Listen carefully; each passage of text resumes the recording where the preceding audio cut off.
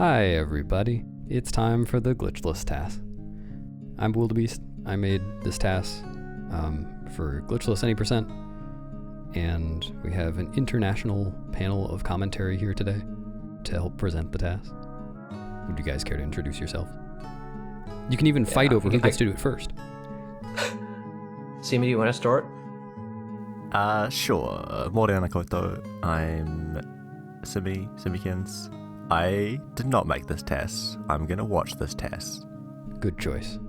Yeah, I'm Ek. I made the All Dungeons TAS a couple years ago. I didn't make this TAS either. I'm also just a viewer, and I'm very excited. Yeah, I also haven't seen almost any of this TAS yet. I've watched like one of the work in progresses, so it's all gonna be fresh for me, and I'm excited. I have seen a fair amount of this TAS, and I'm looking forward to seeing it again. What? Yeah, No believe kidding. it or not. Before we start, I just wanted to mention a couple of things. If you're unfamiliar with what a TAS is, it's basically using some tools to make something like an ideal speedrun that doesn't have any mistakes and gets perfect RNG and all of that kind of stuff. The kinds of tools in use are memory watches, so I can see, how fast Link is going, what angle he has, all of that kind of stuff. Using save states and using a precise input tool so that I don't have to just, use my controller and guess what stick angle I want. I can type in the exact stick angle. Beyond that, there aren't any cheats like, moon jump or anything like that. So it's just like a normal speedrun aside from that. And this is the Glitchless any percent category. And we do have 2 Glitchless rule sets. I'll talk about that a little bit more later, but it doesn't really matter. For all intents and purposes, just imagine it's Glitchless and that's it. But also this category is a no save and quit category, meaning that I won't be saving and quitting at any point. I just thought that would be more interesting to TAS than saving and quitting, because saving and quitting is kind of boring. And without further ado, let's get started. Also, this is the Wii version. Yeah, this is the first ever full game TAS on the Wii version, I believe. And we'll talk about What why. language are you running? On Korean. I was going to get to all this, guys. Oh, sorry. We'll talk about why this is on Wii soon, but yeah, this is an historic moment for Wii TASes. Let's get started. Here we go.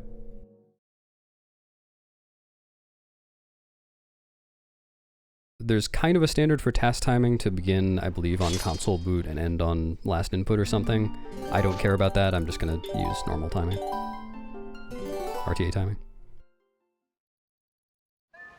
This is, as we mentioned, the Korean Wii version. There are a few different reasons that this run is on Wii. One of them is that there's only a Korean version on Wii. There's no Korean GameCube version, and Korean text saves a whole lot of time.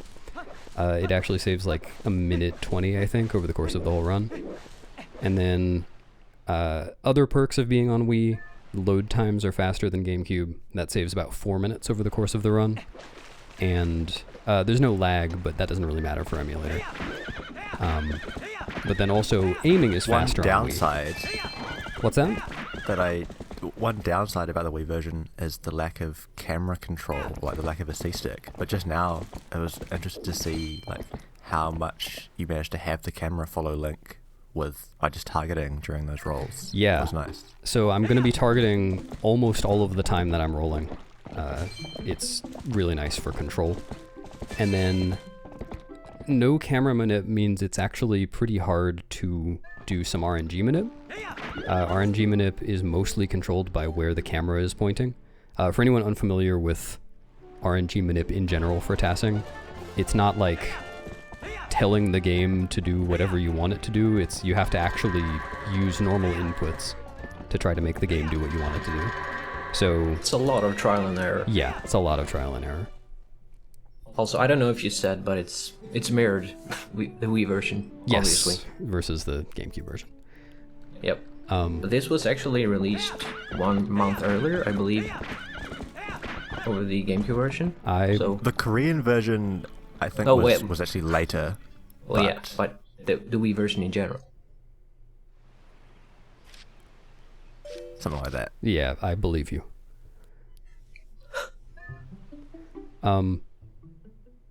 Yeah, so some serious perks of the Wii version. All of that definitely outweighs the RNG manip difficulties.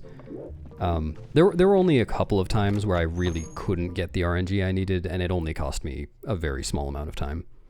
But yeah, while I was on Epona riding from the Ordon Spring, I did just a couple of C-up cancels and managed to get 15 rupees from the grass, which is pretty good.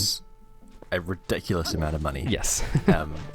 For most categories that do the start of Ordon like this, we're trying to get to 30 rupees to buy the slingshot, and the most useful way RTA to get rich at the start is through some yellow rupees on top of one of the houses. But if you can get amazing RNG, then well, who needs them? So there was an example. I can't remember, is 15 or 20 the max for that patch of grass? I think it's 20, but yeah, I just settled for 15. Yeah, it's so extremely unlikely. I don't think anyone has gotten it. Oh, maybe once. So here's an example of a brake slide. You'll see a lot of brake sliding in TP TASing in general. Brake sliding is not a glitch in most circumstances. It is allowed in glitchless categories. We'll talk about that a little bit more later, but basically brake sliding is banned only in cases where it allows you to do something that you couldn't normally do, not just a matter of speed. So for example, an obsolete method of backing up a quick Stallard fight, or using it to cross deep snow or sand. So I don't use it for those things, but I do use it just for speed. Nice pumpkin. Thank you. It's actually 2 pumpkins. So this is a really good example of how fast Korean text is. There you go. Yeah, that's an auto-scroller, I think, normally. Yeah, that's slow text normally. Yeah, to respond to a couple of questions in chat, Korean Wii is 1.2. It's the same. And the record for this category is actually 519 something by me, but that's on GameCube, on English. So just by virtue of the version of the game that this is being played on, this has a 5 to 6 minute advantage. I should still beat that by more than 5 to 6 minutes, but we'll see. Hopefully. Get a 450 slingshot. That's the first time we get to see that the pointer being extra useful. Yeah. Yeah, so I got to just point at the I'm going to slingshot. quickly jump in and say, Go ahead. it's not identical to 1.2, just like with a different language. Korean has some other quirks that we don't know everything about it because not many people even have it. Oh, that's true.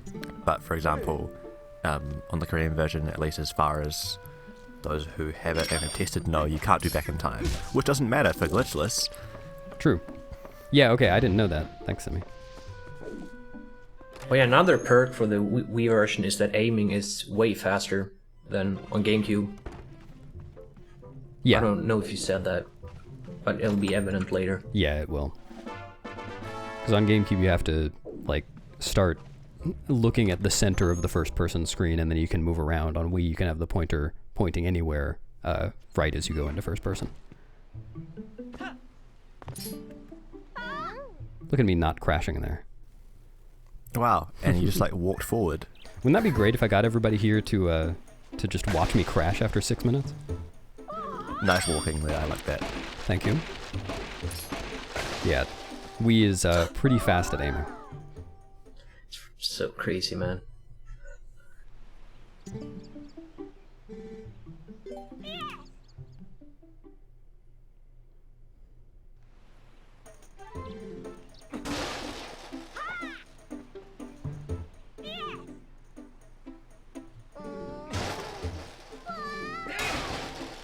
So yeah, unfortunately, Glitchless bans gate clip. I can't imagine why.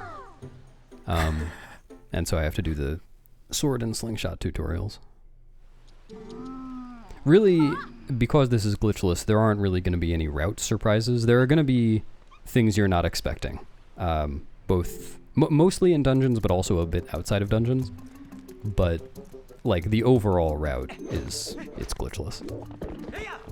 Yeah, we can't do dungeons out of order. I'm also just having a least. great time so far watching like just little things. Like I've spent so much time going through Ordon trying to figure out the best like little bits of movement, and just there like getting on Epona from behind to get that extra speed.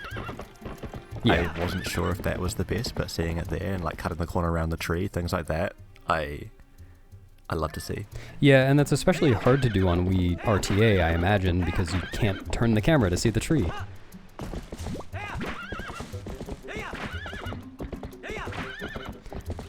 We will, well, I guess we won't actually see it momentarily, but later on we'll see one adverse side effect of playing on the Wii version, which is that you can't get off Epona. You can't normally backflip off Epona.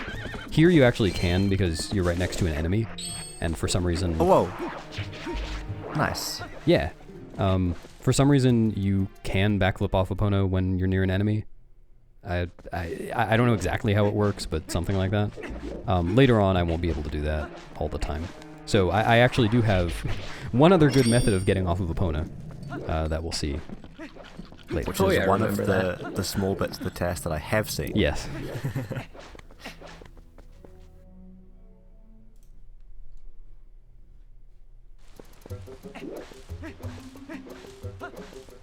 Yeah, I don't know the full detail about the backflipping off Epona on the Wii version, but like on GameCube you obviously have, like, you can crouch while on Epona, and the Wii version just doesn't have the button for that. But when you're around enemies and she's like kind of, I don't know, antsy, then if you press A to dismount, you backflip. It's hard to kind of like do on purpose, but that was super smooth just there. And you dodged the hit. Nice. Yep. Yeah, I don't know how I dodged that actually. It just kind of went through me.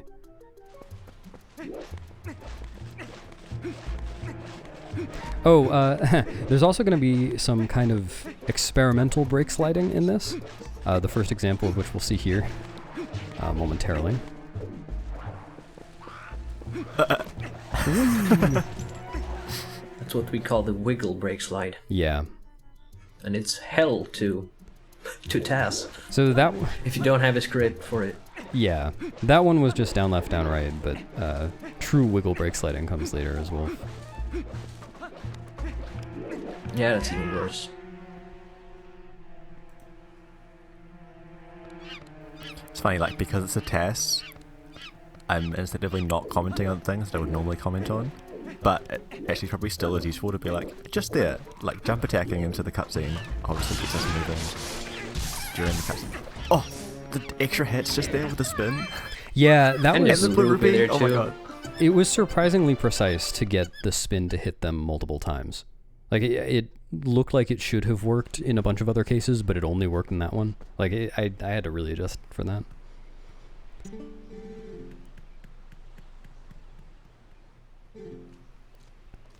Beast. What? Oh, yeah, it's me. Another perk of not doing back in time is that you get to keep the file name. Yeah, true. Actually, get to be me through this task.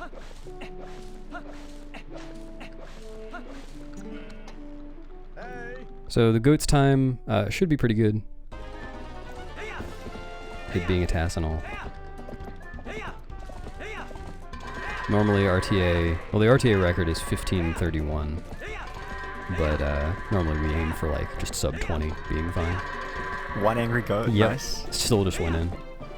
So 14:23, That was a pretty good fade out as well. so that's the thing, the TAS record at the time that I recorded this was I think 1380 something by Taskmaster in the Hundo TAS, but his fade out was longer, and my, like including the fade outs, mine was actually only 2 frames slower than his, so I just kind of accepted that. Ek since then has beaten that by, I don't remember exactly how much, but a fair amount. Did I get a 1380 flat maybe? I don't remember. Yeah, it was like 1380 something, but with a really good fade out as well. Yeah. And that's That's also something that just... happens with goats, like, even once they've all gone in, the fade out won't happen until, I don't know the exact details, but until they have actually all physically gone in, rather than being registered by the timer as having gone in. Yeah, and they can kind of get stuck on each other. Yeah, they just like stop and you're just sitting there waiting. And it can vary, I think, like 2 seconds, maybe more. Yeah, I actually I have a outs. save state for one where I got like a 5-second fade out. Oh, that's insane. It was I'd love really to see bad. that. Yeah, I should export that. I saved it just in case I ever wanted to.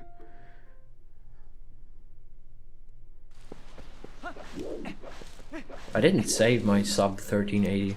Maybe I should have done that. But it was a really bad fade out. Oh, I see.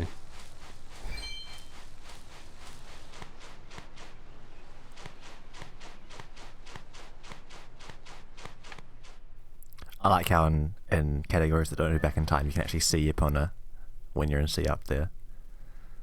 Oh, yeah. Yeah, I noticed that. Oh, yeah, for some reason, you can do side hops in place with this chain. I didn't know that was a thing until I tested.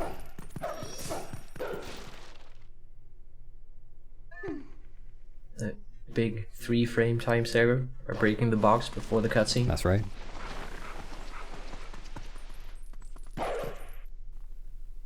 Nunchuck one-framers. I guess that one's not a one-framer, but you know. Hey, you can do that on GameCube too.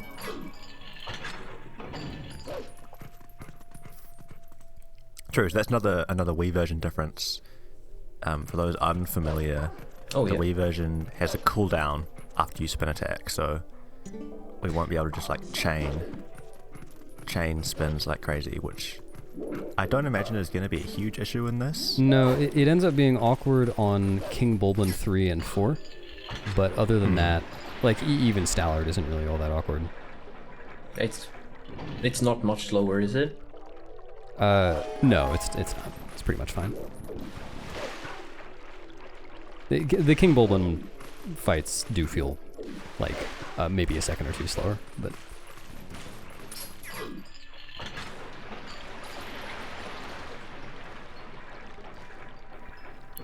having personally never done a TAS at all, but definitely not of the Wii version, what's the TAS input for like wiggling the controller?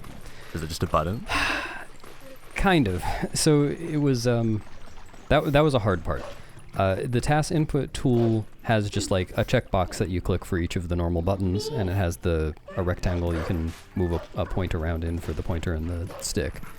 But it didn't actually have anything. It has kind of like these faders for wiggle inputs, or for shake inputs, but if you just like move the fader, it doesn't do anything. You have to move it in a specific way. What I was able to do was tie those inputs, like a nunchuck shake, different directions nunchuck shake, and Wii Remote shake, to buttons on a separate controller. So I actually had my GameCube controller plugged in, and I would just hold B to shake the Wii Remote, and hold C left to shake the nunchuck. That's nice. Here you can skip the Midna text by jump attacking one frame after skipping the cutscene. Yeah, one framers or are the frame allowed. after. Oh, there's one other tiny thing that's worse on Wii for the TAS. When you're trying to climb a box, you have to wait a few more frames to be able to do it, because the Wii Remote uses the same button for climbing a box as it does for pushing it, whereas on GameCube it's two different buttons. So you just kind of have to wait out. That, What's that? in Midna's Desperate Hour, that's the spot where it's extra annoying RTA. To make You the just have cycle, to, yeah. wait there for a bit.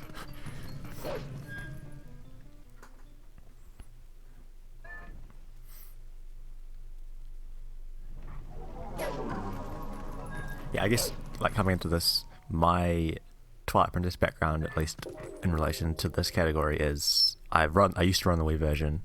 I started with the Wii version. I've never run Glitchless on the Wii version, but I have run Glitchless as well. Yeah, and I've actually not run all that much Glitchless. Simi has run a lot more than I have. I've just done a small amount. By the way, so brake sliding. I didn't do very much of it as human, but you'll see a lot more of it as wolf. It's just a lot more powerful as wolf, because as human, You can use it to preserve speed. Well, as either form. Use it to preserve speed when you're going up slopes, and a few other cases. And as Wolf, when you do that, you're preserving essentially your full dash speed. But when you're doing that as human, the speed you get to preserve is lower than your normal roll speed up a slope. So it's only useful in a few cases.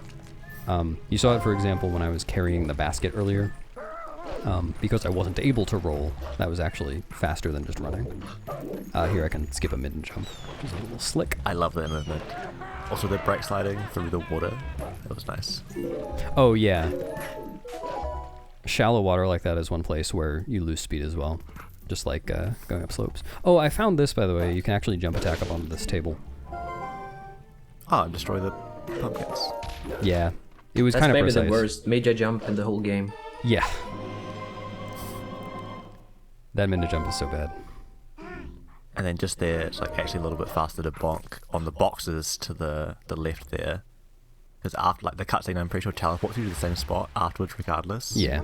So bonking on the wall where the shield actually is. Marginally slower.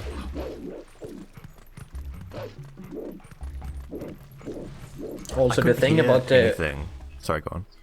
Yeah, the thing about the wiggle break slides is that you do it to preserve speed better than just a normal extended break slide, but it doesn't matter for really short slides. So it will only really save time if it's a long break slide. Yeah. Yeah, but there are we do it anyway because it looks cool. And there are a few really long break slides in this TAS. But they're not for a little while. Just now, I couldn't hear anything, but did you do a dash cancel in the water there? Because you had full speed when coming out. A dash cancel in the water? Or did you just... After you get the shield and you, like, jump out of the house into the water and swim out to climb up? No, I don't think I dash canceled there. I don't remember how the spacing worked out. I wasn't watching just now.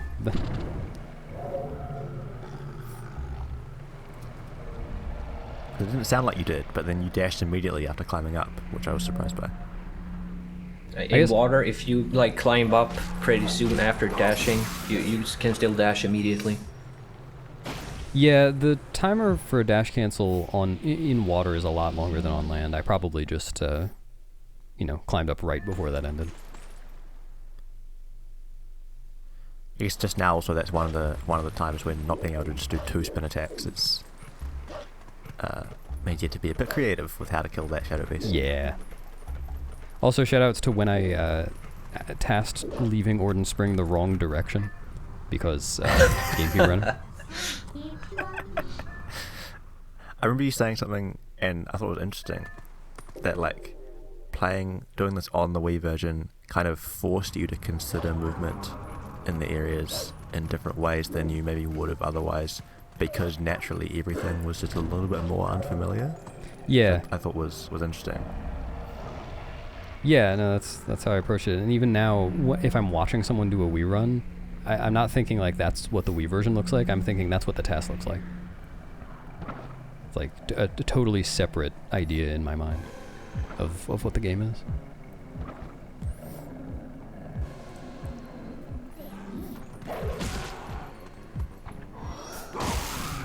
So to give an idea, by the way, of how fast that Ordon was, that was, I forget the exact number. It was about 1.5 minutes faster than my golds up to there from Glitchless runs. Which admittedly are not like insane golds, but that's pretty fast. Also there was still a lot of time this early to the run. Yeah. There was a little optimization. I only tagged 2 of the Shadow Beasts with the Midna charge, instead of tagging all 3. Because if you tag all 3, then the cutscene afterwards doesn't actually start until Link stops doing his attacks, and he does all 3 attacks, even though all 3 of them are already dead. So, saved a little bit of time.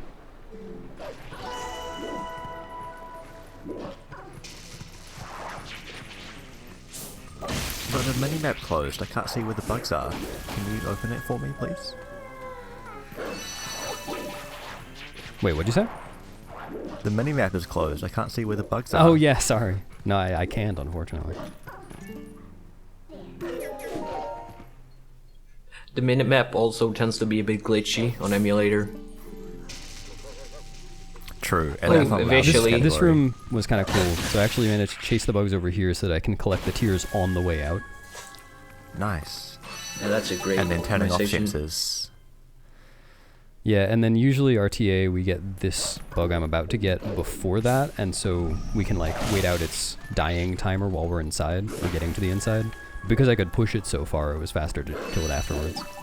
Nice. And that's something that is a detail that you never quite can see RTA like at least as effectively is bug pushing, and it looks so funny to me when it's done really well. It looks really funny, and it was also really fun to do. I really enjoyed bug pushing. So satisfying.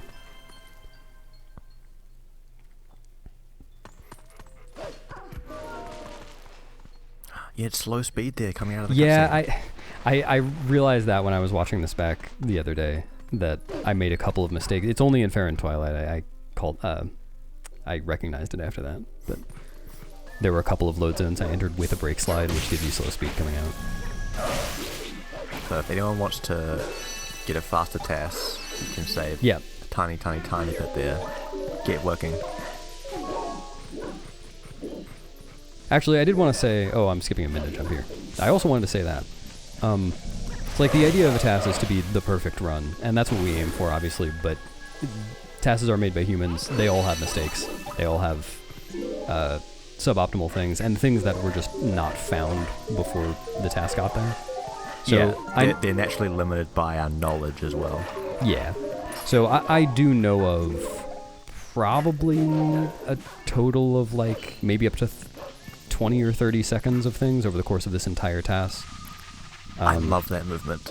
Yeah, It's so basically impossible to make a full game task without something new being discovered during the process, since it usually takes so long Yeah. to make. This would maybe be an exception, since it only took 4 months. yeah, I did this pretty fast. It's hard to find like game-breaking glitches in a glitchless category. So well, you Yeah, say that, that's but it. there are actually a lot of like one of the most satisfying things about this entire like tasking process for me was that I was able to come up with so many ideas for how I wanted to approach things, and what was great was that so many of them actually worked. Like Awesome. there are new tricks in this task. There are rooms in this task that are like the exact same goal as in previous tasks that use glitches, and they're faster in this. Like I can't wait. I had ideas, and yeah, very satisfying. That fade out was so fast. It was. Also, I liked before, I didn't comment on it, but getting the rupee in the grass while waiting to be able to dig up the bugs. Oh I yeah, enjoyed that. yeah. I had to wait for the bugs anyway, so I'm gonna follow the route here by getting the frame perfect backflip. Then I had to roll kind of around the Midna trigger. So now that we're past almost all of the intro, I will say my favorite part of TASing. Oh yeah, if you spam camera, the camera gets really far away. My favorite part of TASing this was the dungeons. Like I tried to make the other parts really, really good, but I think the dungeons are really the highlight. So I'm looking forward to getting into Forest Temple. There's so much to talk about. But you already knew where to go. You I need to did. check the sign. That's right.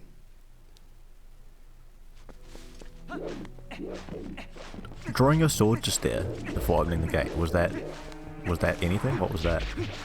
I don't remember. So drawing your sword does have an effect when you're ending a brake slide. It gets you up to full walking speed right away, but I don't think I actually used it there. I might have. I'm gonna guess that's what happened.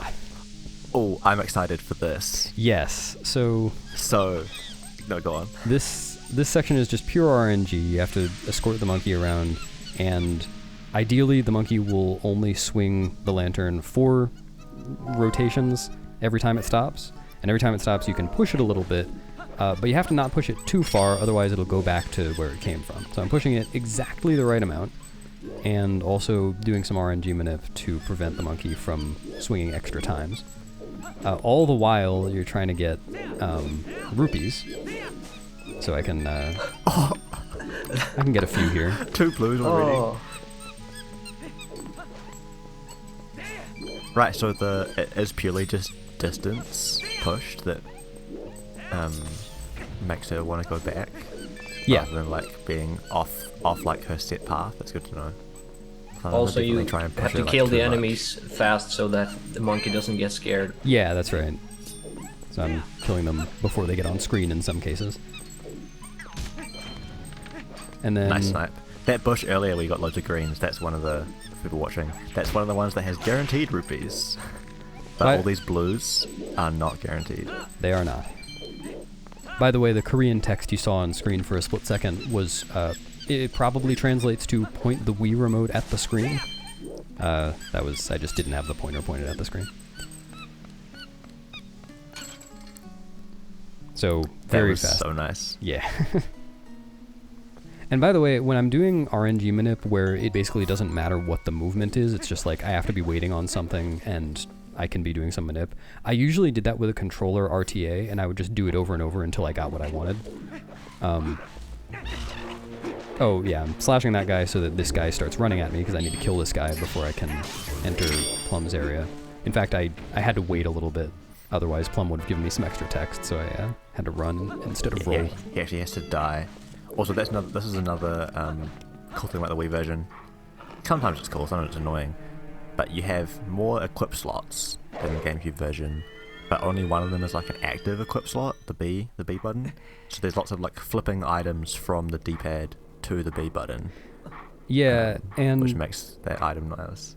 So I found that really interesting to TAS for a couple of different reasons. One, it was interesting to plan. Because when you're doing an equip, if you're not using that many items in the near future, you have to plan the equip for the far future. So I wrote out all of my equips from the very beginning, and occasionally I'd equip something that I wouldn't actually use for, I don't know exactly how long, but probably 15-20 minutes. And then also the way that you manage your equips between the B button and the D-pad determines whether you can easily take an item out and put it in Link's hand without wasting any frames, which can be really good in some cases because, for instance, if you have an item on the D-pad and then you enter a room and want to use that item, then during the DF walk at the beginning of the room, the short walk that gets up to speed quickly, you can just press the D-pad, and during the DF walk you'll take the item out and it'll get put on the B button. Whereas if you already had it on the B button when you entered the room, you couldn't do that because just pressing the B button would make you go into first person if it's a first person item. Nice. So and I guess we hadn't actually mentioned it until now, but DF walking you'll see a lot, maybe just here. Yeah. So that was actually a really funny case of DF walking. It's basically just a short targeted walk that gets you up to speed faster than just normal walking does. In that case, that was an interesting one because I actually did it the wrong direction. But the point of it is to get you up to full speed as quickly as possible, and if you're on a slope, like the very entrance to Forest Temple, then the way to get up to full speed is to, well, in any case, the way to get up to full speed is to run on flat ground. But if you're on a slope, that means running perpendicular to the slope, so that you're on flat ground while you're running, and then as soon as you start rolling, you can start rolling up the slope at full slope speed. Also, I just love, you have the slingshot. You could kill them so quickly. I sure could have. But no need. Nope, I'm sparing a lot of spiders' lives in... Yeah, also, gotta save those slingshot pellets for the optimization later on. That's true, of course. Regarding slopes, TP has a lot of almost invisible slopes that you basically can't see, but even the smallest slope will slow you down a huge amount. So sometimes it'll be faster to not go in a straight path, especially as human, where you can't really brake slide a lot. It's faster to take a little detour to try to always stay at full rolling speed. Yeah.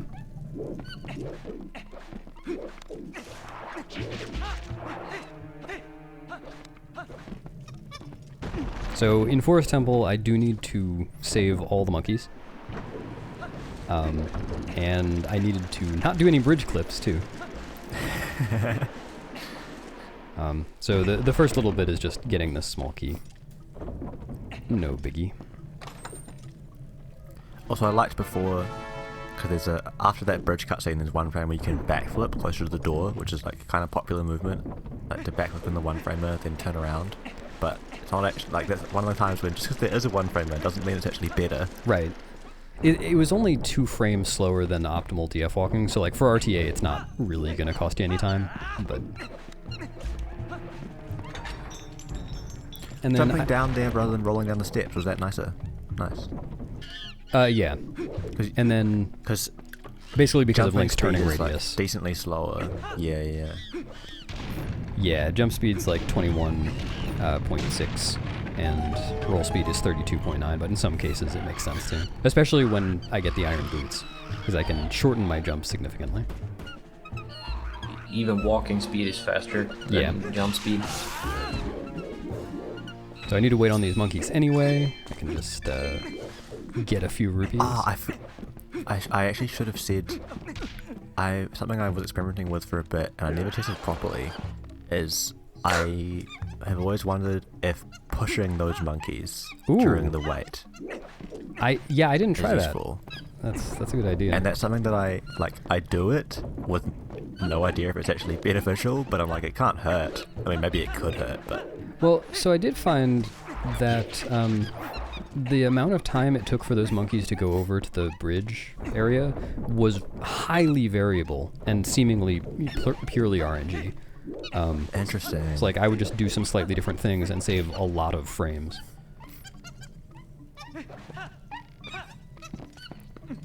Also, that was a free bonk into the cutscene.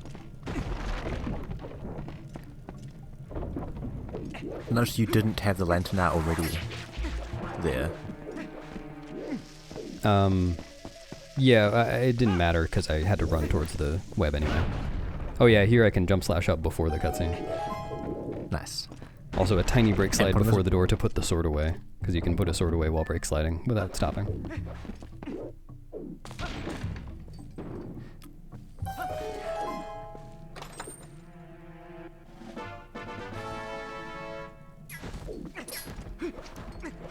That side hop gave such a nice bonk angle to get the chest down.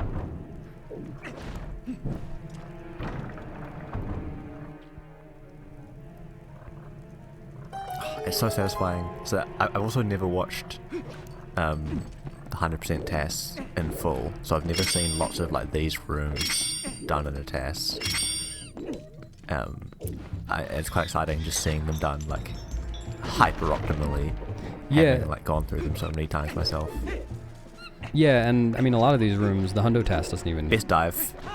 Whoa, no dive? Side hops? Yeah, that I actually Crazy. took from the hundo TAS. Nice.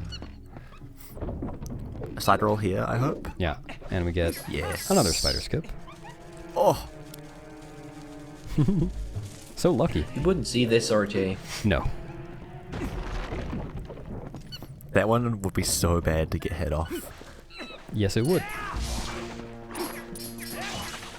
There's an Roll unfortunate stab! long forced delay before you can hit that guy again, but I hit him on the first frame each time. Some target practice. Yeah, this is why we had to save those the pellets before. You missed! I got him eventually.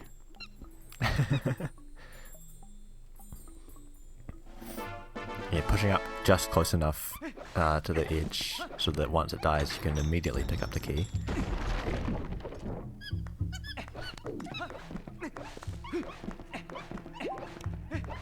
I was worried you were going to go around the heart just to hit. Yeah, that seems like something I'd do.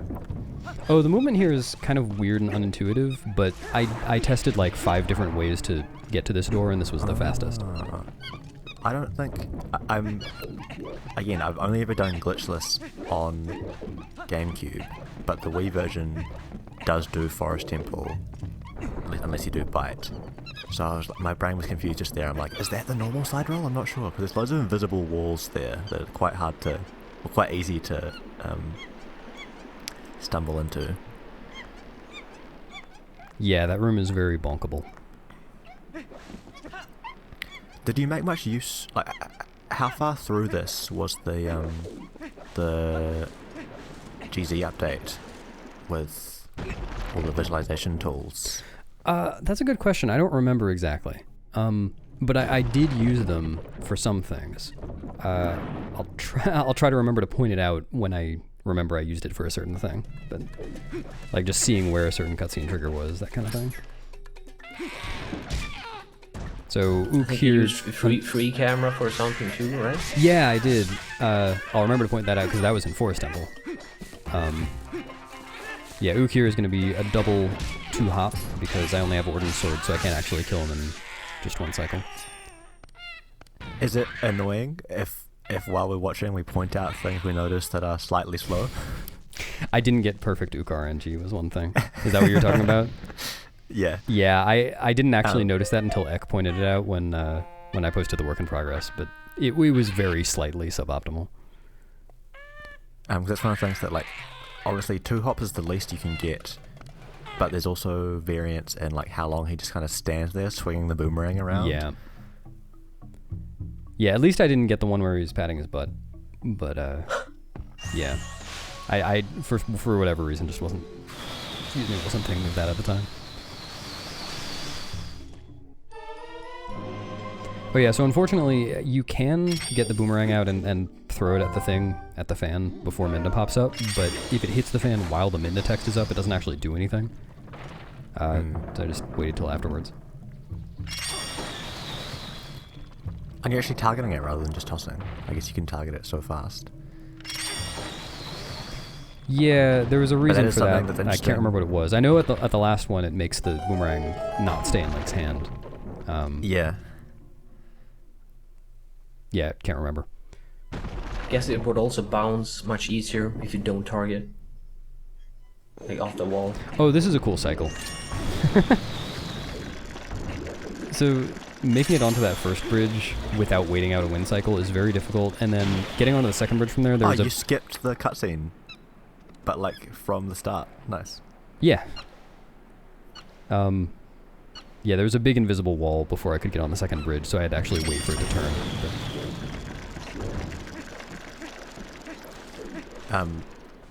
Obviously you won't have seen it because it got skipped, but there's a Midna text there, a Midna trigger there that was avoided by getting far enough after the nice movement after that cage break. Yeah. But it's one of those interesting Midna texts where you actually need to skip it, like, I think it's 3 separate times, because she really wants to talk to you. So it's only skipped if you skip it at every opportunity that she can try to talk to you after the monkey. So there's another one later on, which I assume you have also skipped. We can point that out when it comes backward. Best move in Twilight process. Opening the chest right away.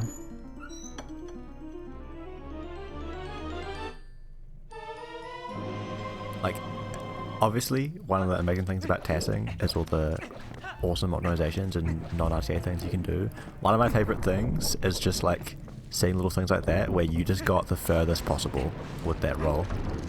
Yeah. And I did a backflip there because from that door, if you just run straight, you clip into the bridge. So I had to just waste some time anyway. Oh yeah, here, this is where I used free cam. To look at where Link was positioned after that roll, because I got a few where I got further onto the bridge, but I realized that he was actually clipping through the bridge during the cutscene, just off screen. So that was my dedication to keeping this glitchless. Nice. We don't want to accidentally invalidate the run. Off screen. Yeah. Here I can do a few boomerang targets. And no more. Ah, right. Just, of course. I was like, when are you going to do the rest of them? Just skipping these guys, that's crazy. Who needs the boomerang anyway? So actually, of all the spiders in here, this one was the toughest. It was giving me the most trouble. This is what I had to do to stop it from getting me. It's so funny, So- like, I just never even considered that you could spider skip these ones. But of course you can. Yep. It's much easier in GameCube, as we said earlier, because you can actually change the camera with the C stick. And just by changing the camera angle, you change the RNG calls. And you can do that much easier on GameCube. Yeah. And so I also... Those targets were so fast. Yeah, and in this room I did backwards from how we do at RTA, just because you have to kind of waste more time when you're going straight to the door from the monkey, because if you get too far away, the boomerang will untarget the monkey and it won't actually blow up the rock. So I was just able to make better use of that downtime. Also, you don't need to jump slash that. And yeah, that jump there, you can just jump and roll, but actually making it without the jump slash is so precise. Yeah. So also, this... I had a misconception about the rules for JP Glitchless. Oh, sorry, this room is really cool. Check this out.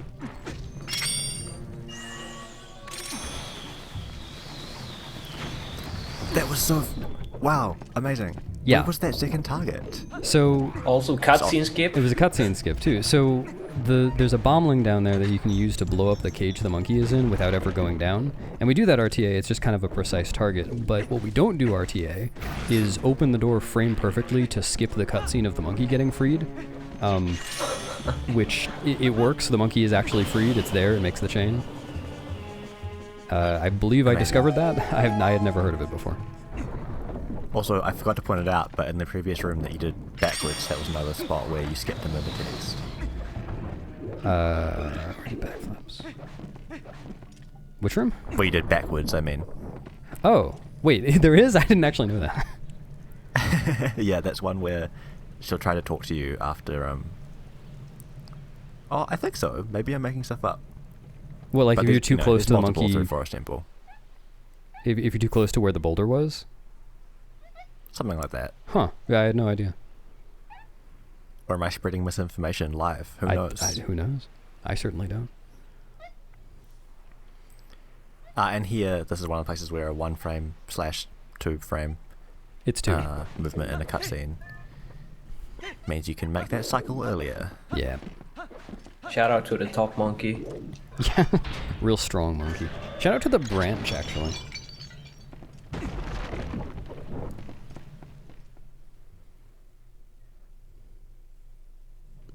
What were you saying before about interpreting the glitchless rules?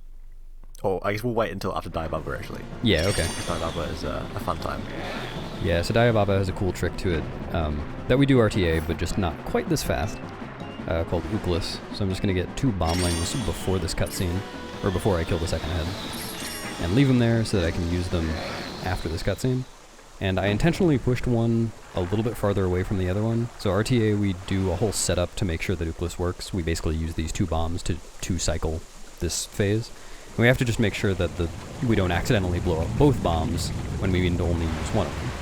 So here, because I pushed that bomb further away, I'm able to just throw the Rang basically immediately and catch both bombs, but only one of them will hit the head.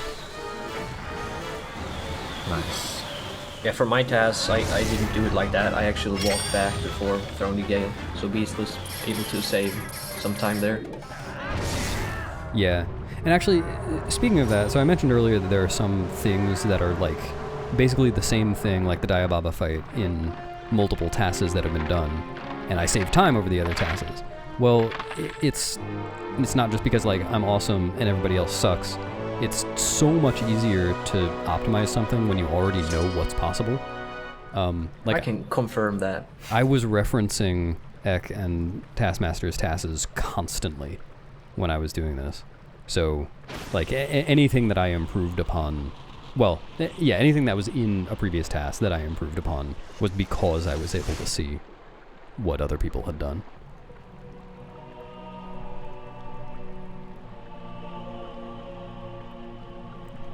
What were you talking about before, Sammy? You mentioned interpreting the JP Glitchless rules. Also, yeah, so this is the Glitchless rule set. There are 2. One of them is from the Japanese community, and it's kind of the older one. That's the one that this run is following the rules for. Yeah. But you mentioned you weren't sure about interpreting one of the rules. Oh, right. So I do know how it's interpreted now. I was wrong about it at first. I had it in my head that enemy LJAs were only allowed if you didn't manipulate the enemy. I think that must be the rule for the other category or something, because it's not for this one. Yeah. So I had an idea to skip turning the bridge between monkeys 7 and 8 and use the slingshot to get one of the bokoblins to run off the edge and do an enemy LJA off of it. But at the time, I didn't actually... So I tested it, and it was possible. I don't know whether it was fast, but at the time I thought it wasn't allowed, so I didn't do it. Right. But I learned, I think, around here that it was actually allowed. So I did end up doing other enemy LJAs throughout the rest of the TAS, but that was an unfortunate one. Like, when you're making a TAS, it is a really big deal to go back and redo something, because unless you're splicing it in, it means that you're gonna redo everything after it as well, which I just didn't want to do for that. It's not so simple as just copying the inputs, because RNG changes just from the smallest thing. Yeah, exactly. So it's gonna change everything from that point you're changing onward. So it's gonna desync pretty much immediately. Yeah, and by the way, while we're in this kind of downtime section, where I do have to get the mail because I'm not playing on 1.0.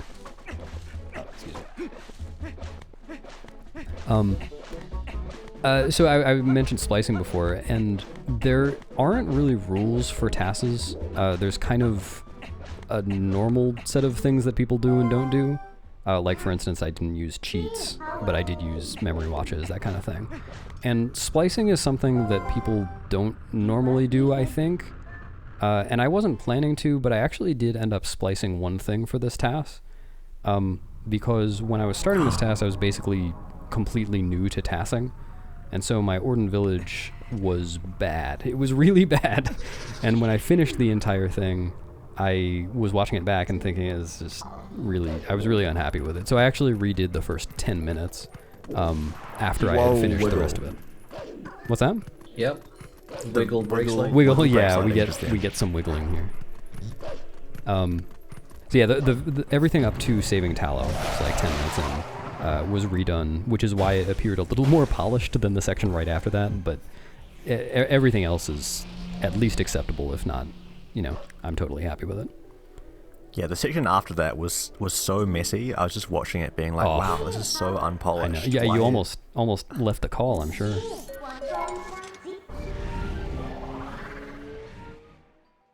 But actually, to give you an idea of how messy the very beginning was, when I redid it, I saved 14 seconds, which is huge for a TAS.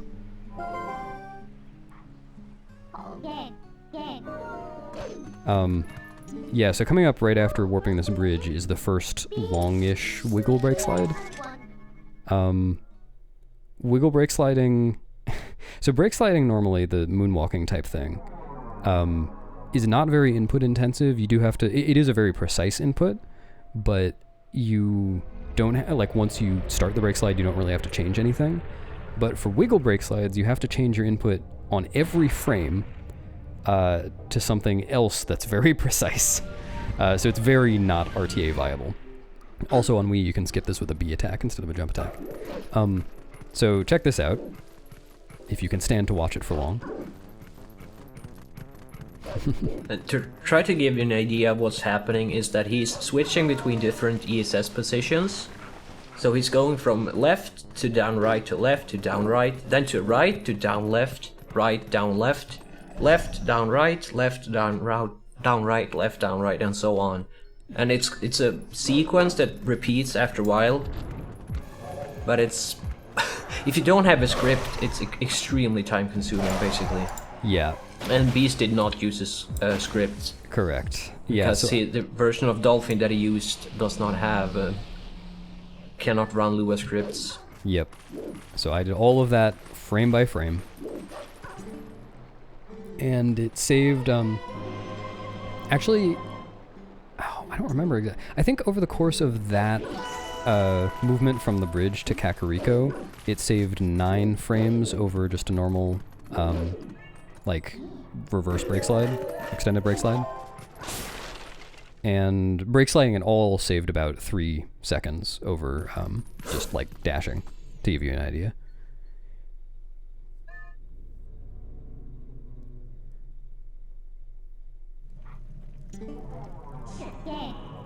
So yeah, it saves a very small amount of time, but it counts for a TAS.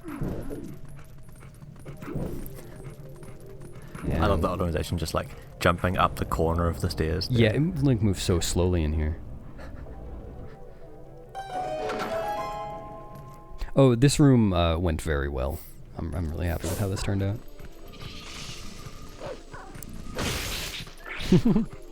That's so Whoa. insane. I imagine that was quite a lot of RNG manipulation. Yeah, well, actually, I don't think that was RNG manip even. That was pretty much just position-based, or at least it felt that way. Oh yeah, I guess. So, yeah, I did have to experiment a bit with it, but it felt like it was in my control.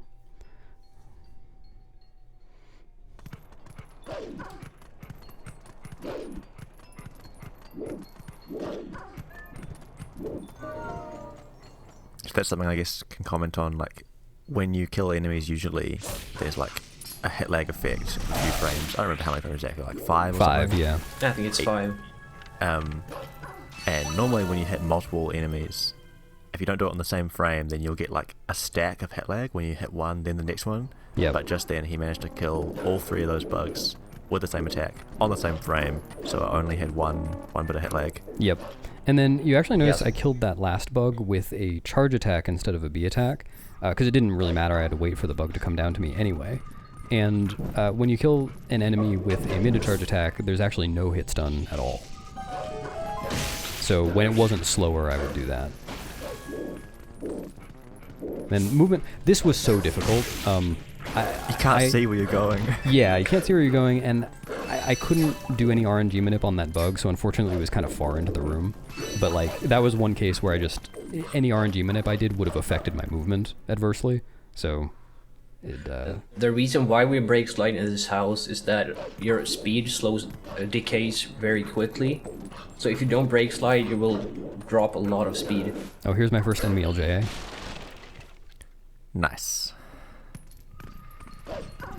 Oh, this room worked out really well too. I managed to collect the tier on my way out because I was able to push the bug so far.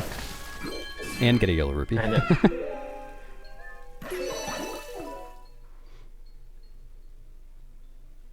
But yeah, I did have to wait for the tier a little bit. Another one. I remember when I TASed this, that Keys LJ probably took me at least 4 hours to get. It didn't take me that long. It took me some time, but not quite that long. Oh, also, so the goal of a TAS in general is to just go as fast as possible. There were like 2 things I think I did that were slightly suboptimal that I did on purpose, just because I thought it was really funny. So here, Bomb House Skip is banned, but I did it anyway, except I didn't actually skip it. I just let the bug come in after me and hit me in the butt. And it hit you. Yep. I just thought that was really funny. I don't think we ever said what TAS stands for. It stands for either Tool-Assisted Speedrun or Tool-Assisted Superplay. I've never heard Superplay before. Also, by the way, I got... if it's like for Smash. Yeah, but I guess in this case that would be Superplay because it doesn't save time. It just that's looks true. Funny. So I actually got a blue rupee during that cutscene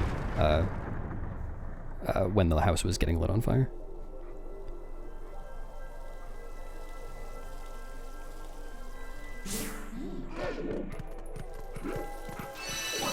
Shoutouts to the double backflip. That movement was really weird, and actually nobody has tasked that before because all the other tasks have done bomb house skip. So I had to figure that out, and I think that was a good idea. Not really sure. Always And love when you can optimizing see brake a wolf slides when backflip. there's enemies around is so bad. Yeah. And like I can't It's even so turn the hard camera to- to try to avoid targeting them or Yeah. anything. Oh, that jump attack to get the blue rupee. was Yeah. so nice. So I'm at 100 rupees, exiting the Did you get watchtower. the 4 blues there? I think I only got 3. Can you get 4 in there? Yeah, you can get 2 from the pots Oh. on the Redo. floor and 2 So yeah, on the redo shelf. that. So I think at this point I was like 60 rupees ahead of my projection already, something like that. Like I planned out my rupee route at the beginning, and I was just so ridiculously far ahead of it that I didn't have to worry about it all that much.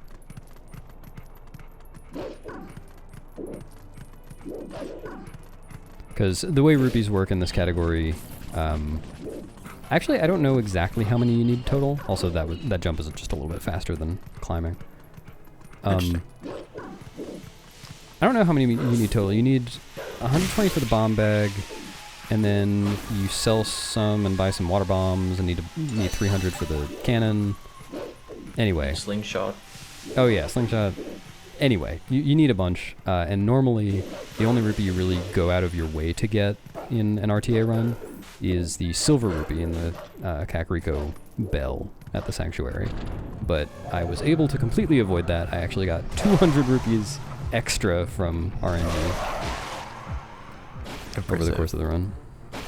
Well, up to city. Yeah, and I guess like RTA, when you're worrying about rupee optimization, it's like, can I buy 10 bombs or 15? Yeah. But And then here you can make a cycle that's not really RTA viable. I barely made it here. I think the RNG on the Shadow Beasts could have been a little better, but I didn't have a great way to map it, so. And those Shadow Beasts are also extremely annoying to RNG manipulate, because they spawn in when you're pretty far away, and Yeah. each 4 have a unique position. So you have to manipulate them so all 4 of them are in the right position, so it can be really annoying. So here I actually, I made a very small route mistake. Is that here? No. Sorry, no, that's later. I know what you mean though with Epona. Yeah, that's later though. Yeah. I'll come back to that. Yeah, there's a question in chat about that thought. learning to TAS, or on the process of making TASes. Yeah, there's a really good video I referenced from, I don't know how to pronounce their name, Malio, which Ek is now talking about. That is it's like half an hour long and kind of goes over some of the process and the setup.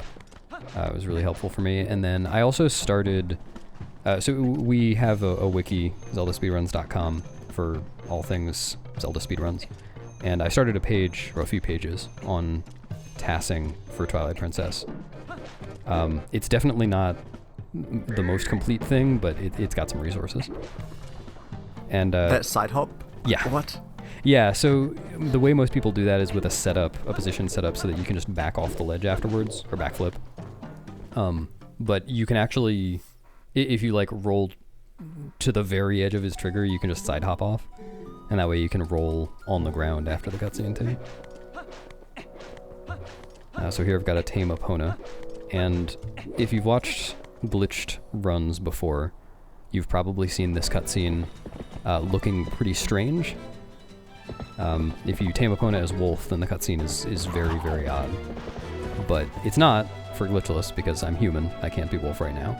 However... It's gonna be odd in another way. Yeah, it's gonna be odd in a different way instead. Oh? Not the cutscene, but right after the cutscene.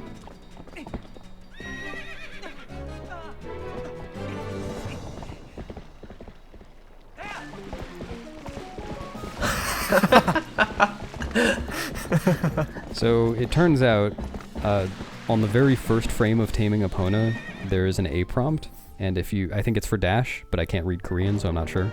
And if you press A on that one frame, then Link poses like that the entire time, and it has no other effect.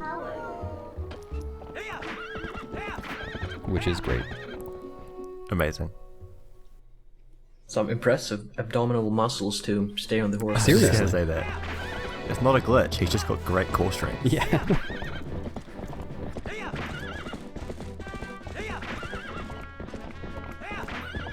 So tasking Epona is kind of tough for a few reasons. One, her movement is kind of hard to control. Two, the camera is impossible to control when you're riding her on Wii. And three, it's really hard to tell what the optimal dash spacing is. So when I was tasking this, I actually tasked it multiple times with different dash spacing, just to try to find the best thing. And I just, I went with whichever one was faster. The range of speeds was just a few frames. Also because Epona's speed is different in areas like Hyrule Field out there versus in here now. Yeah. I think if you were going super optimal, you would track speed the whole time and then integrate. Well, to yes. see, So I thought about that. You definitely could do math for it, but it's one of those things where... So first off, you'd actually have to know exactly how far you're going, which I don't really know how to do with the tools that I have. Like find the path length. And then you'd also... It's one of those things where I feel like you could do all of the math, but then just doing it experimentally would give you the correct answer, would give you a more correct answer anyway, because you'd probably forget something when you're doing the math, at least for me. So, yeah, I ultimately didn't bother with that. So here, there's... Well, I guess I do go out of my way for This is amazing. Here, a little bit, but normally we actually go behind Bo's house. Or sorry, not Bo's house. That's also collecting the rupee, as you talk to Bo, so you don't get the text box. No, you just don't get the text box if you're on Epona. Oh. Oh, that's right. Yeah, you actually can't get the rupee while you're talking to Bo. I had to delay entering the cutscene by a couple of frames. Yeah, normally RTA we have to kind of go around, whose house is that? Uli's house? Russell and Uli's house to get that, but you can just do it with some clever targeting. Yeah, I hope Bo is nice to me. This run is pretty good so far, I think. It'd be a real shame if you got this far and you got like really bad luck. But, Yeah, you know, sometimes you terrible. just have to take what you can get. You did technically get really bad luck when you made this. I remember that. I did, yeah. Ek and I were calling when when I did this, and I just kept getting terrible luck. I don't remember ultimately what I had to do. I think I might have had to skip a cutscene 1 frame later than possible to get different RNG. Also, so fun fact about that phase you just watched, it was exactly as fast as the other TASes for Bo, but I had to do that RTA. I had to do that mashing RTA because for whatever reason, the TAS input tool was just kind of not working right there for the turbo mode. So if I just hit turbo on A, then it wouldn't work. It wouldn't actually push Bo off at all. So I just did it RTA until I didn't lose any frames, and it was fine. You didn't target there after the push? You sure? No. Can you go back? No. Can watch it again later. I mean, that's something I always do RTA. To be fair, there are some things, there's one thing later that I'm just ashamed of that I lost half a second on because it was something I would never ever do RTA, but just taken out of context of a normal speedrun, I did something dumb. So it is possible I forgot, but I don't think I did. By the way, Beast, why did you take the left door there? Good question. So on the Wii version of the game, it is faster to exit through left doors whenever you have double doors, because Link's exit animation on the other side is, I think, 21 frames shorter than if you take the right door. And of course, it's the opposite for GameCube, because that's mirrored from Wii. Because Link is right-handed in this game. I believe you mean wrong-handed? Yep.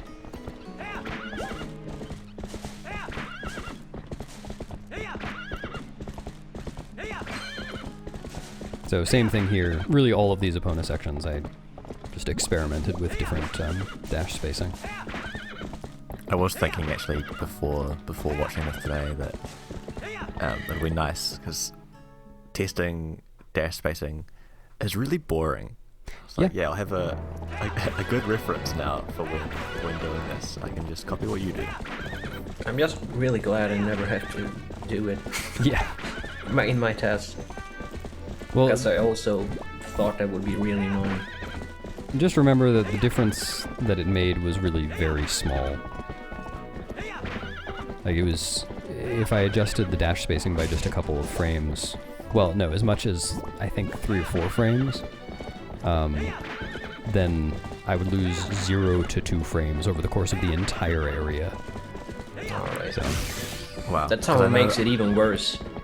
RTA I would usually not let the spurs fully recharge, but I guess charging up all of them was worth it. whatever I did, it was worth it. I tested a lot of things there. I trust what I did. That's kind of how the King Bulblin fights turned out too. They're very awkward and they look kind of weird, but I did a lot of different options and what I left in was the best. Speaking of the best, this fight is a lot of fun.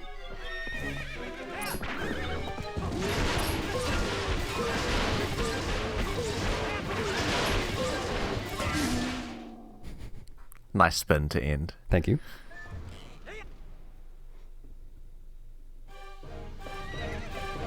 It's a shame you don't have the claw shot here. It is. Could have done a really cool fight. Matter. But this is still cool. This strat is still pretty cool. And I made sure to get the riding pose. It's funny, I didn't know until I think I don't know who I saw doing it, but obviously because you can spin attack with the nunchuck on Wii, if you get the riding pose with the spin attack, because it's really funny, like the way you hit King Bulbin off affects how he falls. If you hit him off with a spin attack, he'll be like spinning as he falls. Oh. So if you hit him on the sitting pose frame with the spin attack, I wish I'd known that. Spins around while sitting. Dang. Next task. So, this is the small routing error I mentioned earlier. I forgot where I was. So yeah, on Wii, it's actually not faster to take Epona here, because as you can see, I can't backflip off here. It's like 1 second slower, I think, to take Epona here, because it means that later I'll have to call Epona back after I beat Goron Mines. But yeah, very small time loss. It would have been faster for GameCube or what? Yeah, it is faster to take Epona here for GameCube, just because of the backflip. So yeah, there I was able to roll out of the cutscene. I have to wait for this guy to pass, and then I can do a sideways climb, because I had gotten a two-hand grab at the very top of the netting, so I could do a sideways climb to get up, which is slightly faster than doing a vertical climb. And I have to get hit by these guys. Good camera angle. This guy, I don't. That second one, maybe it was that one, I'm not sure. Because I watched FX's run just the other day, and he skipped one of them with side hops, which I hadn't seen before. Oh, well, that's the last one, I think. Or the ones here? If it was the one I just skipped, then yeah, I know about that. I wasn't able to skip the other ones though. Well, there are still 2 to skip. But. Oh yeah, so thankfully, now that I have the iron boots, whenever I'm jumping, I can use that to just get down to the ground a little sooner, because it doesn't change your airspeed, but if you get down to the ground sooner where you can roll, then you can get to roll speed quicker. And here I just have to wait for the big rock to fall. Got a rupee while I was waiting. I actually end up keeping the iron boots equipped for most of the run, just because equipping is so fast, and it's easy for the iron boots to save back that time in, like, movement. And iron boots is one of the few items that you can use without it being on the B button, which is nice. Yeah, exactly.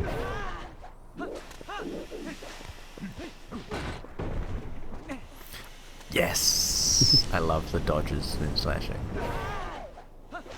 Oh, I'm so excited for Goron Mines. I think you'll like it.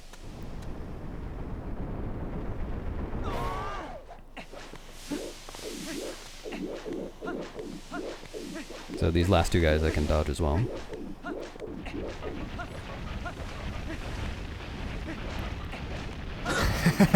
Just like turning around and standing there for a bit.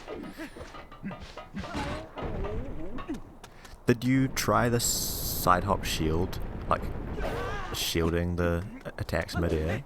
I don't remember whether I did. I did it with the backflip in my TAS, I think. Shielding during a backflip? Yeah. Yeah, I don't remember whether I tested that. I don't know what Goron quick climbs are. This cutscene you have to enter with iron boots on so that you can actually wrestle Goron the first time he comes out. Yeah.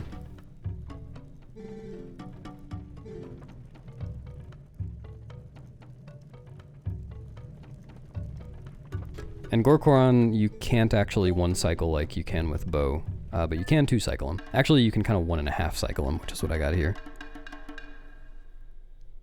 So RTA will usually like side hop, slap, then push.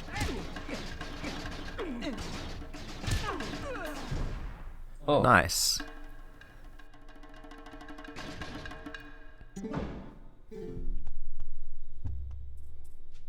Oh, Simi, Sky is mentioning quick climbs onto the Gorons. Do you know what he's talking about? Oh, yeah, like if you... Like, you know how depending on the height of a ledge, like the animation speed for climbing onto them can be different? Yeah. Okay, like I didn't know about that. Depending on the direction that you climb onto them from, there's Like the height is different. Pipe jump! Yeah, so to start off Goron Mines, we have pipe jump, and then we have a cool little boost here. Which I got a side... You just rolled and put iron boots on while falling? Yep, and I got a side landing, which is the fastest way. Well, Link gets up the fastest, as opposed to like if he lands on his back. So here I actually timed this both ways, really and this cool. was faster than using the torch slug. Nice, because you can get through in one roll rather than going to the corner. Right. Oh, the ledge grab from above still. Nice.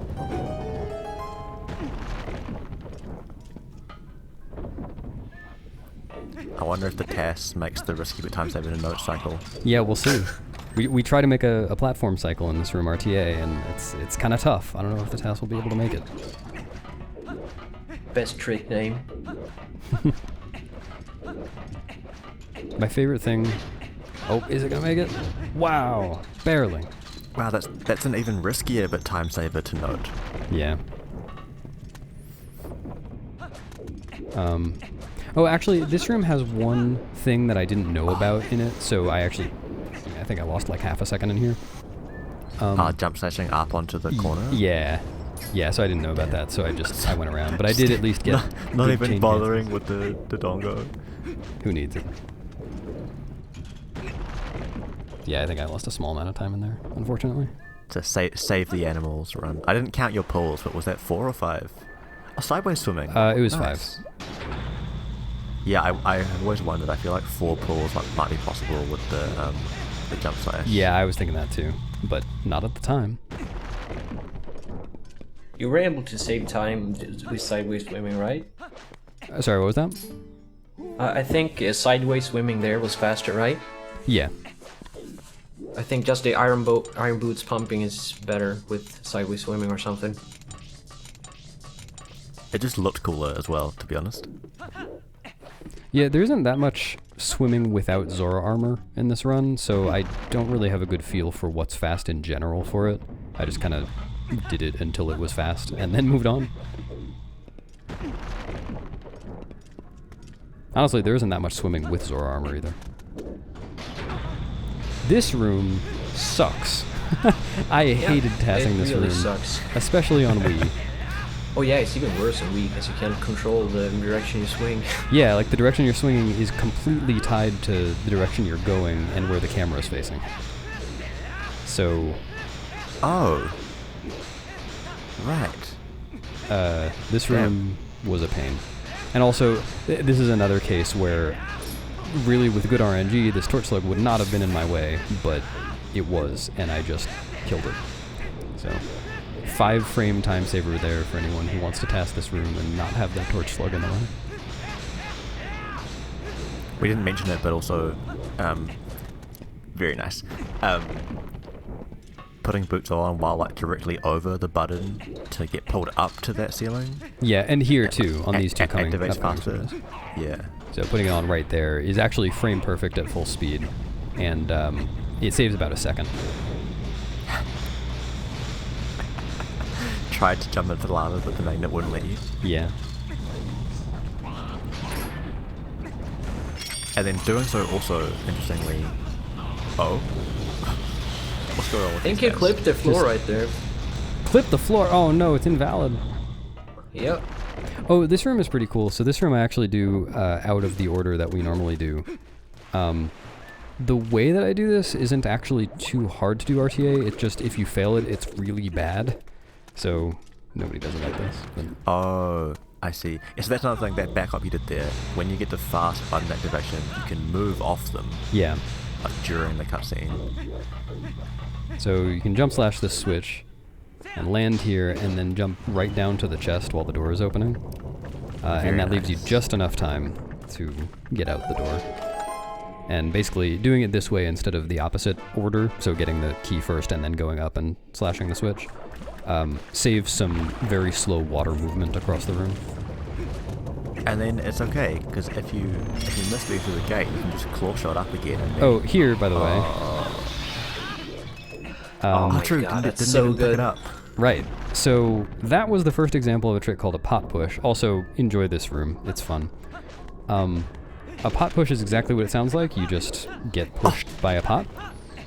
And It actually has some really powerful potential. Oh my god, that was amazing. Sorry, go on. The potential for pot push is great, and you will see how great it is later on in the TAS. That one was...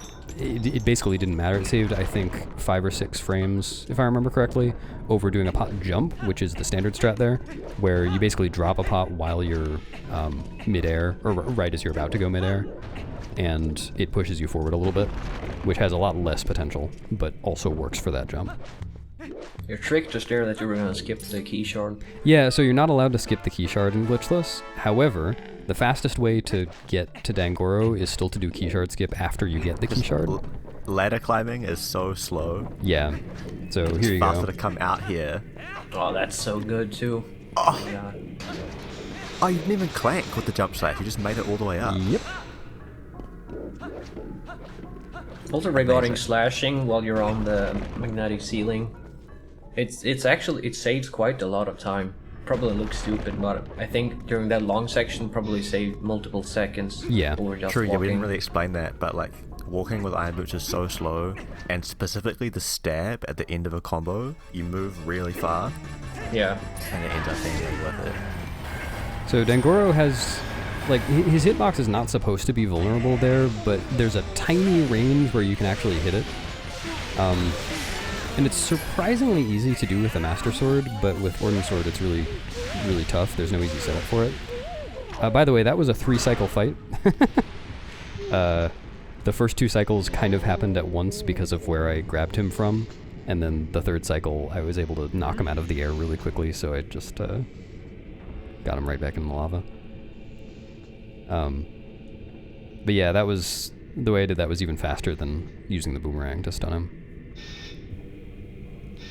it's also funny how the Wii version has the glitch where you can actually walk normal speed on the magnetic ceiling, but obviously we can't do that. In Glitchless, yeah. Because it's glitchless.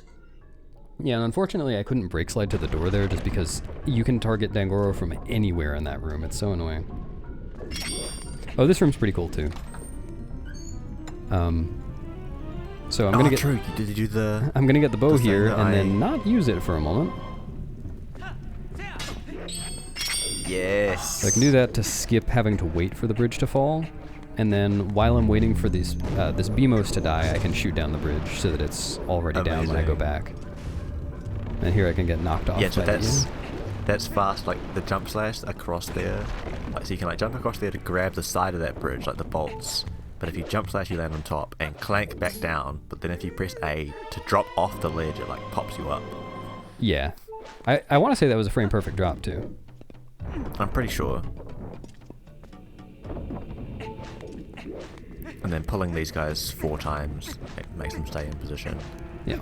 So you just roll past them on the way back. Also, I don't think we ever explained what deep walking is. But basically, if you just roll from standstill in this game, you only get 25 speed.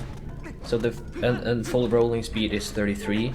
So the fastest way to do that is to actually start walking until you reach max walking speed or running speed, and then roll to reach full speed fastest. Just then, was jumping over the corner there better than jump attacking up to... Nice. Yeah, it was. And there I just minimized my time in the water as much as possible because the water is so slow. So here, in this room, unfortunately, there's something really cool you can do to skip shooting this Beamos and pulling it, but it counts as out of bounds, so it's not allowed. So I just had to wait there for the Bulblins to die so I wouldn't watch their cutscene and then just do this. I actually tasked this, but then Sky told me it wasn't allowed, so... 1 frame roll there after the... Oh, I did a side hop for it. 1 frame side hop there after the Beamos pull.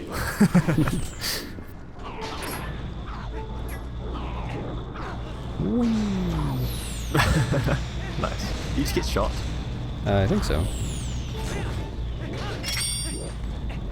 And landing up there was faster. faster. Actually faster there than going all the way down. Nice. Yeah, because I was able to put on the iron boots for the second jump. True. Was the lantern there so that you would get fast walking speed out of break slide? No, the lantern was so that I wouldn't have bow on B, so that when I entered this room I could pull out bow onto B during the DF walk. Ah, I see.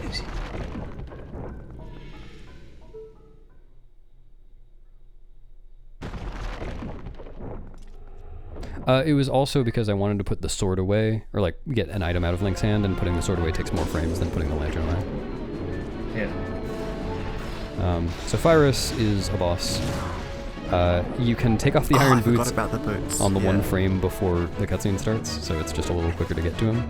And then there was a trick recently discovered for this.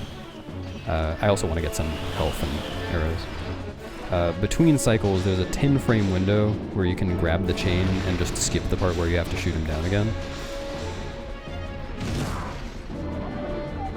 So, a 1 arrow Fyrus. Actually, I guess a -9 arrow Fyrus, considering the ones I just got.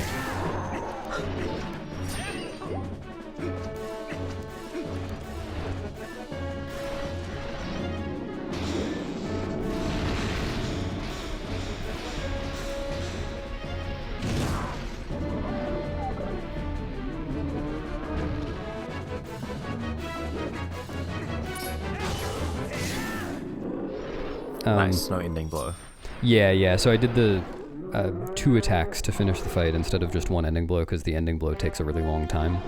And if you go for the jump attack auto spin like I did on the other cycles, you can't, because that's the same input as the ending blow. By the way, I just noticed something that I should point out because other people are going to notice it too. There's one technical mistake I made in the whole creation of the TAS, which is just due to my lack of familiarity with the Wii version.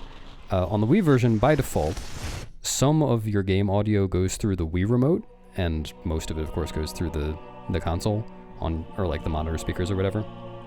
And I neglected to set, or like change that setting so all the audio was going through the console at the very beginning of the TAS. So there are some sound effects that are actually just missing. For example, the one I just noticed was the sword sound effect, which is not, I feel like is not that noticeable. The one that I really notice is the claw shot, but you get used to it. It's really not a big deal, but I'm sure someone was going to wonder about that. And I did try hacking in that change afterwards, like just to see if I could put all the audio back in, but it desynced the TAS, so did not work. So yeah, here I've got to call Epona because I used her earlier. And again, that is faster on GameCube, but not quite on Wii. But I did get to do a cool little optimization here. I'm going to let Epona enjoy a cool breeze here, so that I can get on her left side and have her move immediately. And that means I can get off of her left side when I get to the bomb shop. If you get on her back, you always get off on the right side, which ended up being slower because I just had to walk around Epona afterwards. I never knew that. I didn't know that. Yeah. So unfortunately, if you throw the boomerang at her or slash her or whatever, the direction she turns is random. So you can't really do what I just did reliably RTA, because if she turns the wrong direction, you're going to bonk into the sanctuary. But for the TAS, it was good. And now I have some bombs.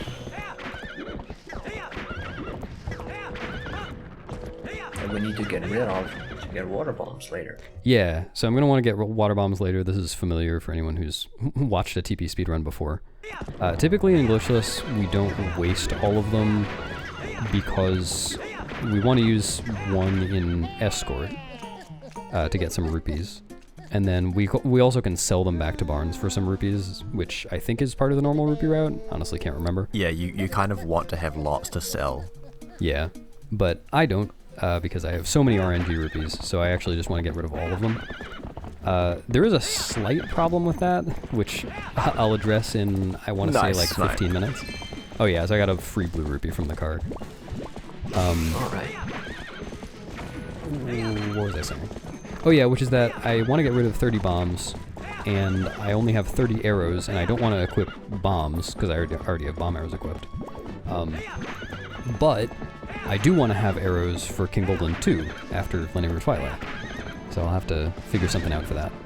Also, that's how you get off Epona fast on Wii. You blow yourself up. Amazing. That was not that spot, but that was one of the things that I saw quickly when we were just like doing a quick preview of part of the TAS. And I was like, I've only watched like 5 minutes of it, and I'm already mind blown. I had no idea that was an effective thing to do. But there you go. Yep. That Karg just trying to attack Link during the cutscene. He's just stoic as always. And then here, I can do this fight in kind of a cool way. I can use a bomb arrow, so that a bomb arrow will kill a shadow beast, but for a portal fight, you're not allowed to kill the final shadow beast with a bomb arrow. Also, this cutscene teleports Link to right behind where Epona was, so I could get on immediately. Amazing. So I used a bomb arrow to kill 2 of them, and then because the other one was basically at 0 health but not dead yet, I was able to kill it with just 1 attack from the Ordon sword. Here I need to get off Epona again.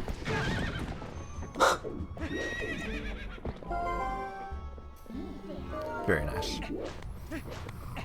And then again, I walked the wrong direction for a moment there just so I could get up to full speed, perpendicular to the slope, before beginning to roll. And then, speaking of rolling, once you get on a slope in general, as long as you chain rolls frame perfectly, you won't lose your roll speed. There are some slopes, though, that are just so steep that even if you chain rolls frame perfectly, you're going to be losing speed between them. And those are the slopes where brake sliding is actually worth it. So you'll see one in a while in Palace. That's a really long... Keep this in mind for later. Yeah.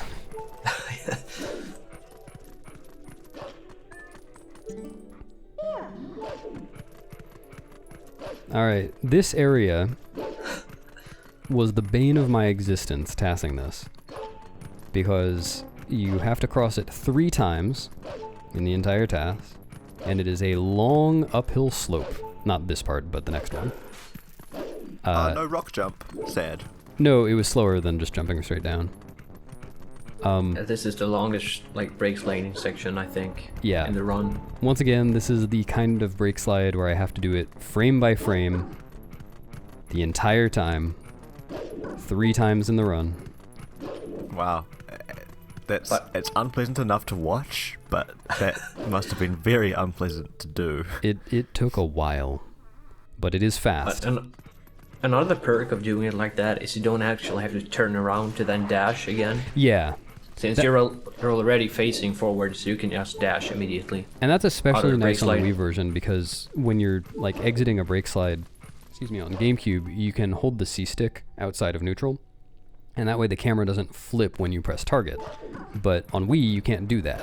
So if I'm doing an inverted, an extended brake slide, moonwalking kind of thing, and I have to get out of it, then either I dash right away, which kind of puts me dashing the wrong direction, or I target to get out of it, and the camera starts flipping around, and it's just very disorienting.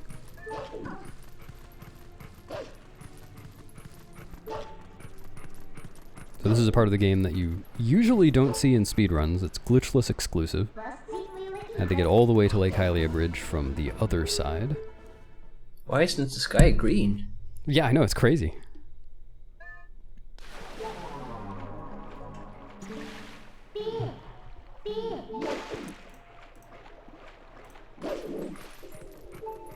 Another long uphill slope.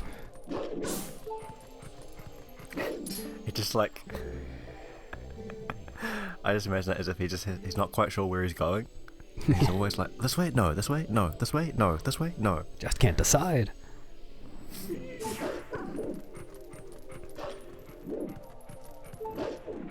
So it's kind of a fast strat for this Kargrock fight. I'm gonna run away from him so it goes into attack mode as early as possible. And then I was actually able to get a really early pair of jump attacks here. You're not supposed to be able to reach the Kargrock before it starts swooping for you, but I managed to somehow. The way we do it RTA is just stand on that hill and wait for the Kargrock to come. So you can do that backflip strat. There it goes. And the camera stayed in bounds. It did. Nice. Valid run.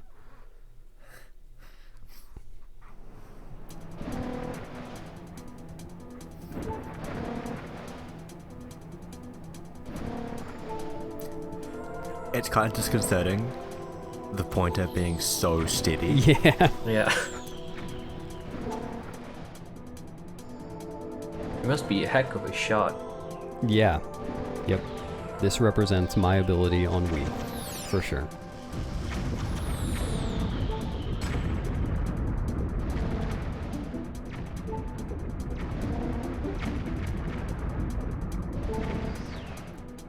You get like a nerve spasm there? No, it was actually very satisfying to go right under the things that would knock you out of the air and not worry about it. Yeah, just like stopping right above you. Yeah, and if any of this section looks weird, like I'm avoiding walls more than I need to or not enough, the collision in this area is not... It doesn't match up with the textures all that well.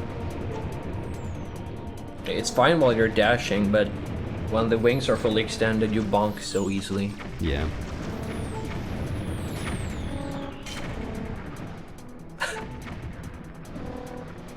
Don't you usually get hit from those falling rocks there? Yeah, I think I did one of the times I was doing this, and it just...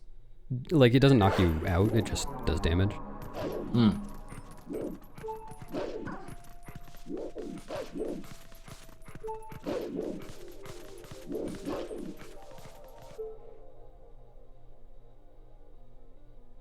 Start of the low health sound just playing there during the cutscene. Yeah, there are some long periods in this run where you have low health sound. At least it's not Skyward Sword. Low health sounds.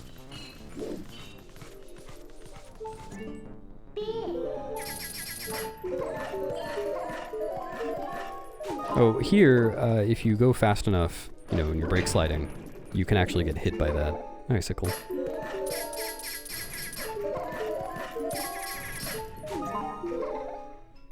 Not a problem I think any of us will ever have. Not likely. Oh, No. nice. Yeah, Up a to little the key ledge. cell J there, which it saves a little bit of time because it ups your movement speed, but it also saves a lot more time because you enter this area from the side, and you're trying to go around the fence, so save some time.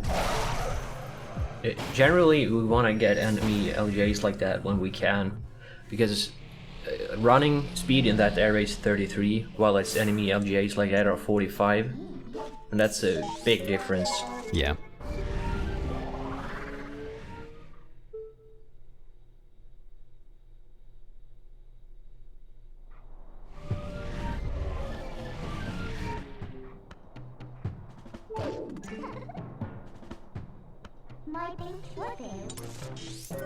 By the way, Simi, I know you're thinking it.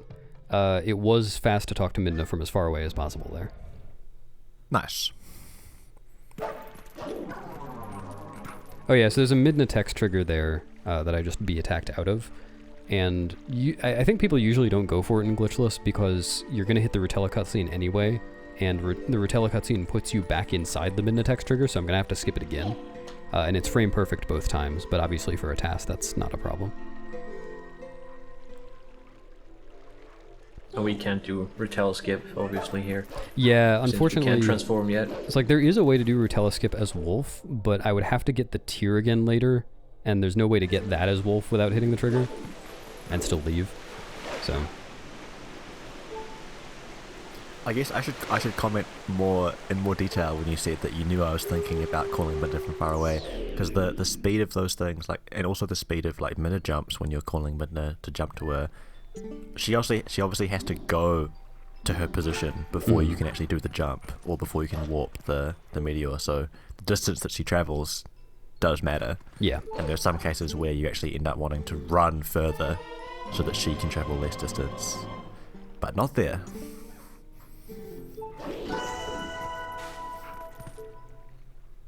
Oh, you forgot the bezel. Go back. The what? Wolfling had to go back. He forgot Oh, something. yeah. Wow, you got me. Yeah, you got me. So this is Lanayru Twilight. It's Lanayru Twilight. It's got some good bug pushing. It's got a cool jump coming up after the Shadow Beast fight. Other than that, Spoilers. Usually, Most speedrunners don't like this, but it's very entertaining to watch in TAS. Yeah, it's definitely more entertaining to watch in a TAS.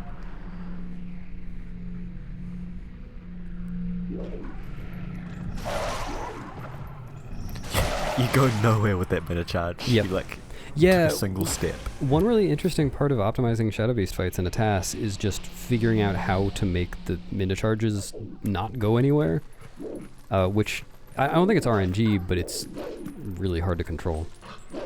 So yeah, that Nice jump. Thank you. It's essentially RNG because we can't really, we don't really know how to control it. Yeah, So it's still trial and error to get it the right way. I collected that tier on the one frame between choosing to warp and actually warping. Oh wow, cool. C up dash cancel. Yep.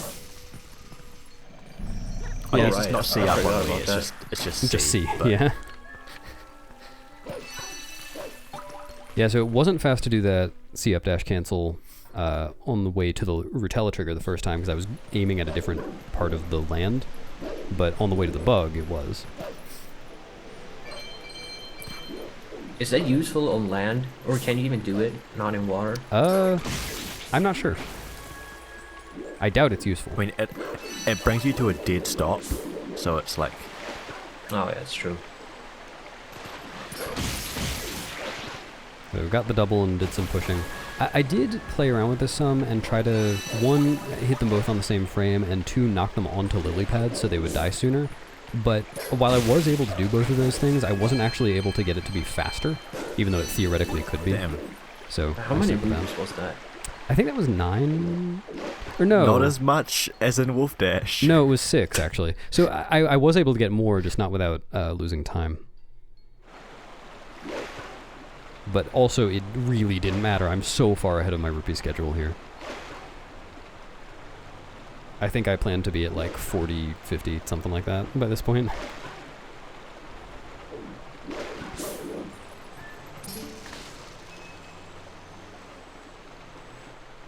And then that was an example where I did a wiggle break slide even though it was such a short distance, just because I wanted to be facing Iza at the end.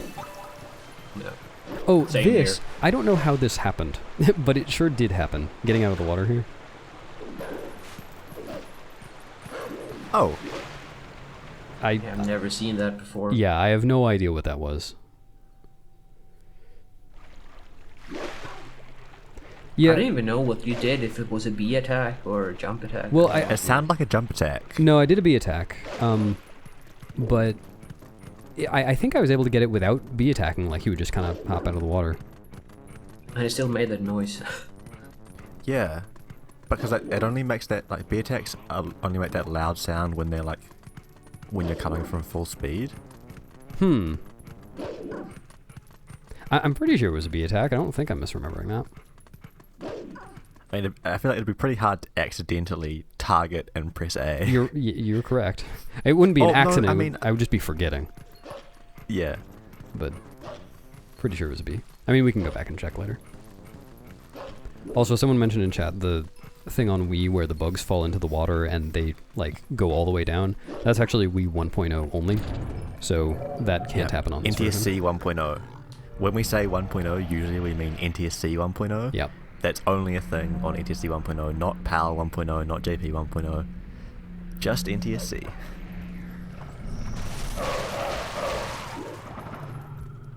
Wow, that fight with one charge. Nice. Yes.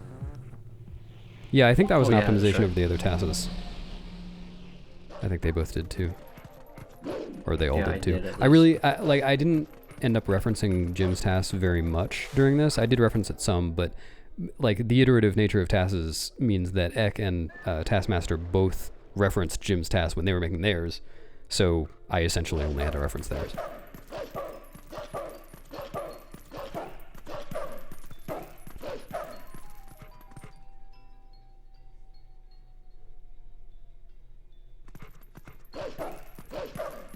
And then, as usual, dash canceling is the fastest form of movement as Wolf in Castletown. It's funny, even though I know you're not actually holding a Wii remote, you can still see like the cursor at the bottom move a little bit when Yeah. you're doing the dash cancels. I'm just imagining like the wiggle. Yeah, so I don't know exactly how the input mechanism worked in Dolphin, but anytime I was doing one of the shake inputs, it would automatically move the pointer a little bit. Added realism. Yeah. So this bug, you normally have to like bait to fly down and wait for it and do a charge attack, but can manipulate it to be right in front of you. That one took me some doing. Yeah, that's really good.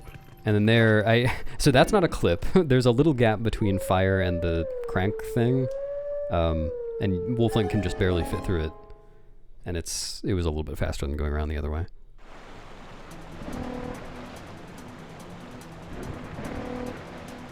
Oh, there's something really weird in this flight that I don't understand. It's nothing you'll see. It was just something that I had to figure out while I was making this. When I was bonking at the very end, in order to end the flight, the Kargarok, like I would bonk one direction, and you would expect the Kargarok to like bonk backwards the other way. But no matter what I would do on my first attempt at this, the Kargarok would bonk forwards and make Link land on the rock instead of in the water. And I couldn't figure it out. I still haven't figured it out, but I basically just redid the entire flying section until it didn't happen. As far as I could tell, it actually had nothing to do with my inputs at the end, but maybe something to do with the camera somewhere along the way. I really don't know, but it's not something that I've ever really seen RTA, so I really don't have much to go off of. But that took me like 2 days to do, just because that was so annoying. I didn't have that issue. Yeah, I was asking Ek about it the whole time and complaining. Ek heard a lot of my complaints while I was making this. Thank you for that. I complained to others as well while making mine.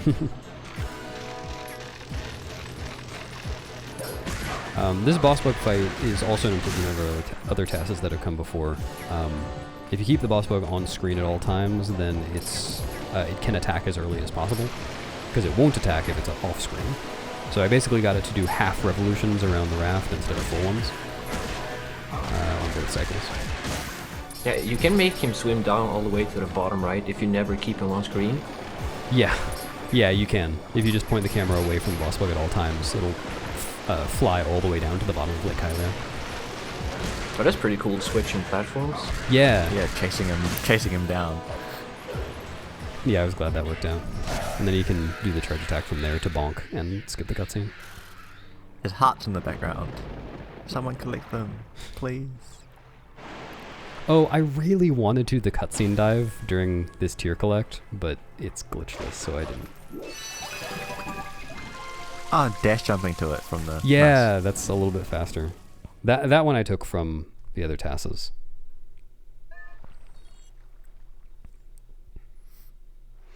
So there's Lanayru Twilight.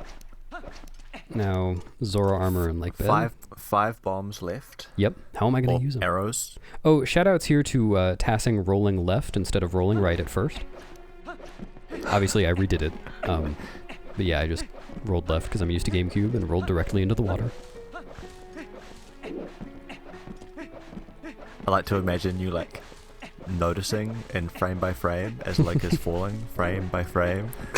What's gonna happen?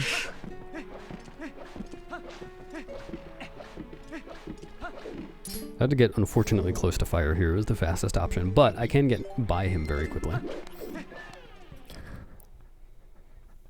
Unfortunately close, as if he like smells bad or something. No, just a little wasted movement. Ooh, this movement's very satisfying, getting to this door. The like 1 frame arm boost there. Yeah, just to make the side roll perfectly end at the door.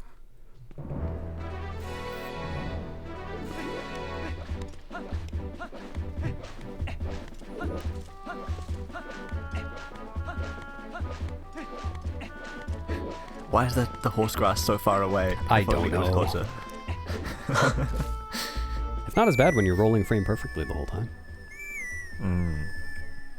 Simply roll frame perfectly, forehead. Do you have a reference on how far ahead you are compared to your PB? I don't have it RTA up right now, but I can check. Right, so as I mentioned, I have some extra bomb There's a weird arrows. frame just there. Sorry, go on. Might have just been the stream. I have 2 bombs that I still want to get rid of. And I'm going to use one of them to kill this Bulblin, and one to knock myself off of Epona. But that Bulblin gave me an arrow drop, so now instead of 0 arrows, I have 10. Oh, Amazing. was that something you thought of before? Yeah, I had to plan that out before Lanayru Twilight. That's really clever.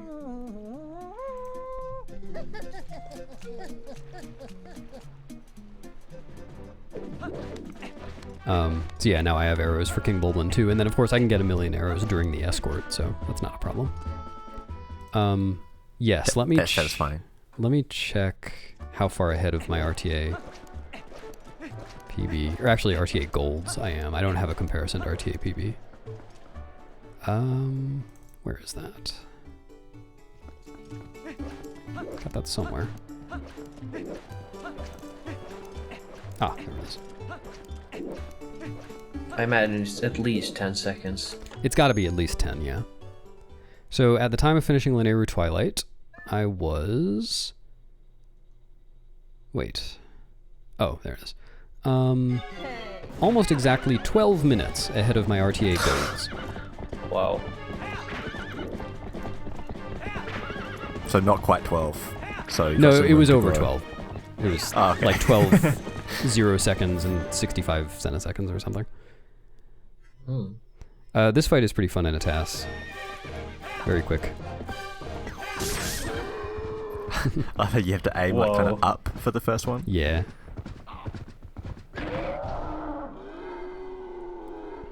And then, right, that was part of the reason I wanted to be out of bomb arrows by here. Bomb arrows just take longer to travel through the air. They're slower. Which again, unfortunately meant that I wasn't able to blow up the rock for 20 rupees during escort. But, that's fine. I was Sorry definitely if you strapped for cash. Yeah. I don't know if you said this, but bombs got unequipped when you ran out of arrows, right? Yeah, it automatically equipped normal bow. I didn't have to do the equip. And that's neat. And yeah, I got arrow drop, so I'm already at 30 arrows again. Just a little bit of target practice. You don't even need to go for the rupees in the rocks. Yeah. I mean, I don't have bombs anymore, so. Yeah, but I mean, even if you had, you wouldn't need to. Because Yeah. you have so many.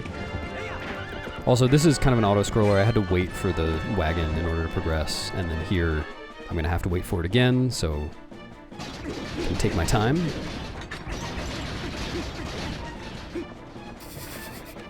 I did roll into Epona with the iron boots. So, Oh yeah. yeah. And then these card rocks, the normal ones, can drop 5 rupees. And you can also get some rupees from the grass while I'm just waiting on the I'm auto-scroller. excited. I'm like, how far forward are you going to go at the end? Like, snipe the last card? Pretty far away. And then the bomb card can drop 10 rupees. Oh, you shot him with an arrow. Nice. Yeah, so So the, quick that you like don't even see. using the bow is actually going to let me go really far at the end. So basically, past this point, I can go, or like whenever I start dashing, I can go as fast as possible, and the Midna trigger won't pull me back. There's it's one past here. final card rock with a bomb that usually will drop it at the end of the bridge. Oh, Oh no, target to put out the fire or something. I remember playing this section as a child. I would always use the bow to blow up the bomb, but it would always miss, and I got so frustrated. Well, that won't happen. I didn't know you here. could use the gale. So I can actually open the gate, then hit the Cargarock, and then I still have to wait for a Midna trigger to go away, but I can just get through the gate as early as possible. Nice. And got a yellow rupee from the Karg. So very successful escort there. I got, I think it was like 60, yeah, exactly 60 rupees during it. And then that little cutscene warp was fast for recall. And then the way you're moving during the Yeah. like in the bottom zone, like Whenever you pulls start me off back in the into the graveyard, you're corner. never moving anyway, so you don't get a slow walk from that. Also, you have to wait on the cutscene to trigger here, so you can just bonk. There's a little trick you can do here where you back out of the tunnel, but it's banned in Glitchless, so I didn't do it. It saves a little bit of time. That's a really interesting rule. Also, bending the crawling there at the end saved a couple of frames over just going forwards. Wow. It doesn't do that as well. And this is a spot where you want to climb up on the side that Rutella is, because that's where the trick of her text is. Yeah, so the cutscene triggered while I was climbing instead of after I finished climbing. The Korean text is so fast. Yes, it is very fast. Sorry, fast. Yeah. Jump attack. Interesting. Yeah, it's just faster than getting the dive animation. And then, yeah, having Zora Armor on in the water is faster than even dashing in the water with Hero's Clothes. So here's a kind of trivial part of the route. I just need to roll all the way to Barn Shop to get some water bombs, then roll all the way back to go to Lake Ilia. But I'm going to do it real fast. Are you going to do it real fast?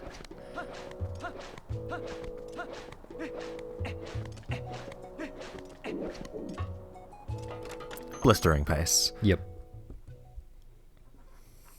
Here's another use of the pointer for shop menuing. Use the pointer to point at 15 bombs.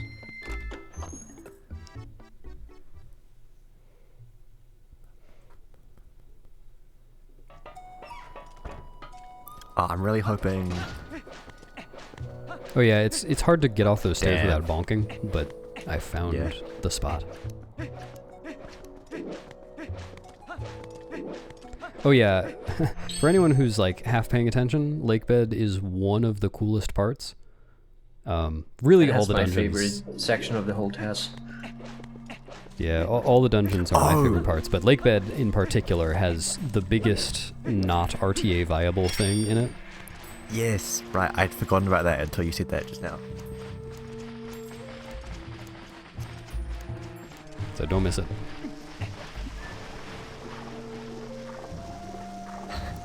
Wiggly break slides are pretty much just... You forgot which way to swim, but you had wolf. time, it's okay. Yeah, I almost forgot where the hole was.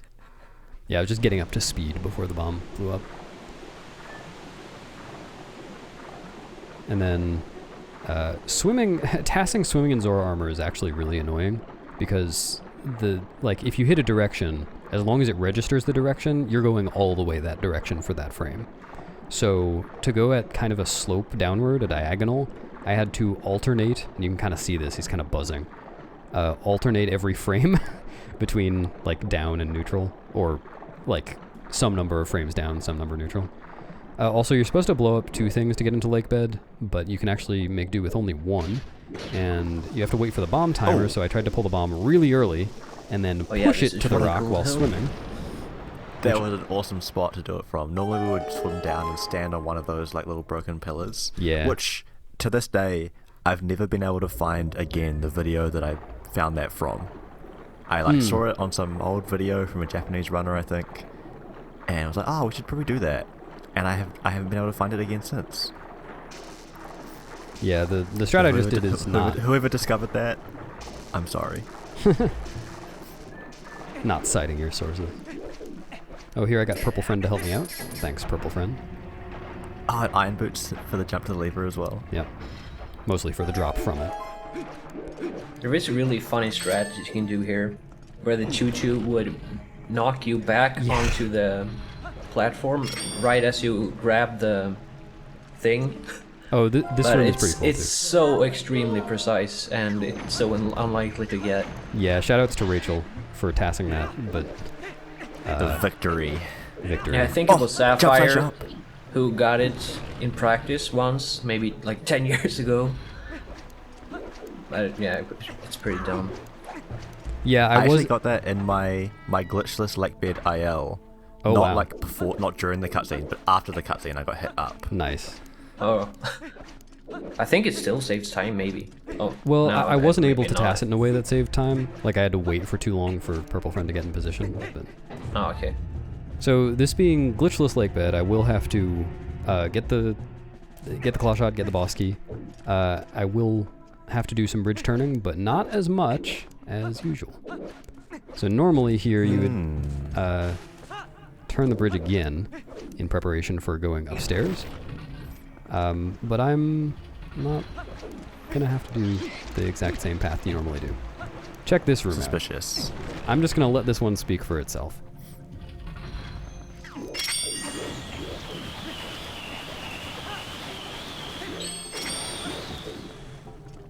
Oh my god.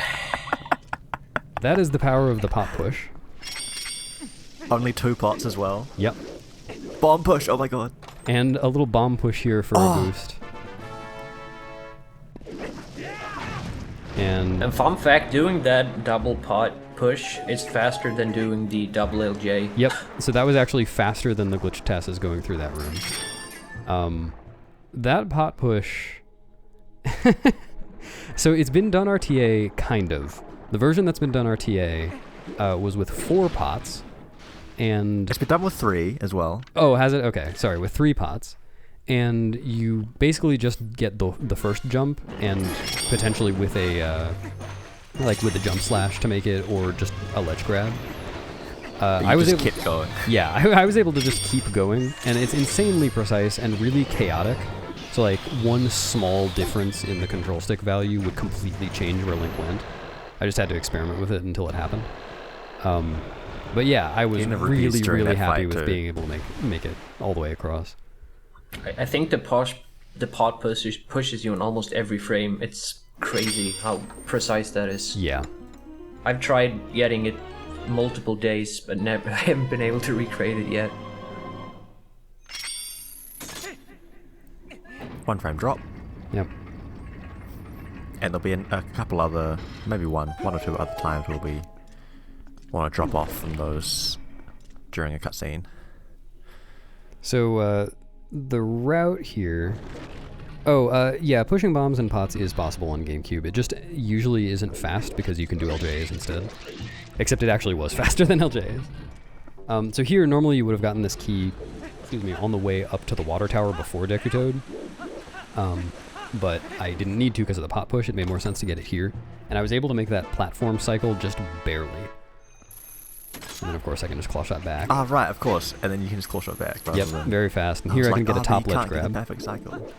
Instead of grabbing the vines.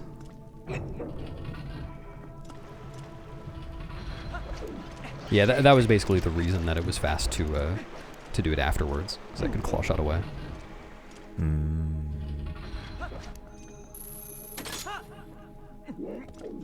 Actually, the platform cycle was part of the determination too. So I do still need to... claw shotting that from so far away. Yeah. I do still need to go upstairs, but this saved an entire trip upstairs. Normally you'd go upstairs twice. So, pretty big time save from that pot push.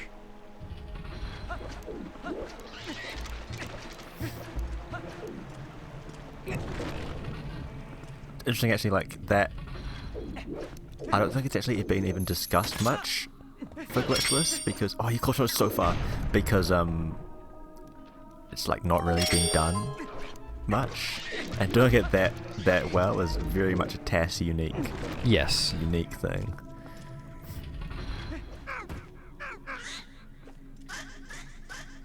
Yeah, like for RTA, you'd use a thorough setup and many more pots. It would take a lot longer to do it. I've always wondered if with TAS aim, claw shotting up to these targets here is actually faster. It is not. I checked. Because it's not the aim that's the problem, it's the dropping down and not having full speed rolls afterwards. And the fact that it's so far away from the innermost corners of the path. But yeah, I actually did check it, I timed it, and it was slower. As was jumping onto the, like the railing to take an even tighter path. Oh, there's also a trick where you can pull the lower lever without pulling the upper one, and it still releases the water into the main dungeon, but that is spammed. And then there were a few places I could get water bombs that were basically all the same, like just little chests like that. That one I think was the best because of the way roll spacing worked out. Not 100% sure about that, but if it lost anything, it lost like a frame or two to a different one. I love that jump slash down to land on the platform before the lever. Yeah, with no clank.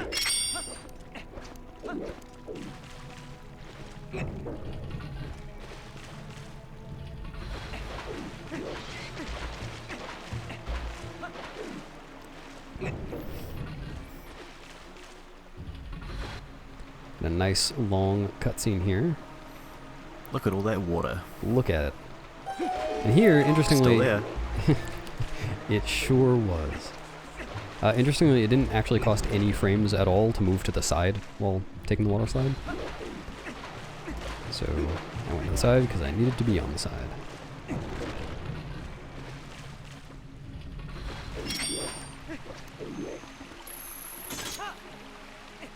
Here, unfortunately, I played around with this a lot. I was not able to claw shot up here to a place where I didn't need to climb once to the side. Couldn't find it.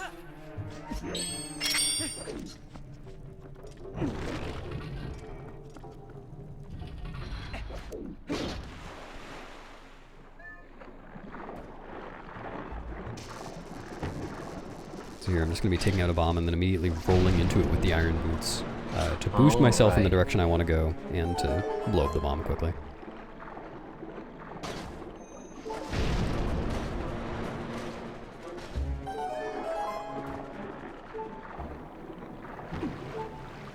Very smooth.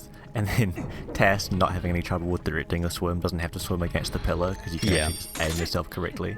And here we want to drop off during that cutscene, drop straight down through. And it's actually almost like kind of a risky thing to go for RTA, because if you drop off early, it's possible to clip through that little... And that is banned. But the version I just did is not banned. Is their frame perfect, the way you did it? It's... No, so the clip is frame perfect, and then the 2 frames after that worked for me in the TAS for getting that cutscene drop. I think, Simi, you told me at one point that it depends on your position or something. It might be 1 frame in some. Somebody told me that. The clip can be more than 1 frame. Oh, I think, okay, I didn't know is that. what I mean. Is what I meant by that. And like it can depend on the position of the little water bubble guy, whatever they're called. Yeah, the chew worm. I forgot about that movement. Nice. Jump slashing down. I am a little low on health. I'm not gonna get a heart for a little while. Oh, this movement's kind of cool too. So normally RTA we would walk up the stairs here and then claw shot up to the chandelier, but walking up the stairs takes a while, and this takes a little less of a while. Is that first one really precise? Both of those claw shots were insanely precise. That was so sick. And that saved... I didn't actually time it fully going the other way, but it saved at least 40 frames. And you saved health as well by cycling off from the bridge. I'm so glad it's faster to swim down. Yeah, it was... I think it was about 5 frames faster, if I remember correctly, to swim down here instead of to use the iron boots. But that's only true for TAS, because the way Zora Armor speed works is it just increments by, I forget, like half a unit of speed every frame. Oh, by the way, frame perfect cutscene skip into falling right next to the eye to start the fight right away, and that is allowed. Really? Oh, okay. Yes. Yep, I asked Sky about it specifically. Good to know, I guess. The reason that you generally don't see people go for that, 1, it's frame perfect. 2, if you don't have the Zora Armor, which most categories don't, then that causes you to drown, because the cutscene is what refills your health, and that skips the cutscene. Yeah, speaking of whether things are valid or not, everything in this run is valid. I thoroughly checked everything that was questionable.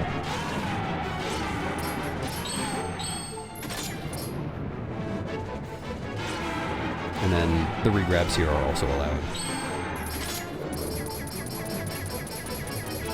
The targeting here is RNG manip, because Morpheal's pathing during this cutscene is based on RNG, partially, and her position partially. The length of this cutscene is actually variable, but because of the swimming pattern I got, it was very, very short.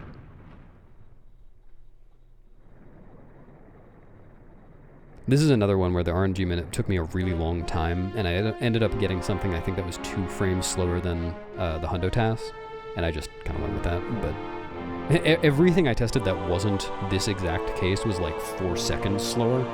So it also takes a pretty long while until you actually know if it's faster or not, because the cutscene is pretty long. Yeah, I watched this cutscene like 100 times. It was so bad. Fortunately, after I had watched it like 20 times, I figured out what to look for, so I didn't have to watch the entire thing every time. Yeah, like the fastest ones. Midna pops up well before that's pretty fast. The singing ends. The fastest ones, it's like she pops up and it's like still in the middle of the song. But it's funny too, like when you start noticing what to look for in the cutscene, like the amount of just like camera cuts that it does, or like the direction that Morpheus moves. Sometimes she just like swims like straight down. Yeah. So yeah, there's a hard container right there. I ain't getting it. I've got MDH and Midna's Desperate Hour and and the whole Master Sword sequence to go through on 1 heart. I think I can manage. And then of course the Master Sword refills you to full health. No, the regrabs were just the best I could get. Here's time number 3. Quarter health. Crossing this area. Yeah. Well, I don't think I take any damage until I get health, so it wouldn't matter. I think for my TAS I had a quarter health for like the entirety of Goron Mines and some other dungeon. Nice.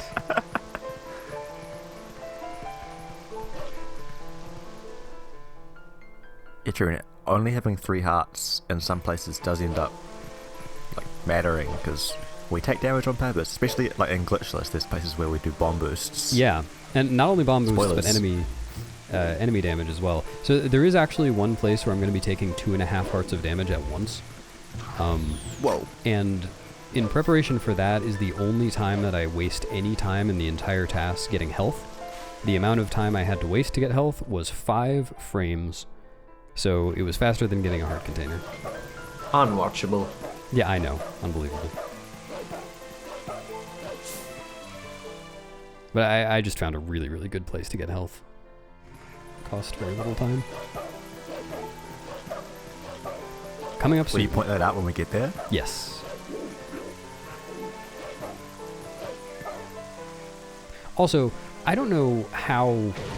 I don't know who came up with that movement into the bar door first, but I don't know how whoever came up with it. I just copied the previous tasks for that.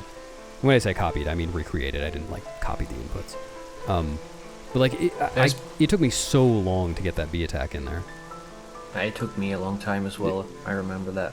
Did you come up with that, or was that Jim? I know that I improved it over Jim, but okay. I don't remember by how much. Yeah, I don't remember whether I matched you or not on that, but I at least got very close.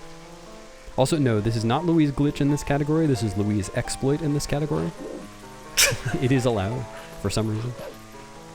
Oh yeah, here you can actually just do a B attack up onto that ledge. And then rope skip is not a glitch. And I was able to get the crazy to me that you go for that RTA. It's really not that hard. It's risky, but it's not hard. What was actually crazy for the task was that I had to go really slowly. Like, there's actually a period where you have to wait. Otherwise, the Goron will catch you. Like, if you do the jump right away. Well, maybe that's why I had so much trouble testing it. Oh, yeah. Trying to go too fast. Yeah, so I had to go kind of slow at the beginning of that room. But it was worth it.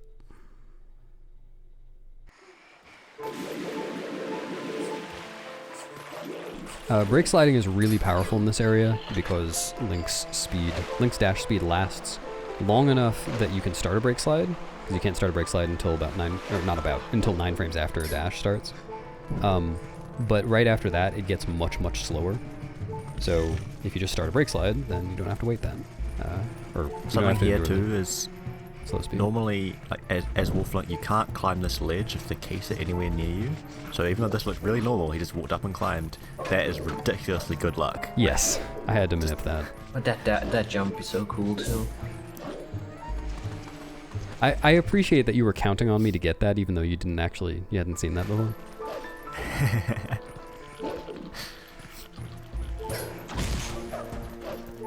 I think you did something cool here. Yeah, so I went on the right side on the of inside that of that boblin. Yeah. The other tasks before had gone around that boblin on the other side, and I don't know. I don't really know how these boblins work.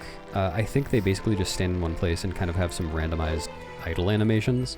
But I had no trouble going on the inside of those boblins. But getting this first jump attack as early as possible was really difficult, for whatever reason. Oh yeah.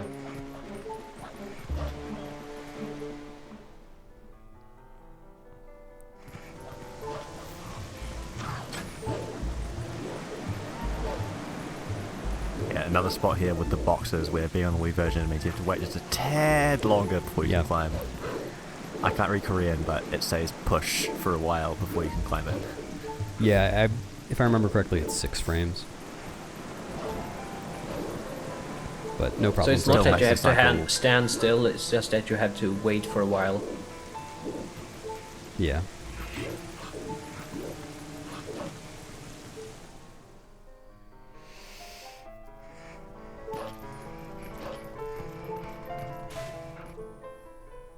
Nice. Thank you. You can't see it, but you could hear you turning around during that. Oh, fun fact. So I'm going to pull the item wheel here just to get rid of the area banner so I can pull the map and warp, which, that's normal, standard stuff. I actually timed it, and using C up to call Midna and warp was only 1 frame slower. Oh, really? Because in Glitchless, you can't transform, so it's not an option. Right. And I guess on Wii you can just point rather than having to move further down. Oh, so interesting thing about that movement. It looked like I was going in a really weird direction there, because most of the time we just kind of run towards Forest Temple. The trigger for this cutscene is actually a plane on, I forget which axis, like the Z-axis or something. And if you look at the minimap, the direction I ran there was perfectly north on the minimap. That was actually the optimal direction to run.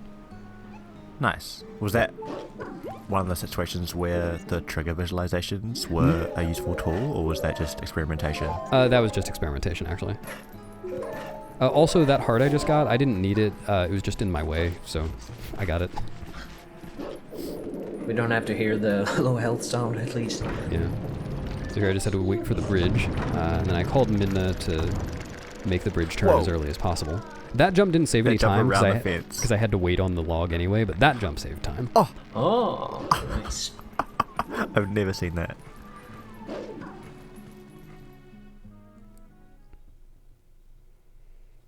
What a scary cycle. Yeah.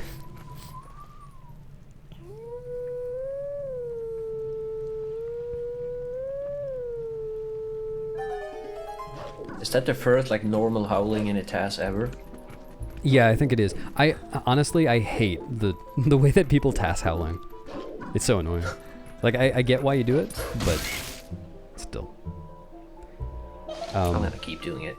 I'm not asking you not to. I'm just not doing it myself. But yeah, there's a quick climb up to Skull Kid there. I climbed basically in a corner that tried to put Wolflink out of bounds, and so the game reacted to that by not letting him go out of bounds and just clipping him up. Or not clipping, sorry, popping him up. It's glitchless. Yeah, be careful here. Oh, there's a really cool strat here that I learned from the jump attack up? Well, yes, you do kind of a break slide backwards into a jump attack up. Sick. Which was really precise. I bonked so many times TASing that. By the way, I say that I learned from Ek. I learned so much from Ek. Ek taught me everything at the beginning of the TAS and coached me through a lot of things on the way through. Thank you, Ek. Hey, you're welcome. Oh, and when you attack Skull Kid, I'll just wait and see actually. I think I know what you're talking about, and yes. Nice.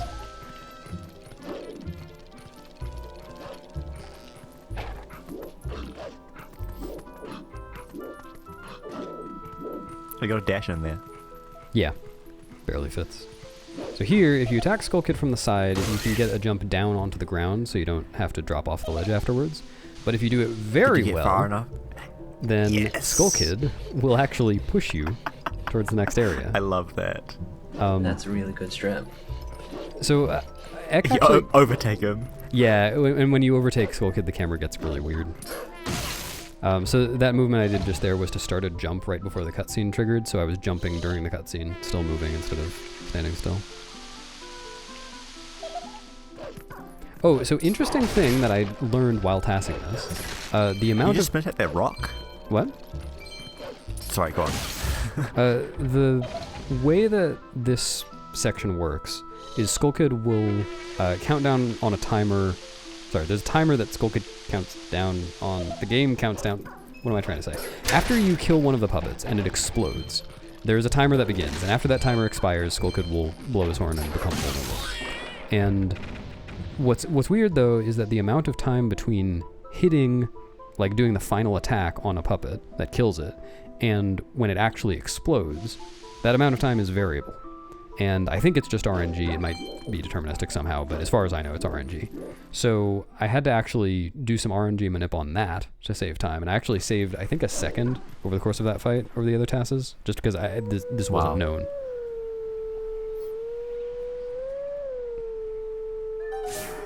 Yeah, this is the first full game TP Wii TAS. There have been other, like I know there's at least one mini game TAS on Wii that's like 20 seconds long or something. I don't know of any other than that.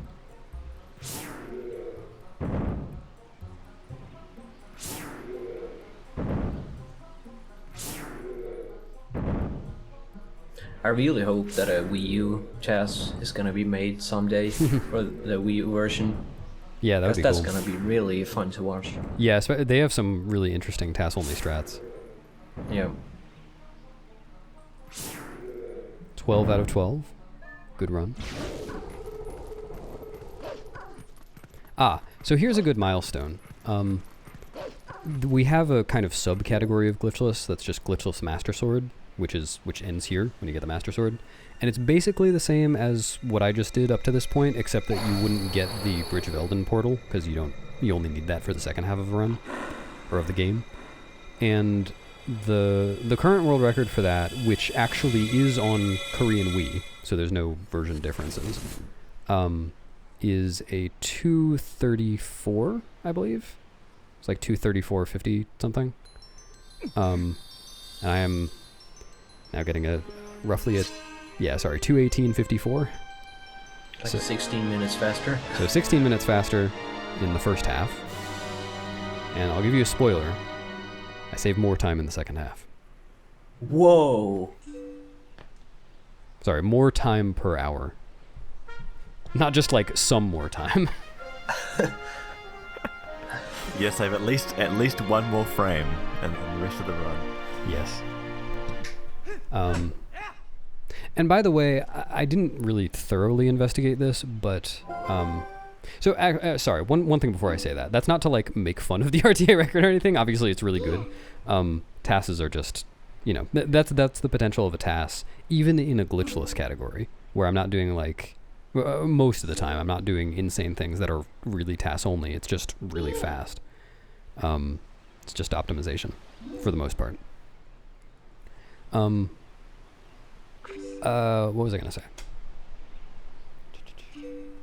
Oh, right. I didn't do, like, really, really thorough testing on this. I just tested a couple of load zones. But I was curious as to whether my loads on Dolphin, because this TAS is on Dolphin, excuse me, were actually accurate to console. And for the two loads I tested, I just compared to, I think the Wii Hundo record, actually. And my loads, one of my loads was 1 frame longer, and the other one was 3 frames longer. So it's basically accurate to console. It's actually a little bit slower if that small sample size is to be believed. But, basically the same. So I'm not really saving anything on loads. Back in the day, you used to save multiple seconds in every load zone on the emulator. It was insanely fast.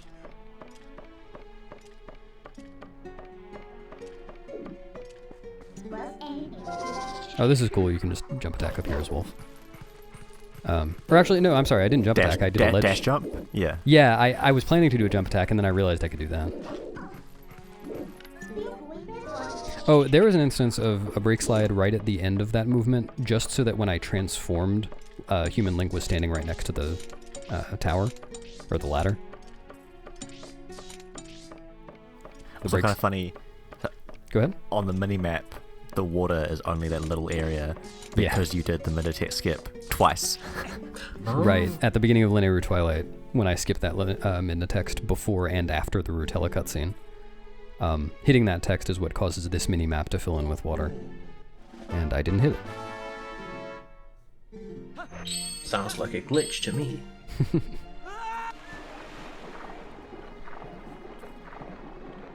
And the power of Zora Armor, and especially also the power of the Wii version, not lagging while you swim here.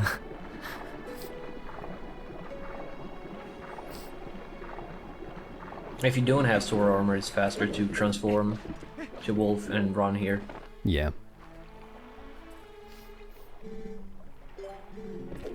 I think I remember maybe it was a segmented run. I'm remembering seeing people used to, like, some people would warp. They'd get that and then warp. I think it was the Wii segmented run by Chimpus. Yeah. I think it's really his not name that was. much slower, but it is slower. That's one of the other spots where, like, the Wii pointer aiming is really useful. Like, you can just aim where you want to warp instantly. Yeah, warping is really fast. Yeah, that's really slow on GameCube, that's true. So this section was just Break Slide Simulator for a little bit, but there is something cool, really cool coming up. This break sliding was pretty annoying though because of the Moldorms. It's nice actually seeing the desert as well. You're not just like staring at the ground. Yeah, with the true. camera panned out. Not in see down. So my movement ultimately didn't actually matter all that much because I had to wait on the P-hat cycle for a second or something anyway. But I can do something pretty cool here. So to get over to Bulblin Camp, we need to shoot a Bulblin archer. Otherwise he'll kind of catch us. Oh, right, this is... Listen. Oh my god. Just There he goes. And you heard it just then. Amazing. So I killed the Bulblin archer during this cutscene, which not only kills him, but also overlaps that cutscene with this one. Is the boar like running around the whole time? No, the boars don't run around when you shoot that guy. Oh, that's one of the guys on the tower. Yeah. Right. Yeah, the portal cutscene overrides the cutscene of the Boblin dying. Yep. So that was really fast. And then Amazing. also that Shadow Beast fight, I'm really proud of that because that was really, really fast. I got them, I think I got only 2 hit stuns instead of 3. And I spent a while on that one and optimized it a lot. But yeah, that snipe, And now- so my first idea for that snipe, because I was really happy about this when I thought of it, you can actually snipe that Bulblin from where you spawn in the desert initially, like all the way across the desert. Insane. And I was planning to do that at first because like you spawn as human anyway, so that's nice. But then I realized I could overlap the cutscenes, so nice little optimization. Oh, this is really cool too. You can't normally jump attack up this first ledge, but you can if you get the boar to push you. What? That's so good. That's so good. And of course, But yeah, also like the nice thing was shooting that Bulblin before. Like normally, the boars would have gotten on them and ridden them around, and like you kind of are at the mercy of where they ride them to where you can get one to run towards the gate. But because of shooting that Bulblin and avoiding the cutscene, the boars were just sitting there, right in the middle, perfectly. Yep. And the RTA strat for that is to like get the portal and then dash most of the way to that archer and then transform, shoot it, and then transform back. Obviously that's pretty slow adding those transforms. So I need to kill this guy for the key. I can get some rupees along the way. That didn't cost any time. And I get a nice... A yellow and a blue. Yep. I get a nice free bonk here as well. And don't get shot while wearing Zora Armor. Yep.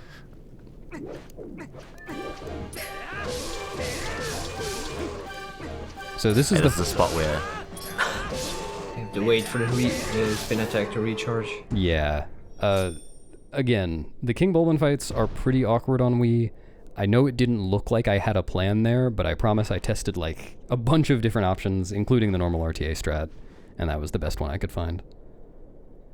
Yeah, it's basically all based around the cooldown on doing spin attacks. Which is about a second. It felt like more than that. Of course, everything feels longer when you're frame advancing. Yeah, it lasted for 2 minutes. Between 1 and 10 seconds.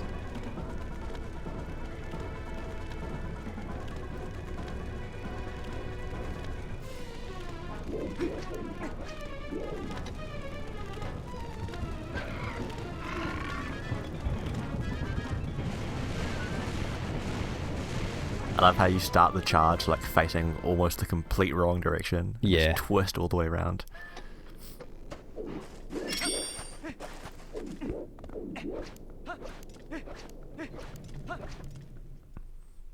Arbiters is really cool, glitchless, in my opinion. So. Yes. But you won't see many break slides, actually. Yeah, so this is true. This is one of the places where... No, go on. I was just going to say the same thing. This is one of the few places where brake sliding is actually restricted in glitchless, because brake sliding through deep sand is not allowed. And basically the principle there is if you're brake sliding through something that would normally make Link trudge, like go into a trudging animation, then that's not allowed because it can get you to places early that normally you couldn't get to. So more on the reason that I just explained that later. Because we were talking about brake sliding, just completely missed the one frame sword pull to drop the chain and roll. Oh yeah, I forgot about during that. the cutscene. Yeah, so you can get pretty far in that cutscene.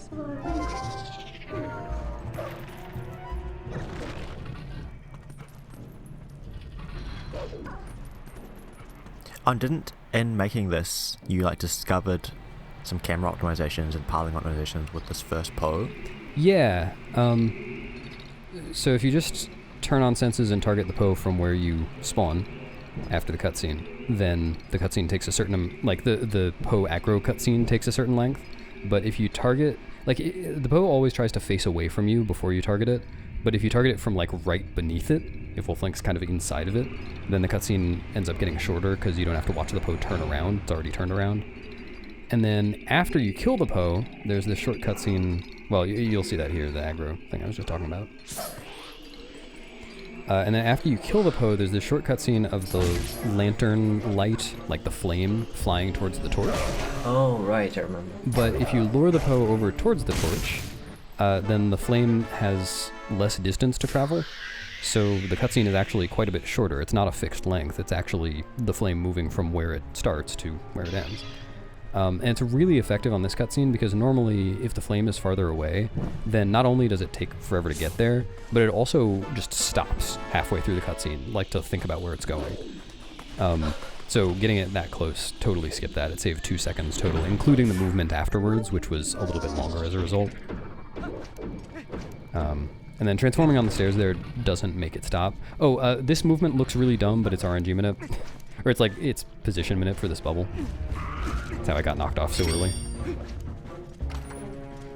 But this dungeon has some of the worst RNG minutes. Oh my god, the next room took me so long. Yeah, this is awful to make. Yeah, this was, up to this point in the TAS, the most painstaking RNG minute I had to do, the bubbles in this room. Oh, I'm excited.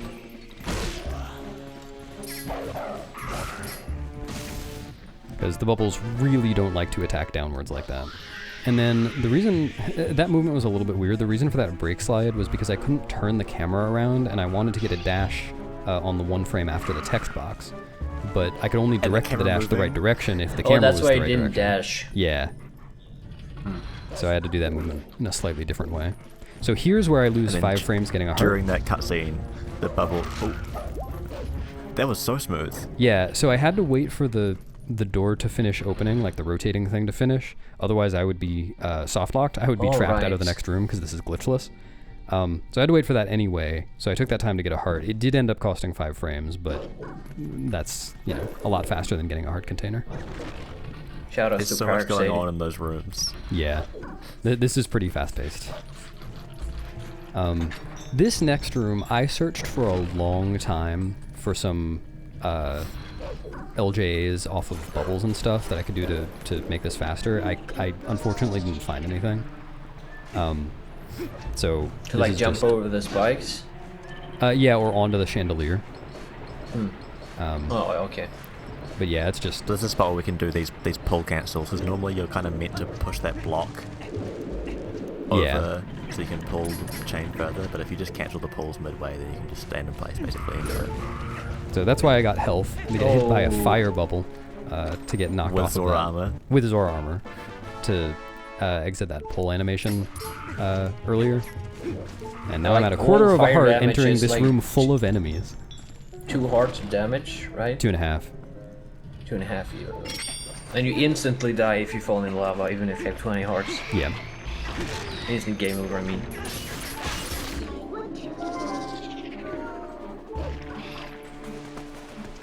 That's the bit from the trailer. Yeah. So fortunately there's a guaranteed heart here. Pulling the chain. What's that? The twists while pulling those chains. Yeah. To speed up the animation. Yeah, that's a really cool thing. That's kind of TAS only. It's very precise. Also, there were 2 red rupees from the Gibdos that I completely ignored because they would have cost me time.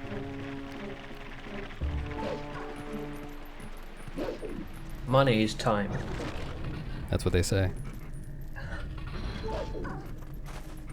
What does Malo say? Time is money, so stop wasting both. Yeah. Yeah, something like that. There are ghost rats in this room, so I actually had to turn off senses so I wouldn't be able to target them while I was brake sliding. You could see like the target reticle for like 1 frame there. Yeah. Yeah, I wanted to have senses on so I could see where they were so I could avoid them, but... yeah. Oh, this room's pretty cool. So this is another room with a chandelier in it.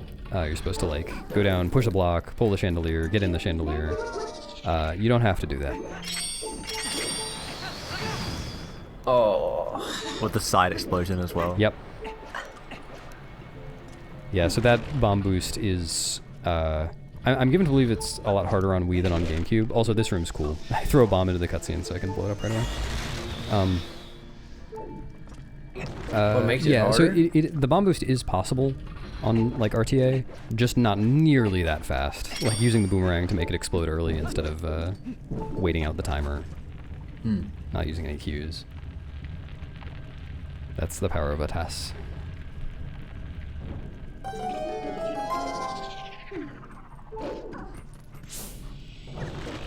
Oh, really cool thing in this room that Ek, you discovered this, right? Yeah, on accident. Yeah, I don't know how you discovered this by accident because it's so precise. But in this room, you're supposed to go through 2 cycles on this Poe. And it's like, you know, it's random which Poe is going to be the vulnerable one. But you can actually hit the Poe a second time right after the first cycle. Before it flies away. Yeah, I honestly have no idea how it works. I just kind of played with it till it happened. If for some reason he has a hitbox when he flies away there, like 2 frames. Yeah, but it flies away Maybe so it's 1. fast. And yeah, with Found that on accident. Also the thing in Temple Time with the pot and the. How? I don't even, in the first room. How did you find that by accident? I just like did random gale throws until that happened. Nice. Yeah, that's another True, precise isn't one. it like that's one of those spots where you can like pull Uku or call Midna or something to make it drop in the cutscene, but then it just did it without a cutscene. Yeah, and I already had Uku, so if I pulled Uku, it would soft lock. Oh yeah, because Temple Time. Because I had Uku Jr. Oh, I think that this, was the reason why. For some reason, this early boss key thing is allowed. I promise it is allowed. I double checked. I don't know why it's allowed, but it is. So it's one of those things that like it really shouldn't be without understanding of it, but this is the Japanese Glitchless rule set, and that's what all the Japanese runners did. Yeah. So. And then what's really cool in this room is that normally RTA we actually don't get the boss key there. We wait until later because it saves the transformation. But the human movement for this room in a TAS is so fast that it actually was worth getting the boss key. And then because I'm not allowed to brake slide in the sand in this room, I had to transform. Anyway. But it was still faster this way. Well, I don't think we mentioned it before when you did the bomb boost in Lakebed, but that's one of the big differences, along with save and quit. You can't save and quit in this category. Between the two glitches categories, in this one, bomb boosting is allowed. Yep. And bomb boosting is fun. Unfortunately, those super jumps are not allowed. Well, that in conjunction with saving and quitting not being allowed in this category mean I can't really do Death Sword skip. I guess you could Death Warp, yeah. Super jumps are a weird one, like specific ones are banned. Yeah. But, yeah. It's fine, I got to destroy Death Sword here. Also, by the way, well, I'll say this afterwards. This fight is fun to watch, even though it's nothing crazy. The cancel is so good. Just beating the poor guy up.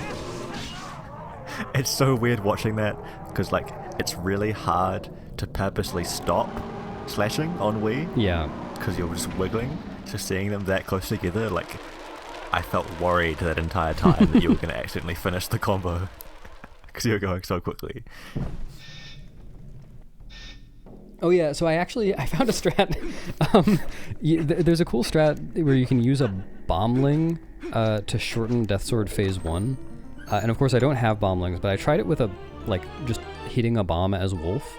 And I got it to save 1 frame. So I didn't use it because I can save more time than that with the bombs later on. But I thought it was pretty funny. Well, that's the first time we see you getting off the spinner and putting on iron boots. Yes. To fall in that tiny gap. Yep. So every time you get off the spinner, it's faster to put on the iron boots. It saves 1 or 2 frames each time. I don't really know why it's not the same every time, but it wasn't.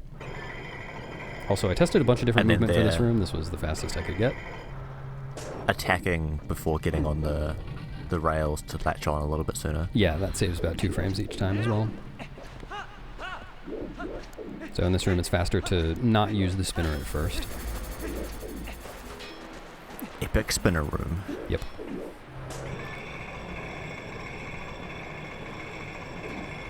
Good angle. And here you can kind of latch onto this from the side. Oh, do you have to attack to latch on? No, but it's way easier. Yeah. With the attack. So iron boots here.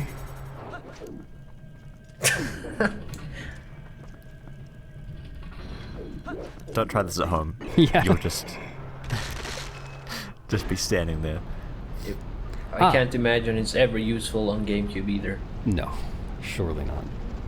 Well, on GameCube you wouldn't even have boots equipped here. That's one of the really nice things about Wii. Yeah, I was able to leave boots equipped for so long. Also, speaking of iron boots, I remember when Rachel tested this way back, and she figured out that when you raise the platform in the boss room, if you equip iron boots at the last possible frame, you fall down afterwards when Stellar knocks you off 1 frame faster. Oh wow, I didn't know that. Really? Whoa. Oh man. But then you'll have iron boots on, so I think it might. Oh, maybe that's not a problem actually. Yeah, it might have still been worth it. I didn't know that. But that's such an obscure knowledge. I don't blame you for not knowing that. Sick movement. The early boss key. Another Rachel special. Yeah. The early boss key route only skips 2 rooms. It skips the tall rotating room with the small key, and then the ghost rat room with the chain that you pull. The Uku room. I'm excited for the Stallard. Yeah, Stallard's pretty good in a TAS. So when you bounce off Stallard's spine, a cutscene starts showing Stallard kind of flailing around, but Link is still moving around the arena, and like the physics all still applies. So you'll see me get stuck on his hand here, and that lets me bounce to his spine really quickly. And where those Staltroopers spawn is random. Yeah, and then during this cutscene I just bounced off of one. And then Stallard has iframes, so I had to wait, but I was able to get him immediately right there. I love how Link just like stands there staring right at the camera afterwards. Yeah, that happens if you get off the spinner after hitting him. It doesn't actually save any time. But you see the little dust cloud in the center? That's because of Link standing there. He's still there, no! He's stuck. Surely he's dead. Yeah, it was kind of strange that the spinner didn't bounce when Stallard wasn't vulnerable. That's just how it worked. Did you just like stop mashing at the end there? Yeah, Like, oh just, right. like, So the way that stop these spinner sockets work, it's actually kind of weird. The two before this one and the two in City, as long as you're mashing at least once every 8 frames, it'll take the same amount of time. So like mashing once every 8 frames takes the same amount of time for the spinner socket as mashing once every 2 frames. For this one in particular, it was kind of weird. I couldn't find a linear relationship between mash speed and. That camera's so weird. Sorry. Yeah, I targeted for 1 frame at the beginning of that fall. But yeah, if you just stop mashing at the end, it didn't actually do anything different. And then here, the one cycle on Wii is way harder than on GameCube because you can't change spins. You have to do this like really well timed combo.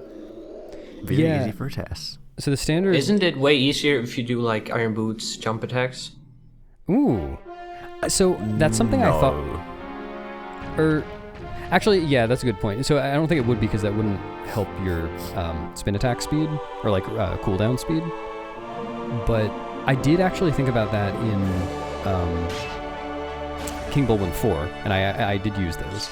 So I have to wait for that. But spoilers. Yeah, sorry. We'll get there. Yeah, I wish I had thought of that for Stella. That's a good point. That might have saved time over the combos. I thought there was a strat when you did that.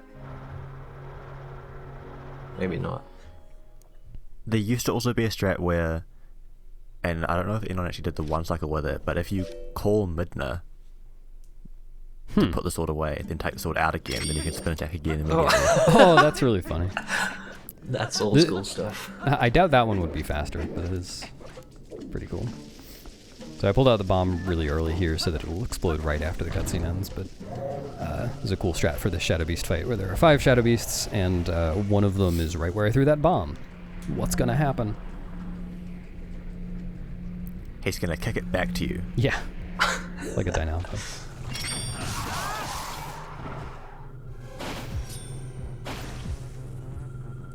And then I love how you can hear the spin attack recharge during the cutscene. Yeah.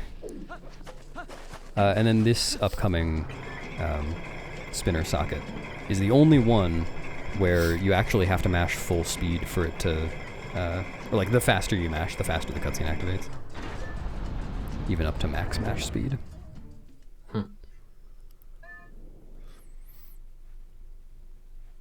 I think at some point a few years ago we didn't know if it was faster to mash on those spinner things or if you should like match. Did you you're pull mashing spinner in to that the frame? animation. Yeah. Sorry, if you should mash or what? Like if you should mash as fast as you can or mash like to match the animation of Link going up and down. Oh. Well, the animation is based on your speed. Your Yeah, mash but speed. I don't think it can go like 15 times per second the animation, or maybe No. it can. Well, it does get faster. Actually, if you use a turbo cheat that mashes on every frame, not every other frame, he just kind of stays crouched. Alright, so there I was able to get 10 free rupees, and also there's a very specific part of the land at the bottom where you can land and not take any fall damage. It's just like, it's just 3 raised. rupees. What? 1, 2, 3 rupees. Oh yeah, nice. Yeah, the fall damage thing isn't like...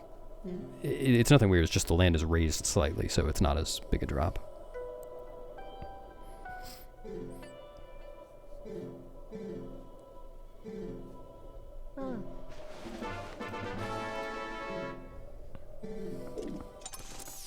One thing I was always sad about is that, like, she describes the drawing, but you can never actually see.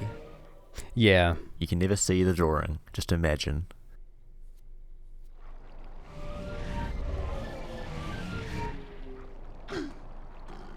Epona just hanging out back there.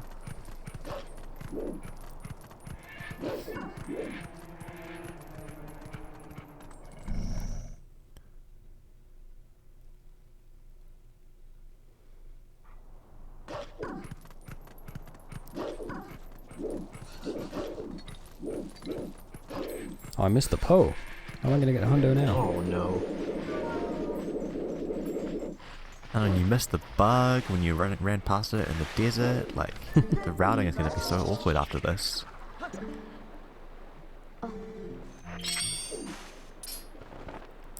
The equips on Wii are just ludicrously fast. Yeah. I love it. They're kind of a pain to TAS because of how TASing the pointer works, but they're so much fun to watch back afterwards.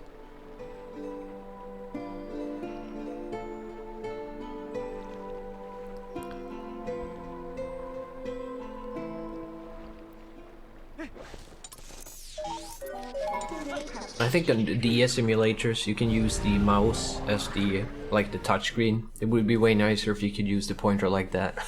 I think actually Dolphin does have a mouse input for pointer. Oh, I see.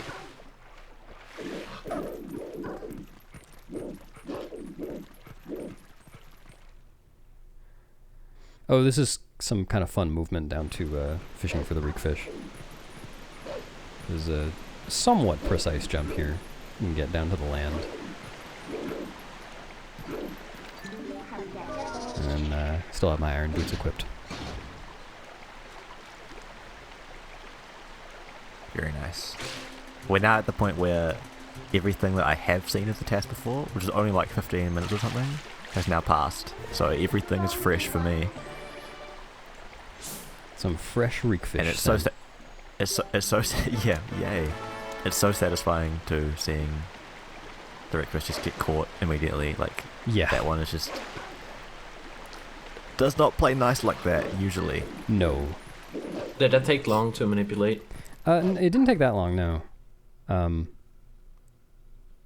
Yeah, I messed around not only with like RNG minute, but also pulling the rod in slightly different directions. True, yeah, because on the Wii version you can like angle it. Did that affect the RNG? I mean, it was hard to tell. I don't think so. Oh, okay, so here's an interesting point about rule interpretation. So, as I mentioned before, brake sliding is allowed in general, but you'll see here that I'm brake sliding some of the time, but not all of the time. The reason for that is that brake sliding in deep snow is banned, but it's kind of hard to decide whether this is deep snow or not, because it makes human Link trudge, but doesn't make wolf Link trudge, except for a few small patches. So what I decided ultimately was I would not brake slide in the small patches that make wolf Link trudge, but I would brake slide in the patches, or like in everywhere else where wolf Link would normally be able to dash just fine. And I felt like that was a fine compromise. It really could have gone either way, and it doesn't make a huge difference anyway, but I was trying to stay glitchless as best I could. Was there a reason you didn't jump attack the keys there? It didn't save any time for me. Oh, okay. Yeah, I did TAS it, but maybe I just didn't get perfect RNG or something. Did it save you time? I know you did it. That's a good question. I think I didn't test it normally. But then again, I didn't do the wiggle brake slide, so I'd have to turn around. Yeah.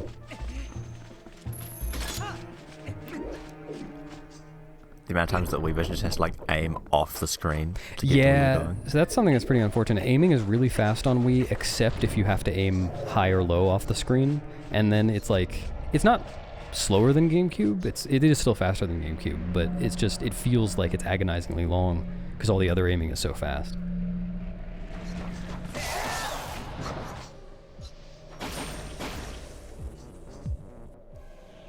It's probably not slower, it's just that it's so much more zoomed out compared to GameCube. Yeah, that's a good point. So it feels like it takes longer. Nice heart. Thank you. I will be taking a little bit of damage in Snowpeak. Snowpeak is one of the most broken dungeons in Glitchless.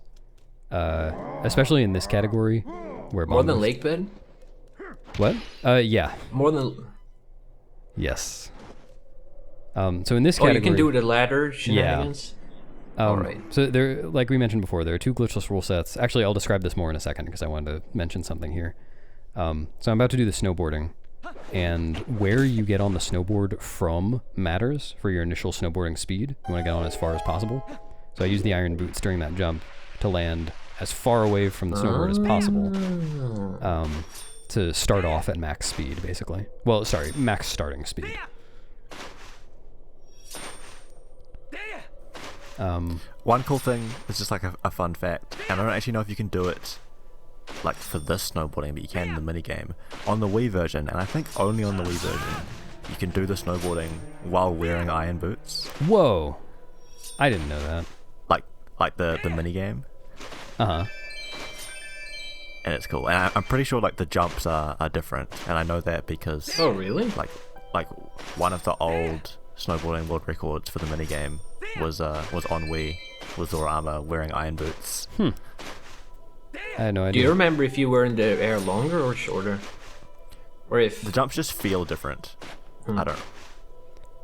So that jump I just did is kind of risky because of the way voiding works. This one is great, though. Yeah, this one's fun. Whoa!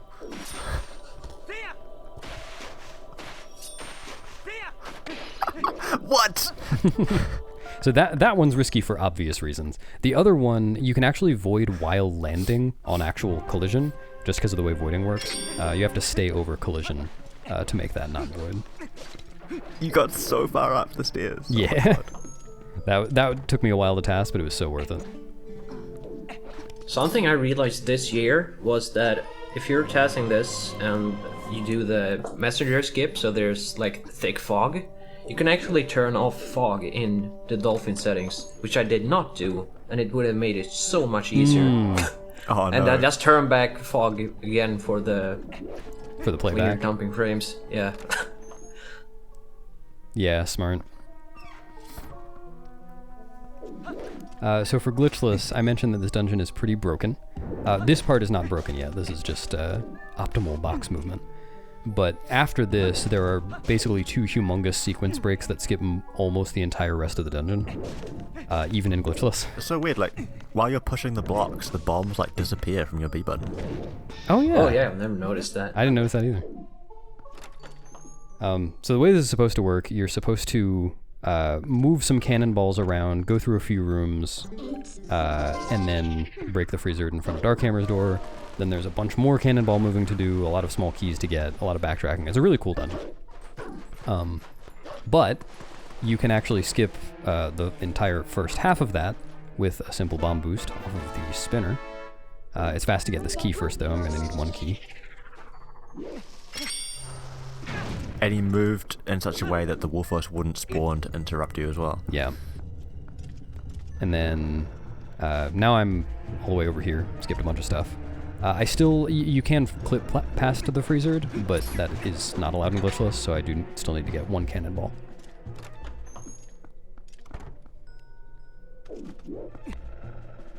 This is where Anarakis would be splitting for Enter Ball's room. Shoutouts to Anarakis.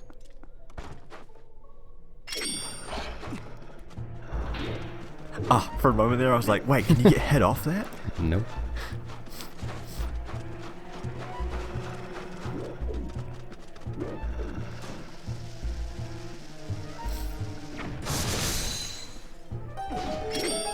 It's so nice that the Wii version is 69 aspect ratio.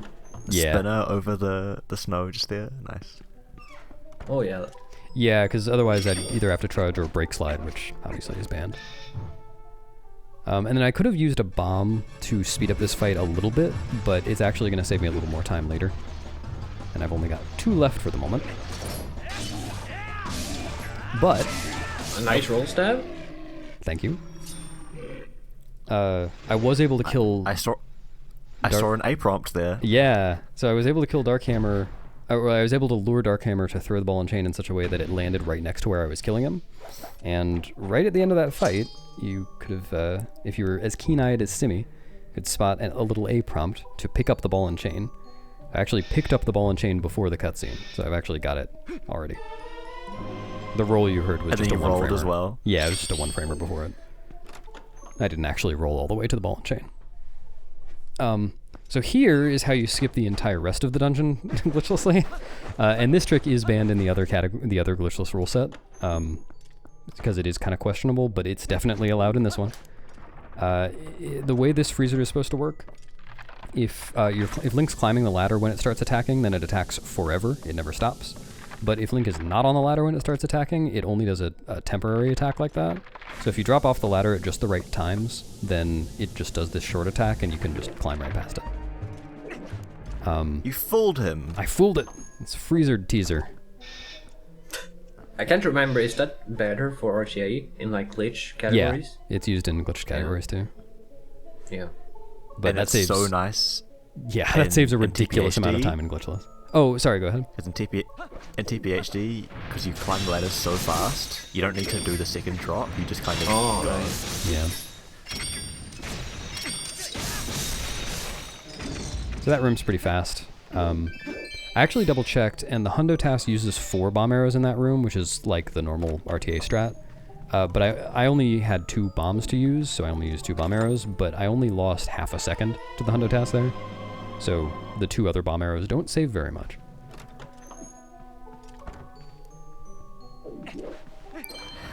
Tastefully avoided that blue rupee. Yeah. Yeah, I really wanted to get 2 red rupees in that room, but I really couldn't manipulate the RNG. I tried pretty hard. So I only got 1, and then the 2 greens on the way out. Which, honestly, You the 2 only had greens were 200 completely by accident. I didn't realize they were there. You only have 236 rupees. Like, you're not... This isn't good enough. I know. I I've think been you should trying. have It 300 Nice at this roll. point. was a backflip.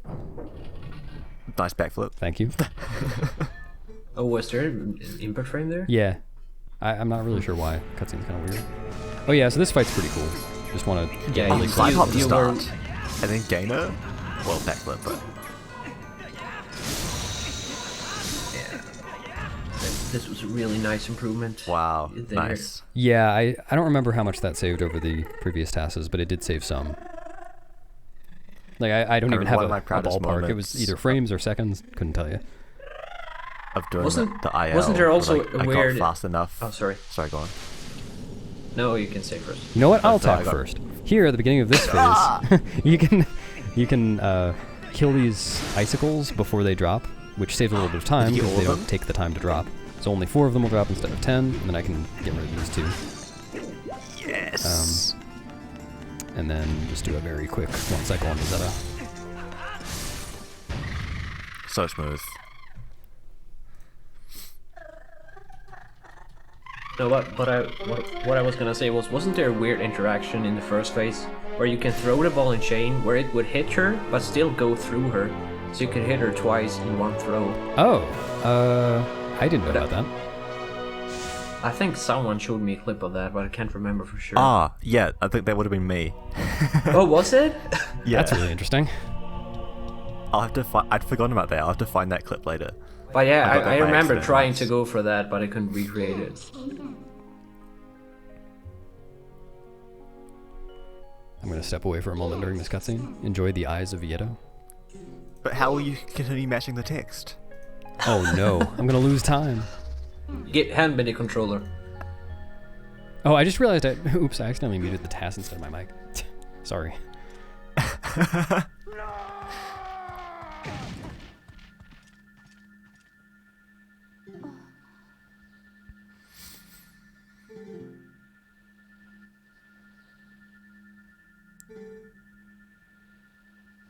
Take a good look, everyone.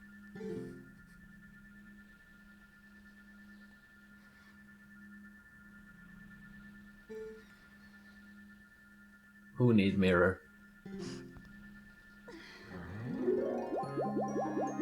Aww.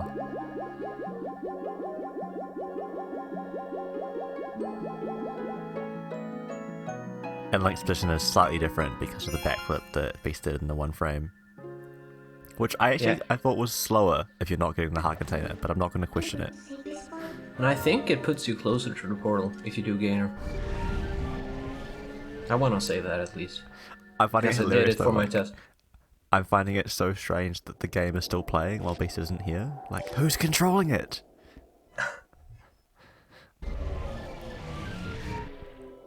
It's an I like to autopilot imagine right that- now. Nah, I reckon like while Beast put it down, it's now you and I doing a 2B1C. I've got the nudger up, you've got the wheel. Exactly.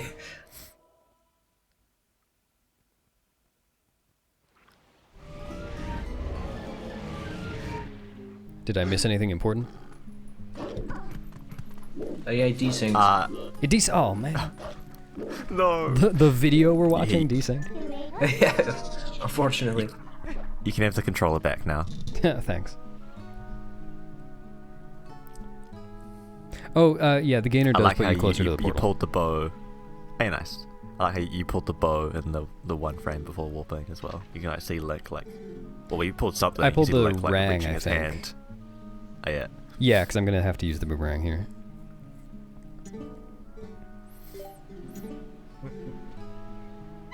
Get ready for some optimal golden cuckoo flying.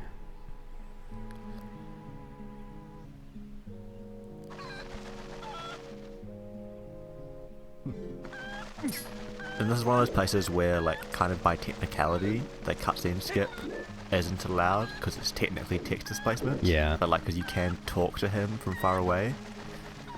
Although, actually, can you get the cuckoo if you do that? I don't actually know. I don't know either.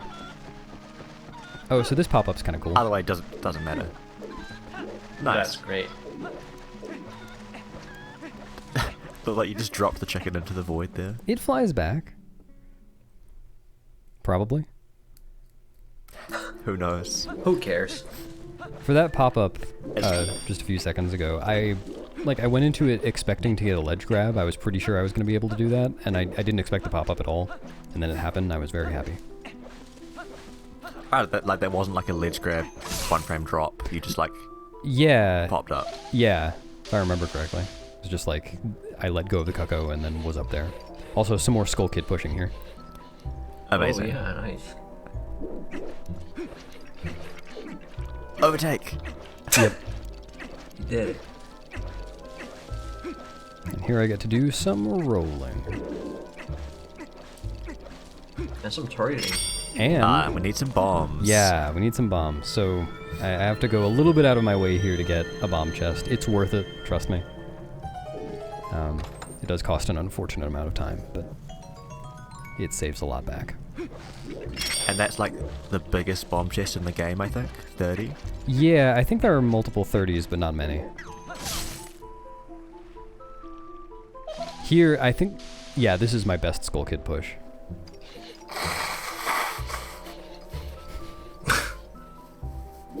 Just keeps going.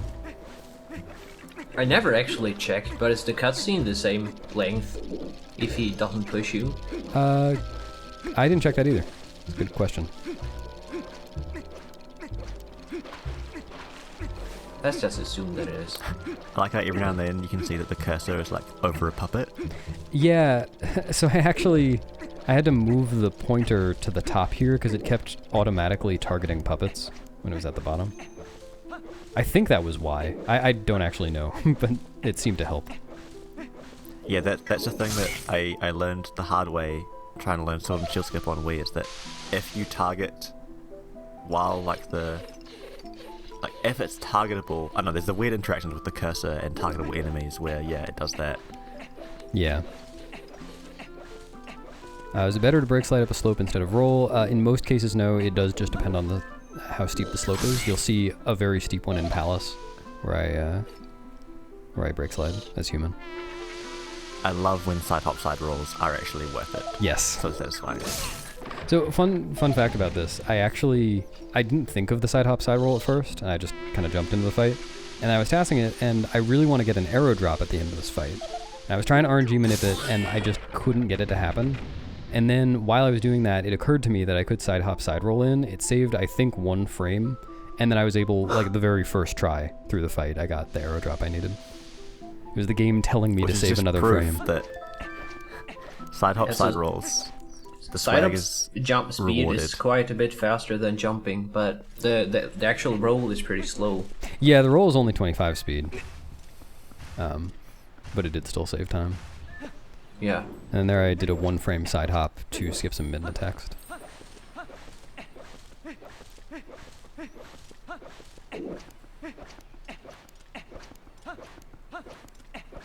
Here I'm going to take out my sword just to put it away again.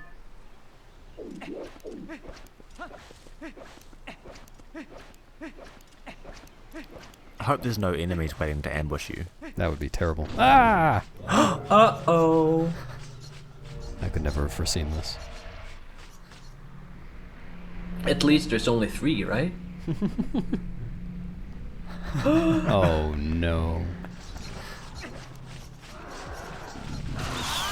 So in a TAS, you can not only kill all the 5 shadow beasts at once by luring them all to the center, you can also use the keys to get rid of the hit stun effect. When you kill a smaller enemy like a keys or I think a rat, there's no hit stun effect. And if you kill one on the same frame as you kill an enemy that normally does have a hit stun effect, the no hit stun overrides it. Well, that's interesting. Super nice. I wonder if I did that. Maybe an accident. Probably not.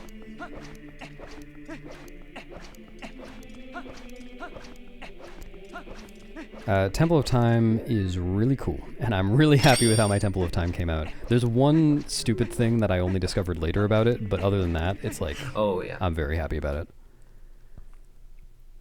So it starts off with the trick we were talking about earlier. You're supposed to go place a pot or a statue on the switch, but there's a very precise boomerang throw you can do to just make the pot land on it, and that lets you like get onto that platform during the cutscene or before it.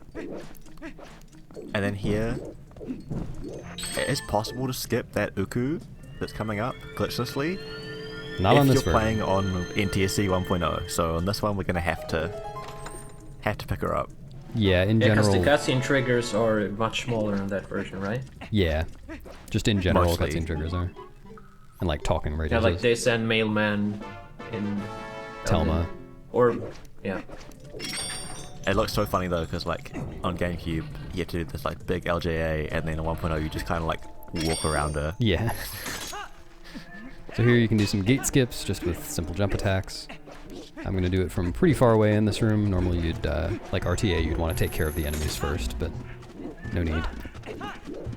That's another wee difference actually, is that you can target walk while aiming with claw shot, which Yeah. doesn't really matter that much, but It does make a little nice bit difference there. for a TAS. Kind of hard to use RTA, I imagine. Or like hard to use optimally. Yeah.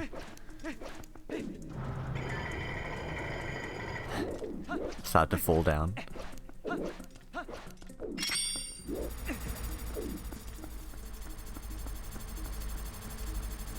So cool trick here where you can just put one statue on, and then during this cutscene get on the platform. And then there's a frame perfect roll you can do afterwards. Normally people side hop onto that because that widens the frame window to get off of it. But just with a first frame roll you can get off as well. Yeah, there's an example of target walking while shooting the bow. Yeah, just to get a little closer so the bomb arrows didn't have as far to go.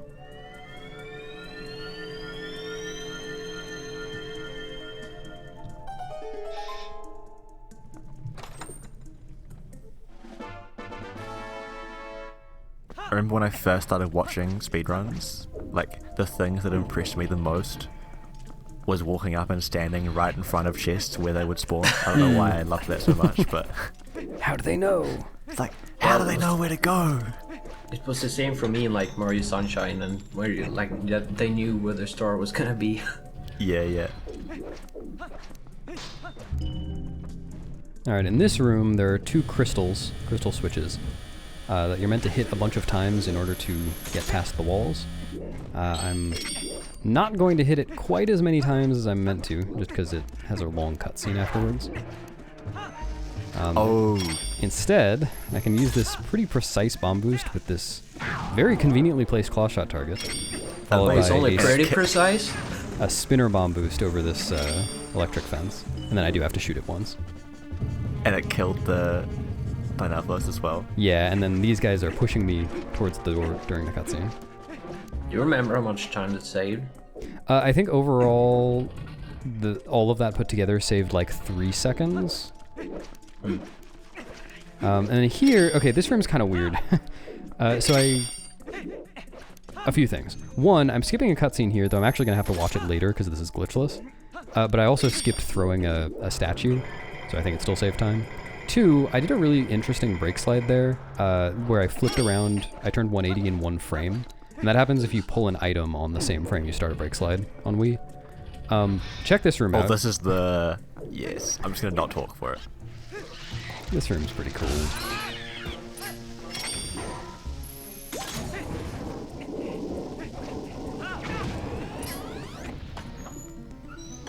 Wait, was that not a bomb boost? Was that the hammer? No, it was a bomb boost. I couldn't get it with the hammer. Okay.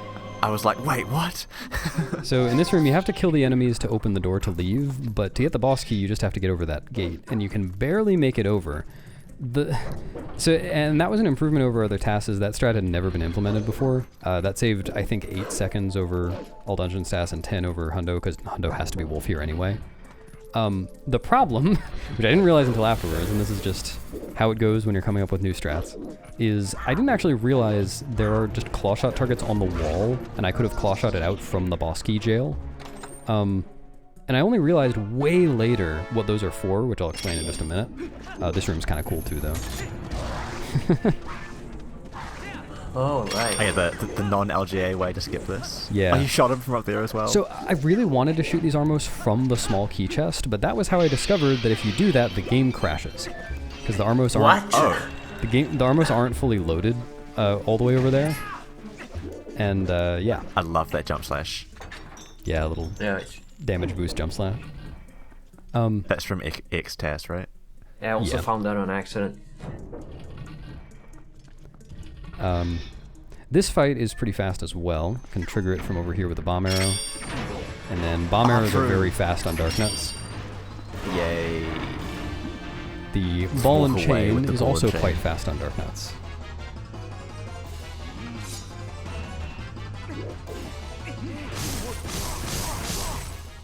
I didn't even use your sword. Yeah, that's one of the really cool things. Like, for some reason with the bomb arrows, if you shoot them at a really specific spot on the floor, and it's really hard to do well, but you can get multiple bomb arrow hits on the Dark Knight, and even a bomb arrow hit itself is like more damage than just a sword slash. Yeah, it takes off 2 pieces of armor instead of 1. So like getting 3 bomb arrow hits from one shot is just like so much damage, yeah, so much armor taken off. And it's possible to get 4, but I think in this case I wasn't able to make it work. And then on other Dark Nuts, I couldn't save time with it because it made the next cycle take longer or something. So I don't think I ended up using 4 in this at all. Yeah, so the claw shot targets in the boss key room, I realized way afterwards why they're there, because like normally you're not supposed to get in there without finishing the puzzle, but you're kind of supposed to do that room with the Dominion Rod on the way back. And if you have the Dominion Rod, it's possible to finish the puzzle by controlling one of the statues with the Dominion Rod up top while Link is down below, and then you can go get the thing, but then when you go get the boss key, the statue moves off the platform and you're trapped. Oh. It took me right, so there's like an intended solution to get out that we just didn't know. Exactly. So funny. Dumb little time loss, but it is what it is. There's some dev watching this being like, why didn't he just use the cool shot targets we put there? But it's like, it's not something we ever thought about before because that skip wasn't known. This room's pretty satisfying. Normally you would have to kill all these little spikes, but I don't need to. You can like hear them clanking every now and then. Yeah. Yeah, this whole section, bringing the statue down, was one of my favorite sections to task because it's really non-standard movement. I had to come up with a lot of different ideas for this and test it all. So here's the cutscene kind of like that I skipped earlier. Nice. And it's kind of like, not like lost movement knowledge, but after Door of Time skip got found, like people don't practice escorting this guy back for all dungeons. Yeah, you only see this in either, right? You only see this in Glitchless and in HD. So it's just not widely explored tech. Oh, here it was optimal to bonk the Dynalphos with the Dom Rod. I really enjoyed that. And then this hallway was, I think, the most awkward one. It kind of like it doesn't look very directed, but the other hallways I was able to really use the contours of the room to keep. I guess you gotta avoid hitting yourself too. Yeah, that too. Yeah, barely dodged.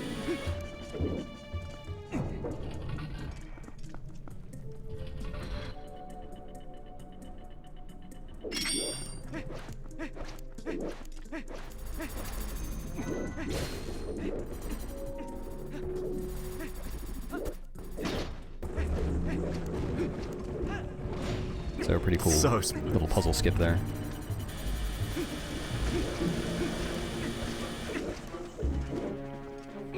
Oh, do those lasers not do extra Zora Armor damage? No, I they was don't. thinking the same thing. Just the That's red convenient. BMOs do. Or like the fire BMOs. Yeah, I love still having iron boots equipped.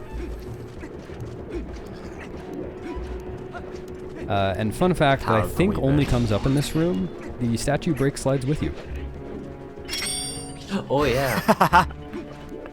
That was something that I discovered that was pretty funny. As it should. As it should.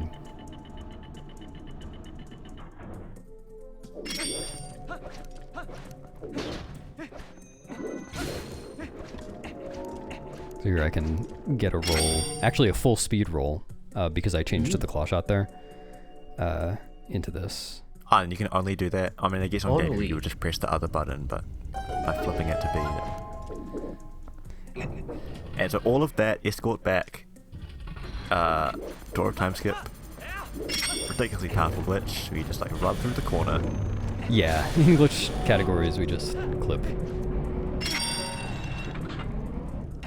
It's like the biggest sequence break after city skip, or early city and EMS. But I guess like in One of them. dungeon skip Yeah. probably. Yeah. Or maybe like the Snowpeak bomb boost. Yeah, and like Lakebed big key skip too. But that's not as powerful. I like how we said that and then immediately listed off like all the Yeah. other really big skips and dungeons. Oh, so I learned a lot about Armagoma's pathing here. So actually everything between this and the beginning of the next cycle is predetermined at this point. Also, I'm dancing to the music. When Armagoma gets smushed, she... In real life you're dusting. Yes. When Armagoma gets smushed, she will always turn 180 degrees afterwards and walk towards the wall that way, and then go back to the light that she got smushed at. And what that means is if she walks the right direction before she stops and opens her eye, then you can get her, when she turns 180, to point at a wall that's right next to her instead of across the room, and that way she'll crawl up really fast. So here, yeah, I showed it. This happened on the first cycle too, but she crawled to a wall that was right next to her instead of all the way across the room.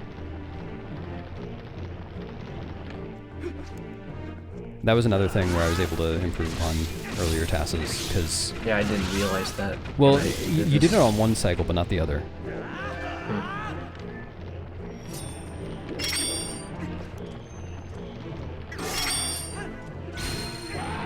Being able to shoot just like the frame that the eye opens. Yeah. And yeah, I was able to stock up on arrows there and health, all while just waiting. Nice, you killed the boss. I did. What the heck? And then it wasn't actually worth equipping a bomb arrow for this, so I just used 3 normal arrows. And unfortunately, I couldn't target walk towards it while doing that because it would have targeted the small spiders.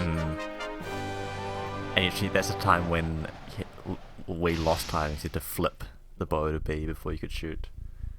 Oh yeah, true. I had to do that as well. Just slow all round, basically. Really Like, what is terrible this? task. What am I even doing?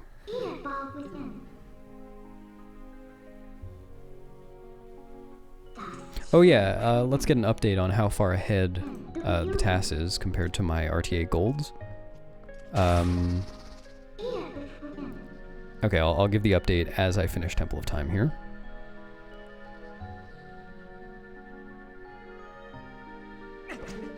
Alright, right here I am 27 minutes and 0.7 seconds ahead of my RTA golds. That is Good insane. effort. Not too shabby. Though, to be fair, my RTA golds are, well, not from that many runs, and also from GameCube English. RTA Summon Best is 513. And you're 20 minutes ahead of that already. No, I'm 27. But that gives us a hint to the 5 hour mark being very comfortably. Well, you never know. I could lose. Yeah, we don't know I that. could lose some time in the last bit of the run.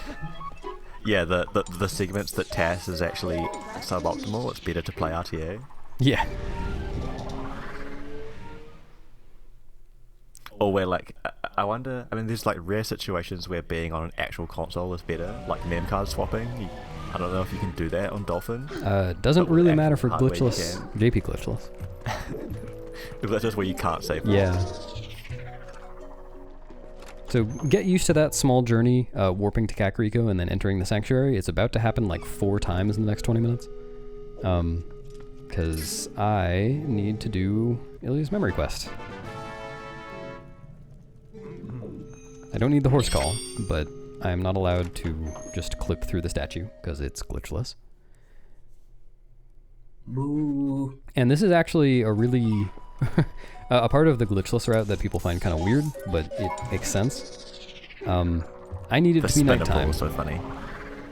Because you can only get the wooden statue from the Stallhounds south of Castletown at nighttime. And I could wait for it to become nighttime just by waiting in the overworld, but the faster way to make it nighttime is to go through Arbiter's grounds again. And it's a little weird, but when you enter Stallard's room from the boss key side, like from the dungeon side, it actually sets time of day to, I forget exactly, it's 9 p.m. or 11 p.m., whatever, nighttime, even if you've already beaten the dungeon. And I think the idea is just that it should be nighttime when you finish the dungeon the first time, but you can use that here. And that is actually one of the reasons that this is on Korean as well, or at least not on 1.0, because on 1.0 that doesn't work. It stays daytime, or it doesn't change the time of day. That's the only version that doesn't. And I think that, like, coming through here to change to night, that route change was one that was implemented by DF. Yeah, I think I've seen a COD video. DF walking. Yes. Thanks, DF. Doesn't Palace of Twilight also make it nighttime?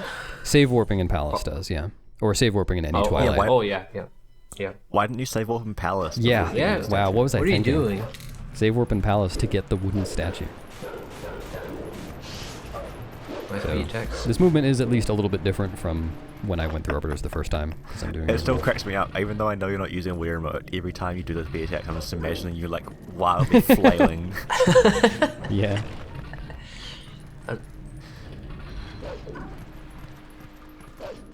By the way, one other option for making time of day pass that I did check, and unfortunately was slower, is going to floor 16 of Cave of Ordeals. I was just going to say that as well. I really wanted that to be faster, but it was not. Do you remember how much slower it was? Yeah, it was like 2 minutes slower. Oh. It was bad. And that was comparing to the Hundo TAS with Great Spin. Oh. So, yeah, not good. I mean, part of that was that it cost an extra warp, too, because you had to warp the bridge before going in. Right. But, yeah. No, you have to enter Stallard's room from the boss, or from the dungeon side.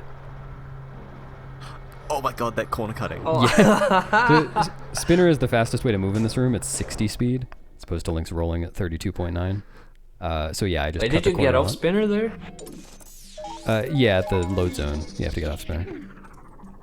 Like it forces you off. And on again halfway through there. Yeah. Oh, right. Sorry, your speed doesn't stay 60 permanently. It actually drops off eventually. Oh, it was faster to... Yeah. Okay. Yeah, it actually starts decreasing pretty rapidly at a certain point. I don't think it does that like on the sand when you're fighting the boss. No, it does in the eventually. first phase. Yeah, like if you miss the spine and try enough. to like bend back around, you'll eventually slow down and have to get off. Huh. Yeah, but the 4 letters. Wow. I have so many letters. Yeah, the downside of not playing on Wii 1.0 is that I can't just jump attack over the mailman triggers. I wonder... I think running through Arbiter to turn it to night is only faster, like, by like within a minute or something, right? Yeah, then waiting for time of day, it's 30 seconds faster. Yeah. I did check this pretty thoroughly. Okay, yeah. And that's including like, I wonder for 1.0 if you go through Cave of Ordeals, but no. That's Oh, wow. Is that a glitch? So there's... I didn't even mean be. that. But I think that's a glitch. I think that's a glitch too. Has Yeah, to be, so right? what we're talking about... Oh, by the way, before we continue talking about this, there's a cool cutscene skip here. If you just talk to Louise in exactly the right place, it's very precise, then you skip the cutscene of Telma showing you the resistance in the bar. And if you talk to Telma after that, it's sex displacement, but if you just give her the invoice, it is not. Or sorry, So you why give her is the it letter. okay to skip this cutscene, but not that one in Temple of Time, Which one in Temple of Time? where they show you the scales? It's not that I couldn't... Well, I had to right, watch that you have cutscene because to I was watch bringing it the because you're statue going back. Oh, that's true. Yeah. Never mind. Yeah, it's not against it says glitchless the rules to rules. skip it. But... Must watch the cutscene with the scales get Hey, this is max percent now. So, sorry, what we were talking about before, Cave of Ordeals. So if you go to floor 16 in Cave of Ordeals, it sets nighttime because there's a Poe right afterwards. And on Wii 1.0, you can just extinguish the torches at the beginning of each room of Cave of Ordeals to automatically open the doors without killing the enemies, which is very fast. But I think that's a glitch anyway. I didn't think about that, though. Isn't it that it opens the door in the next room? Yeah, so you still have to do the first room. You have to kill the enemies. The first room of every 10. And then no, you can't go back through the boss door in Arbiters if you enter from the mirror chamber side. There's just no A prompt to open the door. Even if you death warp You're in there, scaring the people. I am. What happens if you save warp in there? I mean, obviously stay in the boss you can't room. hear. Oh, okay. Yeah, you can't get back. Unless Stallard is still alive. So if I did Stallard skip, then I could have gone back in. What happens is, if you save warp, your run is invalid. That's true. Yeah, of course. Alright, so all of that was just a little trade quest to get to the wooden statue. And I can kill these stallhounds very efficiently by only targeting some of them, and then killing a lot on one little leg nice. there. You can also get some rupees for free. And a wooden statue cutscene skip Perfectly. by basically in that cutscene the wooden statue kind of pops out of the ground and then bounces a little bit and then Wolflink walks over to it. But if you're standing in exactly the place that it's going to pop out of the ground, then it skips that whole animation. It's about 4 seconds.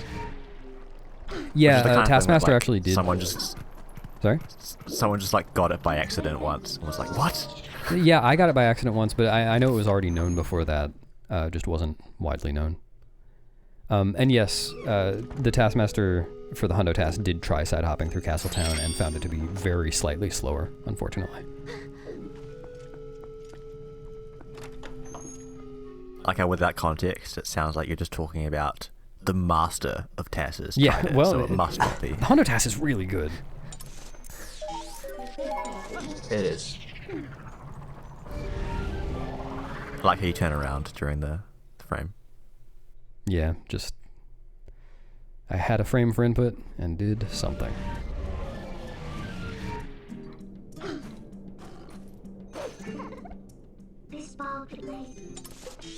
Oh yeah, I didn't mention this earlier, but this is half of the reason that I got the Mesa portal earlier.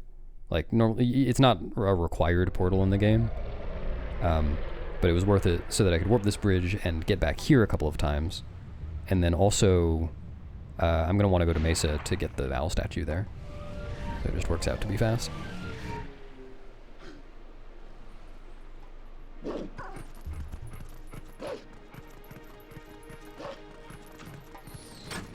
Because if you don't approach Hidden Village from this side, then you have to go all the way through Hyrule Field North and then through the very long, winding path from there. And get hit by the Tektites. So this was a case where I was mixing a lot of different kinds of brake sliding, and it was basically just fitting the purpose I had for it, or for each one of them. The wiggle brake slides, basically because you're balancing the camera behind Link, don't respond well to turning around corners, at least on Wii. No, it's the same on GameCube. You drop speed immediately if you don't have the camera right behind you. Yeah, so I had to use some normal extended brake slides there, and then I had a few, for some very short brake slides, I had some non-extended ones built in. Oh, it's time. It is time. Oh, yeah. This is so good.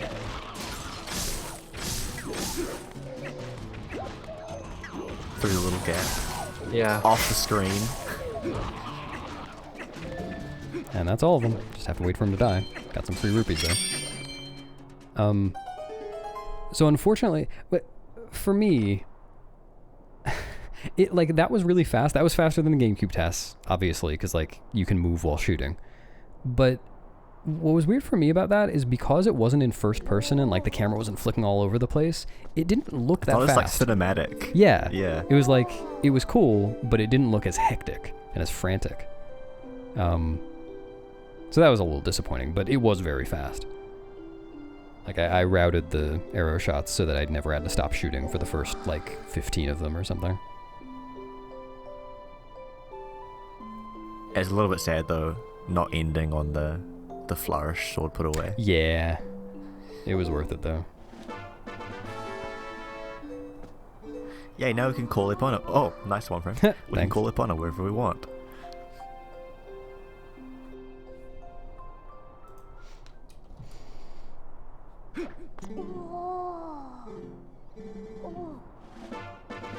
Oh, and this is something that's a little bit weird. Not a glitch though. You're not supposed to be able to transform in this area, but there's one specific spot where you can. And it has to do with the line of sight from Impaz. I don't remember the exact description. I know Taka looked into it once. It ended up being like way more complicated than we thought. Yeah. Like, we thought it was like, there's this little corner you can hide, and then Taka looked into it more, and it's like, it's so lucky that there's even anywhere that we can transform. Yeah, it's like some tiny thing was blocking the line of sight from Impaz so she doesn't stop you from transforming or something like that. But she has very powerful X-ray vision. She does. It's one of the Sheikah talents. Yep. Feels shad, man. I don't mean to alarm anyone, but we're coming up on 3:33:33 on the timer.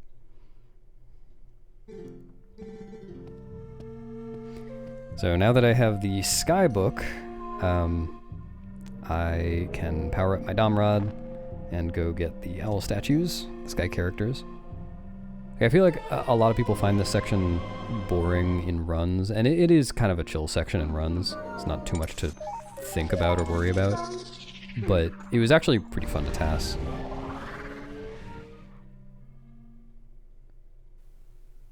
We're safe now. We've passed 3:33:33. We have.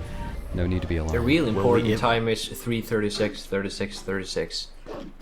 But will we ever reach 4:44:44? Who knows? We'll see. And yeah, I got Ilia's charm, but I don't need the horse call, so I ain't getting it.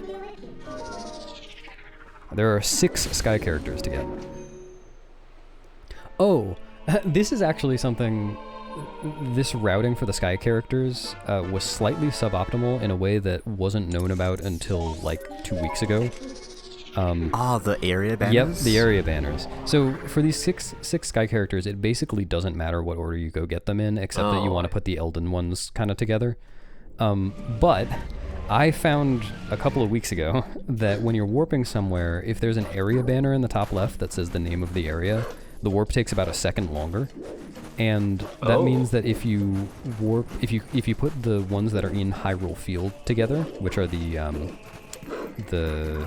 Castletown, Great Bridge of Hylia, and those Bridge of wolf jumps were so sick. Sorry, go on. Yeah, and Bridge of Eldin. If you put all 3 of those together, then you don't get any area banners between them.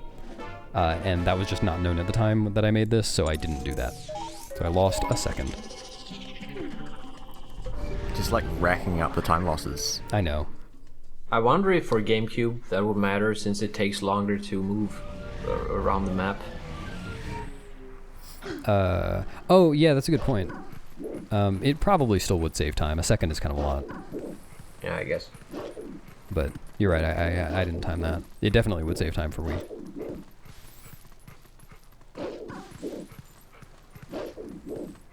I love the lighting in this area when you come through. Yeah, it's nice. This time. So I don't think we ever actually explained the C-up transforming. Oh, we didn't. I want to just point out quickly before that. That finished my rupee route. I got 300 rupees. Wow. So yeah, go ahead. C-up transforming. Yeah, so like it was discovered a few years ago.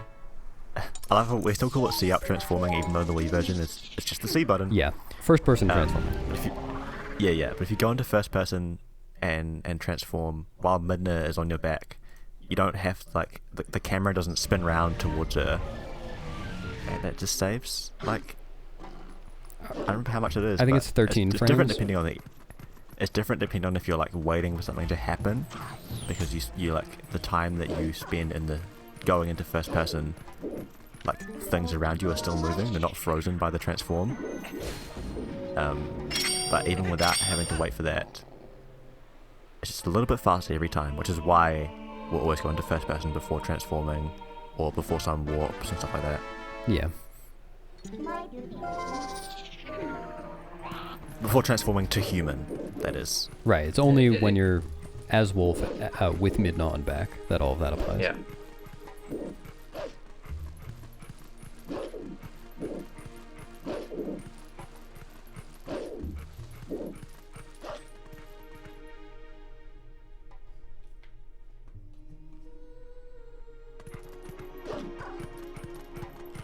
This music is so calming.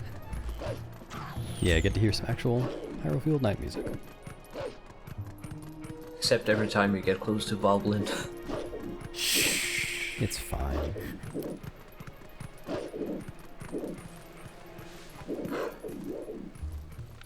Oh, so this one doesn't actually look... night music plus just like target sounds every now and then. Yeah. This one doesn't look that cool, but this jump slash is actually really hard to get. Most of the time, if you try to jump slash onto the owl statue, you bonk off. Like, even if you clearly should land on it, you just don't. Yeah, and like you saw the clank just then as well. Yeah, so I clanked but stayed up. I just kind of tried it until it happened. Slightly glitchy looking. It just looks like that. I I Be didn't do careful, anything. don't use that word. Or, I mean, slightly. Exploiting? No, wait a minute. I did just warp here. Oh, okay, wait, the losing a second thing, I think I was wrong. I think I actually didn't lose a second. It's fooled us all. Yeah, I did. Whoops. That's a load of my chest. Yeah, I think I accidentally got that right. That's cool.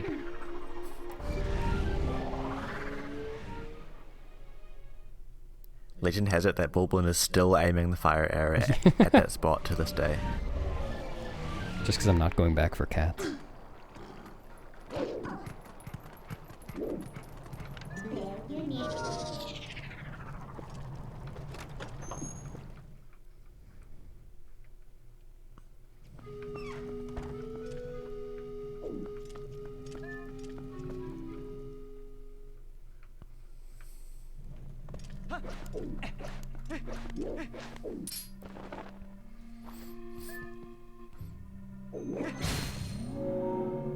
It's so weird watching Glitchless that it's not just like a dungeon rush.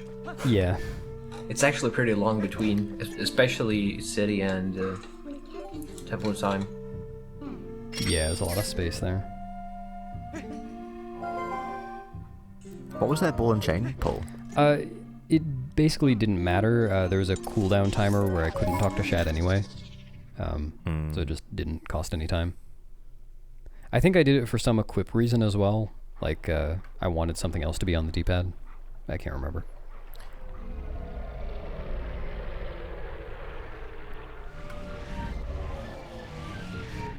Or yeah, because I think I'm going to DF walk getting into the cannon, so I wanted to be able to pull a claw shot during that.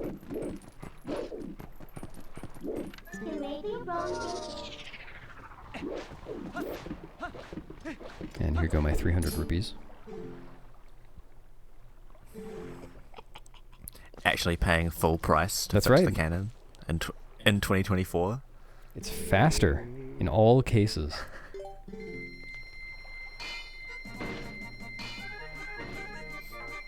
He deserves it. He does. some He hard work doesn't here. speak French, so it doesn't work. We are... Yeah, true. The Korean one. Go ahead. The Korean one is not as nice of a haggler. No. It is pretty impressive that Fire speaks so many languages, though. Yeah, I was going to say what we're referencing. He must is, be a master of Duolingo. Yeah. If you're playing the game in French, then you don't actually have to pay Fire. There's kind of a... I guess it's a glitch.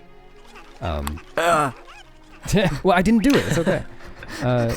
Where you can get him to fix the cannon without paying him. It's immoral, if anything. There's a lot of immoral things in this run. Okay. There are a few. It's glitchless, not moral. Yeah, animal Well abuse said. with that golden chicken, which I just threw off the ledge. I mean, I'm pretty sure he like slashed upon it at one point. I would never. Yeah, threw a boomerang at her. She enjoyed the breeze. Oh yeah, did she say that? Yeah, she did. Oh, okay. And I quote, "Nay." Fair enough.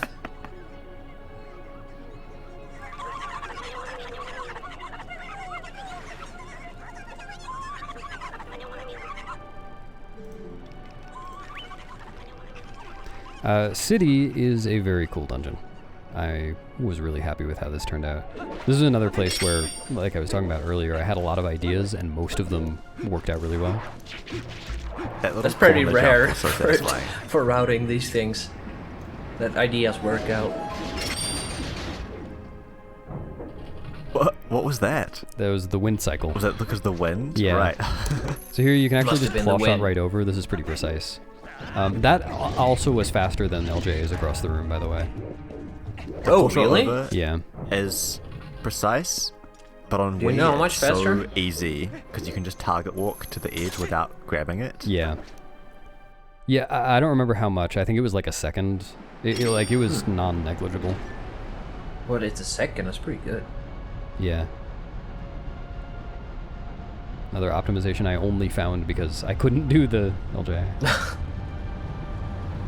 Well, like, I didn't find the strat, that was known, but only found out it was faster than the LJ. It's happened a few times where, like, over the years, slowly LJAs have been eliminated as we realize just kind of jumping, Yeah. as the Wii version has always done, is actually better.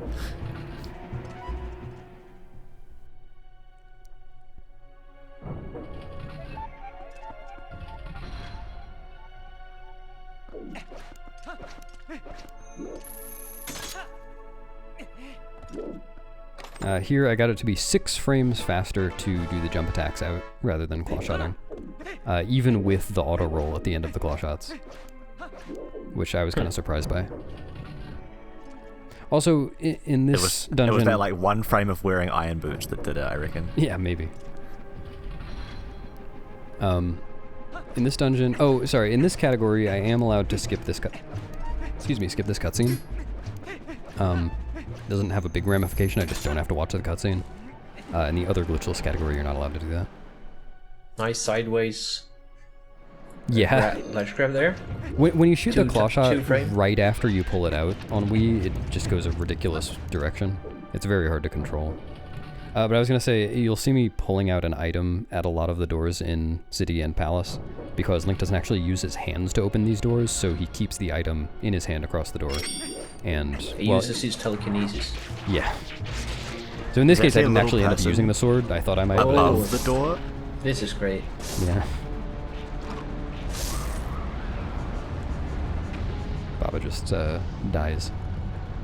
I didn't get the blue rupee. No, Reset. I didn't need it. But yeah, in a lot of other cases, I want to have the claw shot in the hand. It's going to save time claw shotting onto something. Seeing the point to just like whip around the items there as the item wheel increases in size. Yeah. Or density, rather. Oh, this room's pretty cool. I searched for a while for a pop push to do like basically what the LJ. Wait, you can just roll through that? Yep. Oh no, that's normal. I was like, I'm so disoriented right now. But Oh, here, this is the room where we're going to get to see some manipulation. no, we're not. No? Oh! Oh god. Sick! Is So- that faster than LJ too? I believe so. I didn't actually TAS the Keys LJ fully, but I tried it for long enough to realize... Okay, don't watch this room after the cutscene. I tried it for long enough to realize that I'd have to like target multiple times and kind of turn while targeting to hit the keys, so I'm pretty sure it took longer. Look away from the screen for the next 2 seconds. Okay, you can look. Okay. What happened Why? there? So, Why couldn't I look? so this room is on a wind cycle, and so when I entered this room, I was just thinking like, oh, yeah, I could just waste some time, it's fine. The wind cycle starts when you pull the thing down, and I was just like totally absent-mindedly wasting time before pulling the thing down. So I lost like half a second there to just being I dumb. bet that was 10 hours into a TASing session. I don't remember, but probably. That was what I was talking about earlier. It's one of those things like I would never ever make that mistake RTA, but just because I was out of my element TASing. Yeah, that just a kind of stupid oversight. But those like things hitting brakes happen like when while you're holding doing Goku. something alone, especially. Yeah. Like oversights. Also, I think, were you closer to the door there? than Yeah, normally? that actually did save time over the other TASs as well. Getting that angle on the jump. One frame where you can put on boots. One frame This boots is pull, allowed. 1 frame drop. Yep. Oh! I checked with Sky, it's allowed.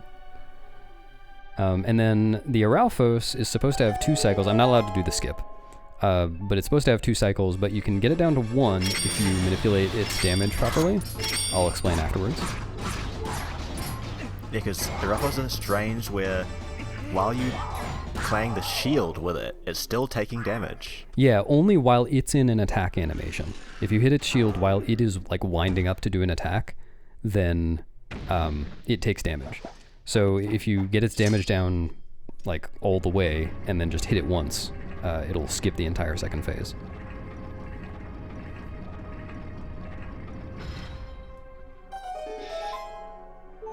And that just requires really good RNG, which obviously I minipped. Because like the Aralphos can do its fast attack where you can't really hit it, and it can do its slow attack where you can hit it twice. And then because save warping is not allowed in this category, not because save warping is a glitch, it's just a no save and quit category, we get the fun Iron Boot Hoppy adventure back. I enjoyed that. Yeah, that fan, by the way, if you put on the iron boots at the wrong time, you'll void out on it. You'll just crash, like, not crash, crush void. And yeah, That you're glitch? not allowed to skip the Aralphos in Glitchless.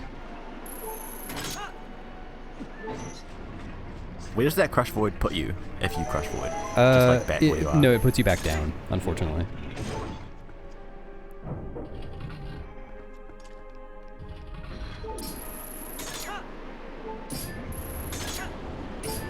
So this is all quite fast.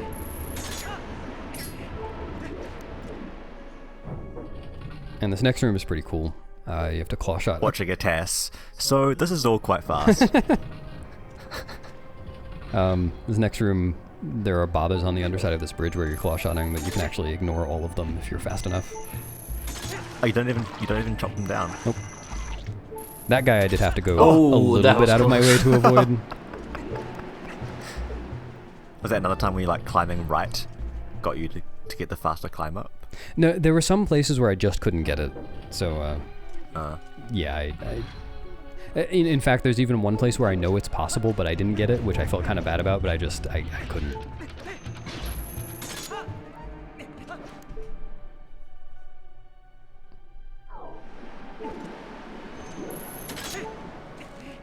This is where I skipped that cutscene trigger earlier, but it's not here anymore, because I already got the double claws. So I can just roll across. No, so for that last Baba, you actually have to drop anyway to be able to claw shot the top of the vines. So no, it wasn't worth killing it.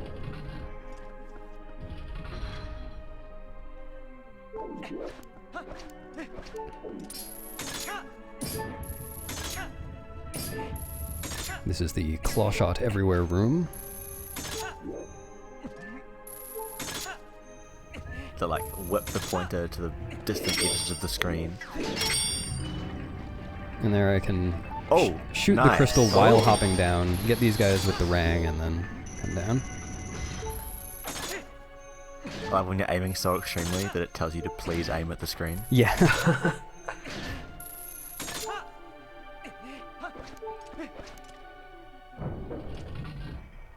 This room might have something you don't expect. Okay, because I have something I did expect, but now... Oh, the sideways climb, I didn't expect that. Oh! Oh my god. That saved 14 frames over going the normal way. That was amazing. And then here... I didn't even... I couldn't even see the keys when you were like targeting around. Yeah. So here, unfortunately... Okay, so that's allowed even though you're kind of claw-shotting through something. Don't ask me why. Here, I have to waste some time because I'm going to use a P-hat to LJ across this gap. And I can do it by getting some health, which I kind of need from these enemies, and then just having some fun. Dropping the shell with the sword pull. And the way I killed those enemies with auto spins didn't actually cause any hit stun. So the health was completely free. We skipped over the P-hat LJA that just happened as well. Oh yeah, well that's just a P-hat LJA. That's just normal. In general, you skip the hit stun if you do an auto spin. Yeah.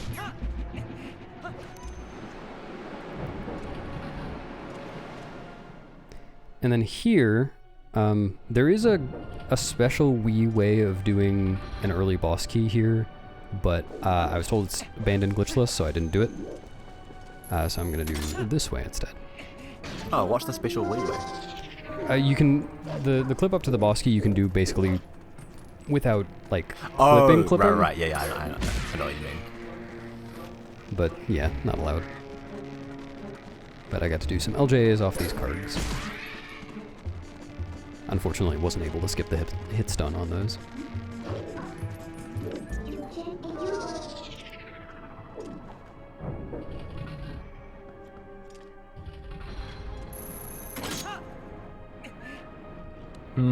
That looked a little... No, don't say it. It looked a little allowed, is what it looked. Exploity. No, okay, you can say that. That is definitely allowed too. It's kind of hard to avoid that. Yeah. Here's something pretty cool too. This is a Wii exclusive trick. And you discovered a faster version of it. I did, yeah. Before, right? So we're just like talking way ahead of the things that are even happening. No, it's right here.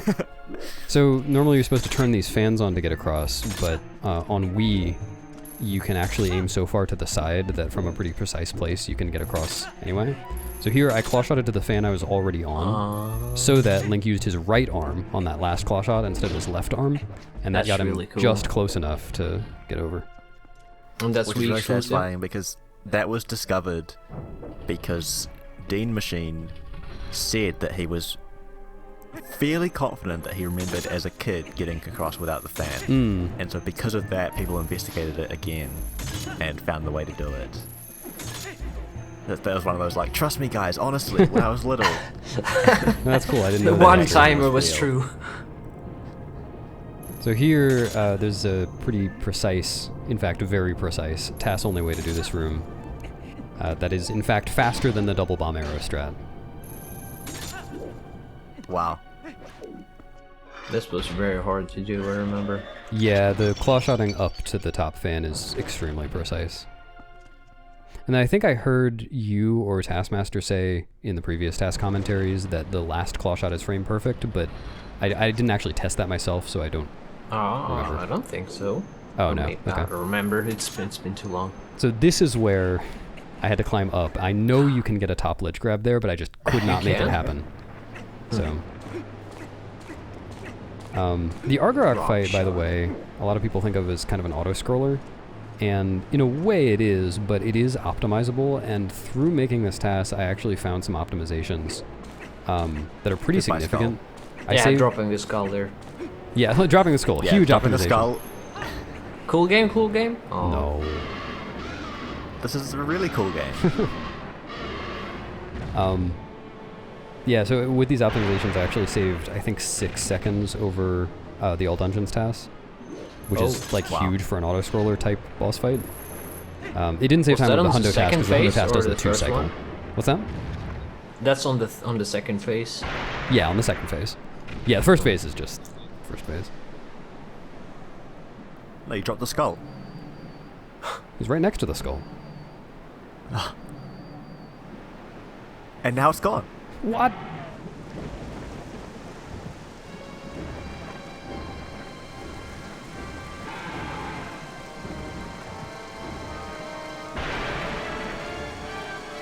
Oh yeah, so I was saying the optimizations that I found for this actually apply RTA as well. Some variation on them is not too difficult to do. And if you do the like hardest reasonable RTA variation, it saves 11 seconds over the like normal fight that we used to do, which is pretty cool. It is pretty hard though. What's a lot easier is to just save 4 seconds, which still is something. I'll try to describe it as I go. So here I'm voiding out because it just starts the first cycle of the second phase a little faster. Rather than flying around, Argarok just pops back to the middle. Yeah. And here I'm going to do some flame cancels. So I'm going to get Argarok to roar as early as possible, and then I'm actually going to claw shot over... Oh, sorry, I actually only did it on the second cycle for this because I was still experimenting. That was cool though, you like claw shot real low to get him to breathe fire, and then claw shot shot on the same pillar to push it up. Yeah, so that just got the roar to be earlier. Yeah. On this one though, so I'm going to get the roar to be really early by claw shotting up really, really quickly. With the quick heart refill as well. Yeah. So there was an early roar, and then I can just start claw shotting immediately, like after I do the flame cancel, and I only have to claw shot 2 P-hats instead of 3 after the first one. That's really neat. Then for this third cycle, it's going to be basically the same thing, though the end of it is different because the third cycle is just different in the boss fight. So early roar here. And then I can just start going immediately. So in this cycle, Argarok fakes you out by flipping around halfway through. But if I just stay put while it flips around, then it shows its back to me. And then the boots were for the flame cancel.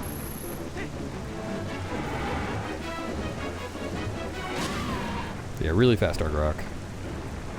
Again, all of these optimizations only possible because I was already building off what the other TASes did.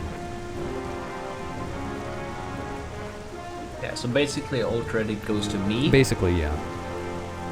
This is the Glitchless Any % TAS by Ek325.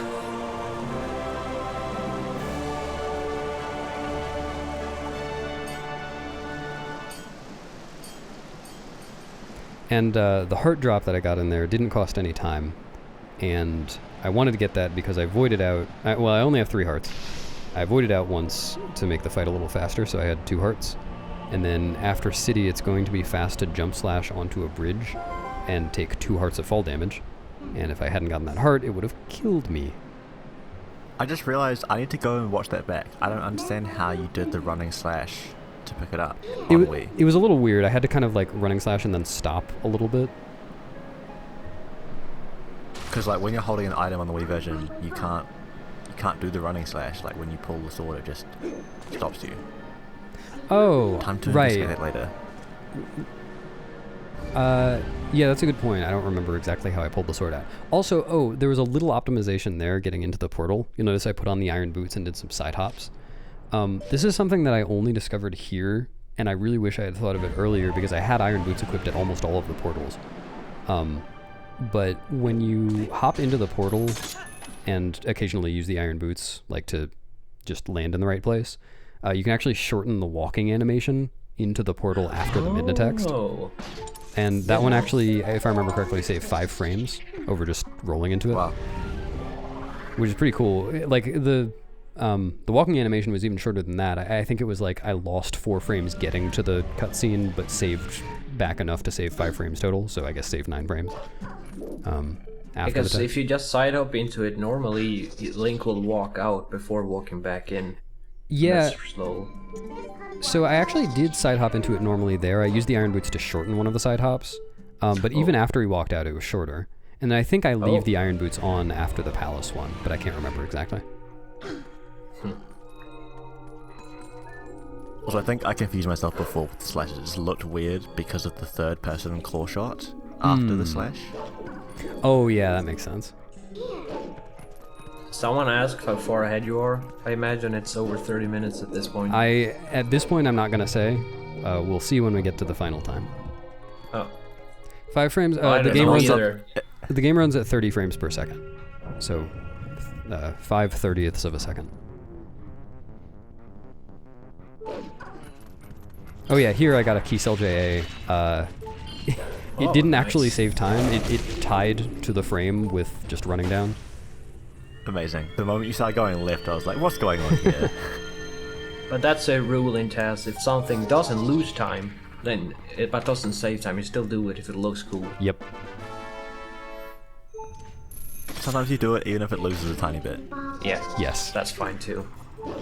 That's allowed. It's allowed. In fact, you can lose lots of time if you want. You can. You can TAS anything you want to.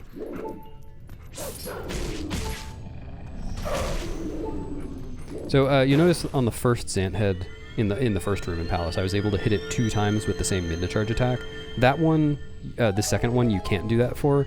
Basically, you can do that for any Zant head that is rising and falling in place, and only some of them do that for some reason. And then the only other one that I could really do that on, I'm not going to because it's slower. So that was the only time you'll see that.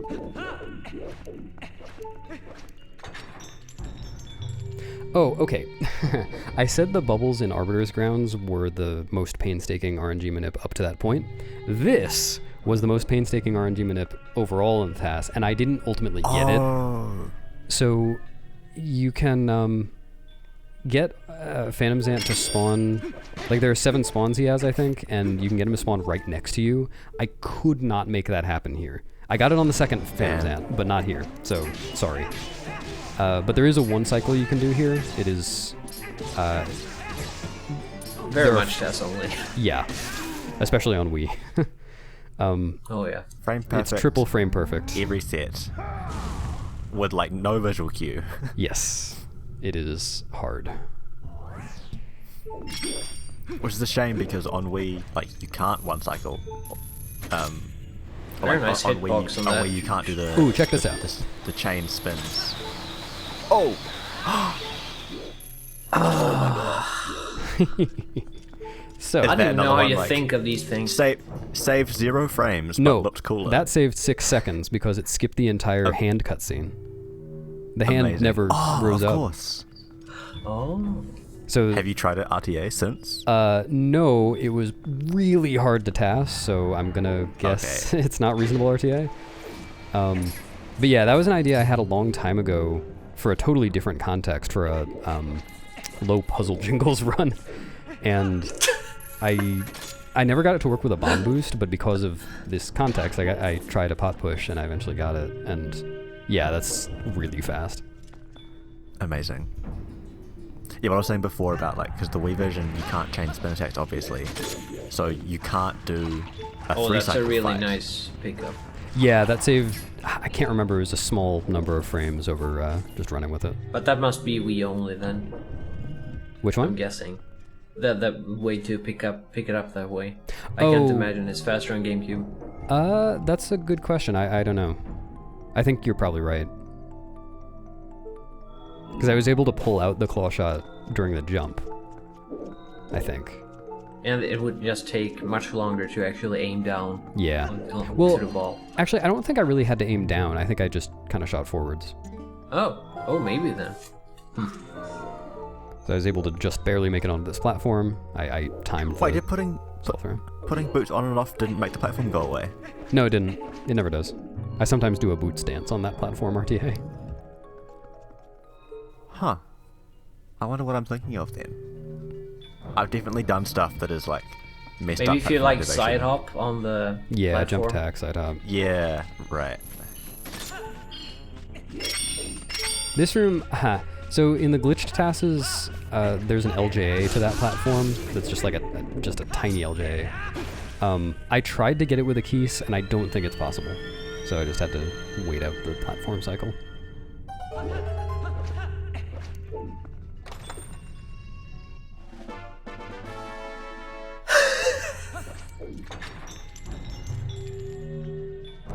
Little optimization for this room. Taking out the bow, I'm like, suspicious. So you can actually just snipe that guy. Nice. It's a lot faster than using the Midna charge. You have to It's bother, kind like, of hard hooping to the ball back route where to use bombs. Yeah. Because there's so many different bomb strats, and you can't do all of them. Yeah. Oh, I barely. I don't did think that. you can do that in GameCube. Can No, you? you cannot. You can on Wii though. Got all the way up. I was so looking forward to that. I love when you can hear the latch during the cutscene. Yeah. Yeah. And like just putting on iron boots during all of these drops from claw shot targets saves enough time to warrant them still being equipped. Well, I guess at this point I probably would have had them equipped anyway for Lakebed phase, but still. So this phase, I was able to manip the RNG for the instant attack.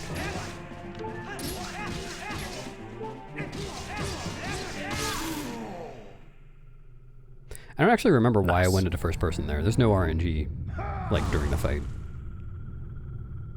Well, in the one cycle anyway. Style Fun. points. Yeah, I guess I just did it for fun. Oh yeah, so here, unfortunately... What was that? The claw Yeah. shot angle looks so strange.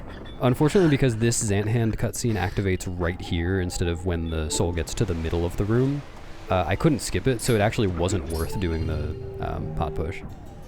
Oh, but you could do it. It also would have been a lot harder with all the enemies there. Oh, fair point. But yeah, I actually did check it. I didn't do it in that room, but I took how long it took in the other room and applied it to that room, and it would have been longer. Would have been slower, I mean. Oh, this room's pretty cool. You can throw this soul from just far enough away. You have one frame to roll again between these two cutscenes, and just barely make it to this platform. DF walk also. What? You do DF walk to roll far enough onto the thing. Oh, I did think. not. I only left one frame between the two cutscenes. Oh? I feel like it wouldn't be better to DF walk, would it? No, probably not. The way you did it is better. Just like sitting here while TASers are arguing about like the frame windows between Yeah. things. I mean, it might have been. You would get a lot farther on the roll. Get to do my fish suit dance. There's already a roll goal task, I think. Was it Trog who made it? Yeah. So there is a roll goal task, but we've actually beaten some of the levels of the TAS RTA. Oh, right. So it could be optimized. Maybe that's your next project then. It could be. Does it matter? Like, is it faster on Wii or is it the same as GameCube? Roll goal? I don't know.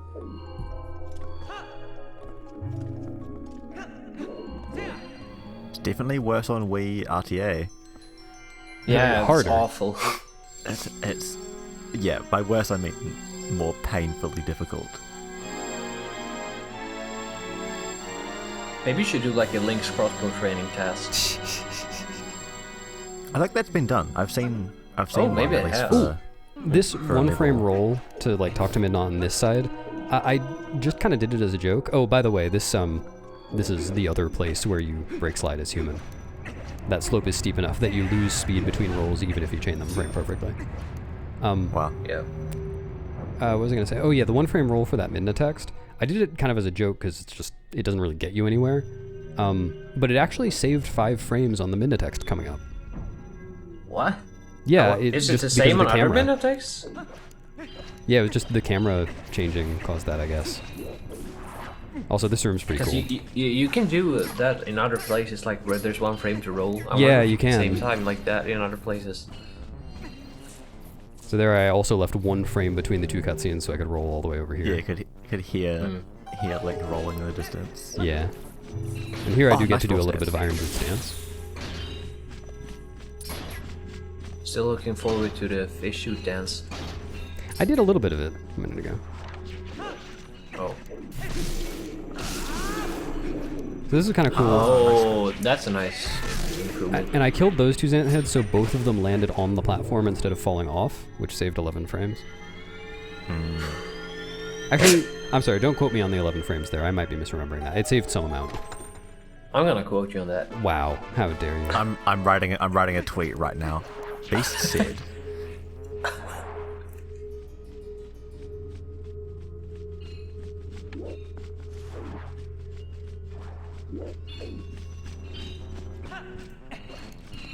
It feels so slow. Yeah, I was gonna say. It is, yeah. There's just nothing you can do there in Glitchless, so. Was there no pod in the close by? Oh, I don't know if I thought about it there. That's a good point. So because of how the cycles work out here, I'm actually gonna get the boss key now, even though RTA it's usually faster to get the boss key after the first Xant head. You'll kind of see why. So part of the reason is just that I was able to claw shot up so fast, it would have made the cycles not work correctly. But the other part of the reason you'll see in a moment. Suspicious. Alright, you don't have to kill these since you're not LJing back, right? Nope. That's nice. Burge business.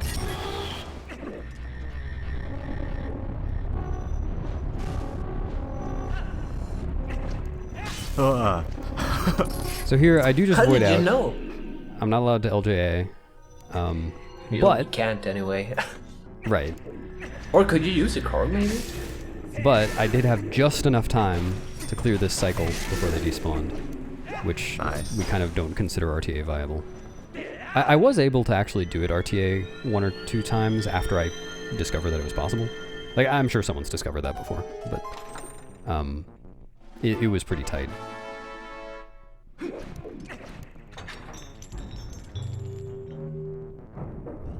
And you got hearts as well. Yep, back to full health. Yeah, I will be taking some damage in Hyrule Castle, but really the fire bubble in Arbiters was the main thing I had to worry about.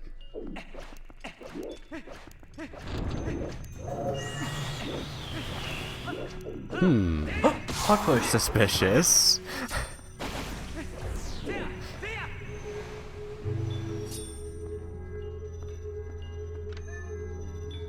Oh lord.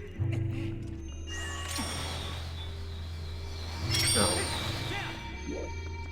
Nice. So that How one much did that? actually didn't end up saving time. I kind of had it in my head that I might be able to make the cycle before the early platform cycle at the top, and I couldn't quite make it. I don't think it's actually possible. Shame. But I'm not done with pots yet.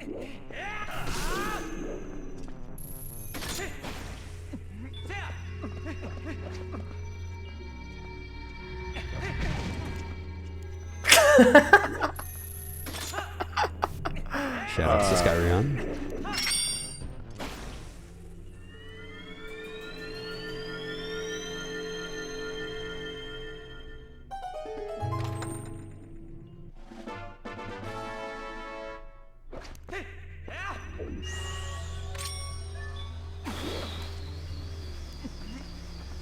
I wasn't able to do a pot push here, but I was able to get a little pot jump.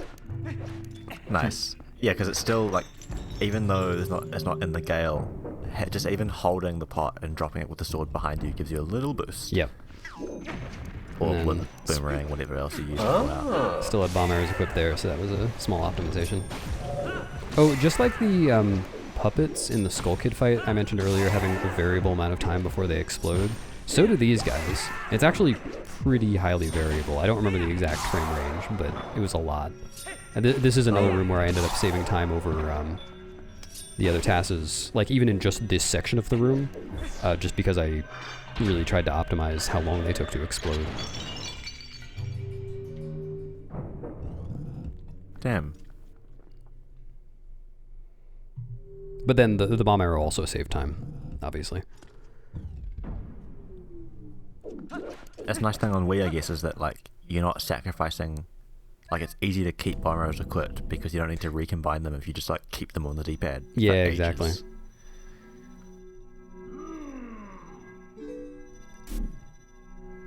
I did very much enjoy having 4 items easily accessible at all times.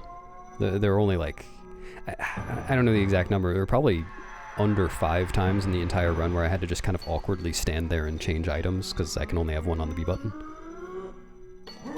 Most of the time it was pretty fluid. So there's a 1 cycle here, which, Simi, I think you'll enjoy this one.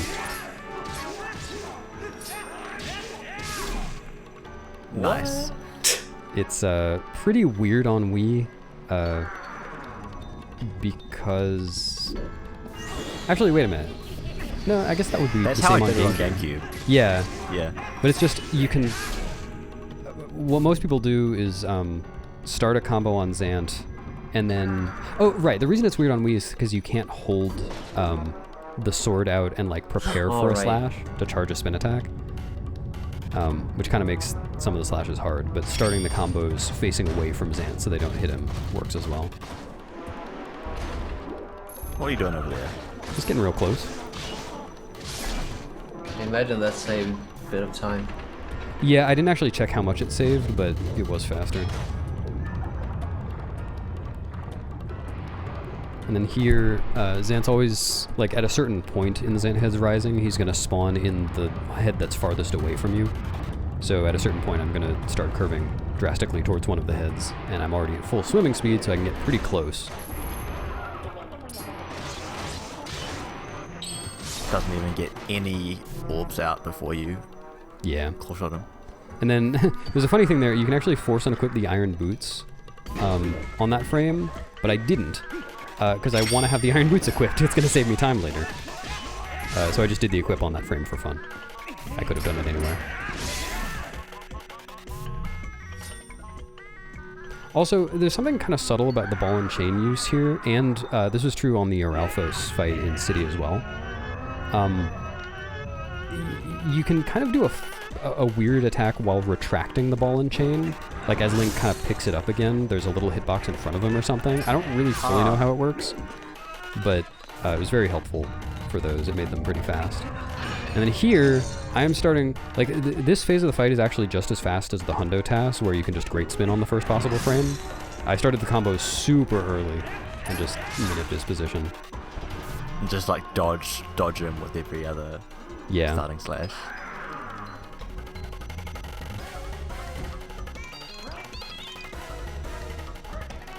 Did you save time over my TAS on that? Yes, I did. I don't remember how much. And here, I'm just really trying to hit him with the end of a combo.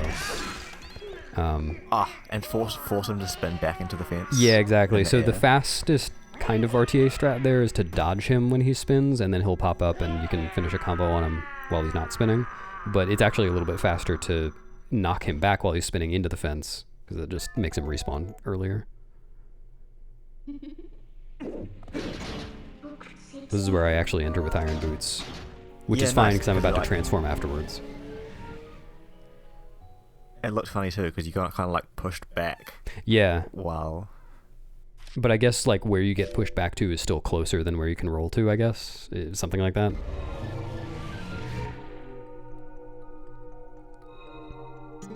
Oh, this just reminded me. Entering Palace, there was some Midna text like that, where the camera kind of curves around and makes you look at Midna as though you had pressed Z, or not Z on this, but D-pad up, as though you had called Midna. And it occurred to me that you could get that text faster if you enter C up, just like C up transforming.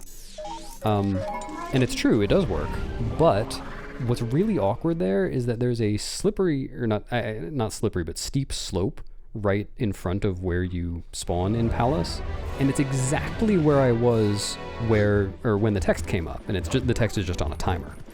And when you're on a steep slope, you can't see up. You can't enter first person. Oh. So I tested going around the slope so that I could enter first person, because it saved a lot of time. But it just, going around adjusting my path didn't end up being fast, so I unfortunately didn't get to add that optimization, but maybe someone else can figure out in a future TAS how to make that work. Interesting. You have quite a lot of unread letters at this point. Yeah, I should probably read those. You might not want to skip out on rent. And have important information in there.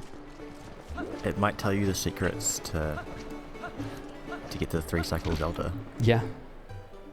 Or like, I remember reading somewhere, I can't remember who it was from, but like someone who was like pretty well known at the time, claiming that the fastest, maybe it was Chimpas, the Wii segmented runner, claiming that they'd once upon a time gotten a 6-cycle Zelda but haven't been able to replicate it. He did say that 6-cycle was the fastest. No. I remember that. In Chimpus' defense... Maybe on Wii 1.0, maybe? Yeah. Maybe. In Chimpus' defense, when I first started speedrunning Twilight Princess, I swore for like months that I had never gotten a 7-cycle before. And I was just stupid and couldn't count. I had gotten plenty of 7 cycles. And to this day, I don't count Zelda cycles. Because I don't care. Okay, I admit, I counted Zelda cycles for the TAS. I would hope so. It would be kind of embarrassing to end with an 8-cycle Zelda. And just not notice. Also, fun fact here, on the Wii version, and the HD version, but not GameCube, when she stabs the spear in,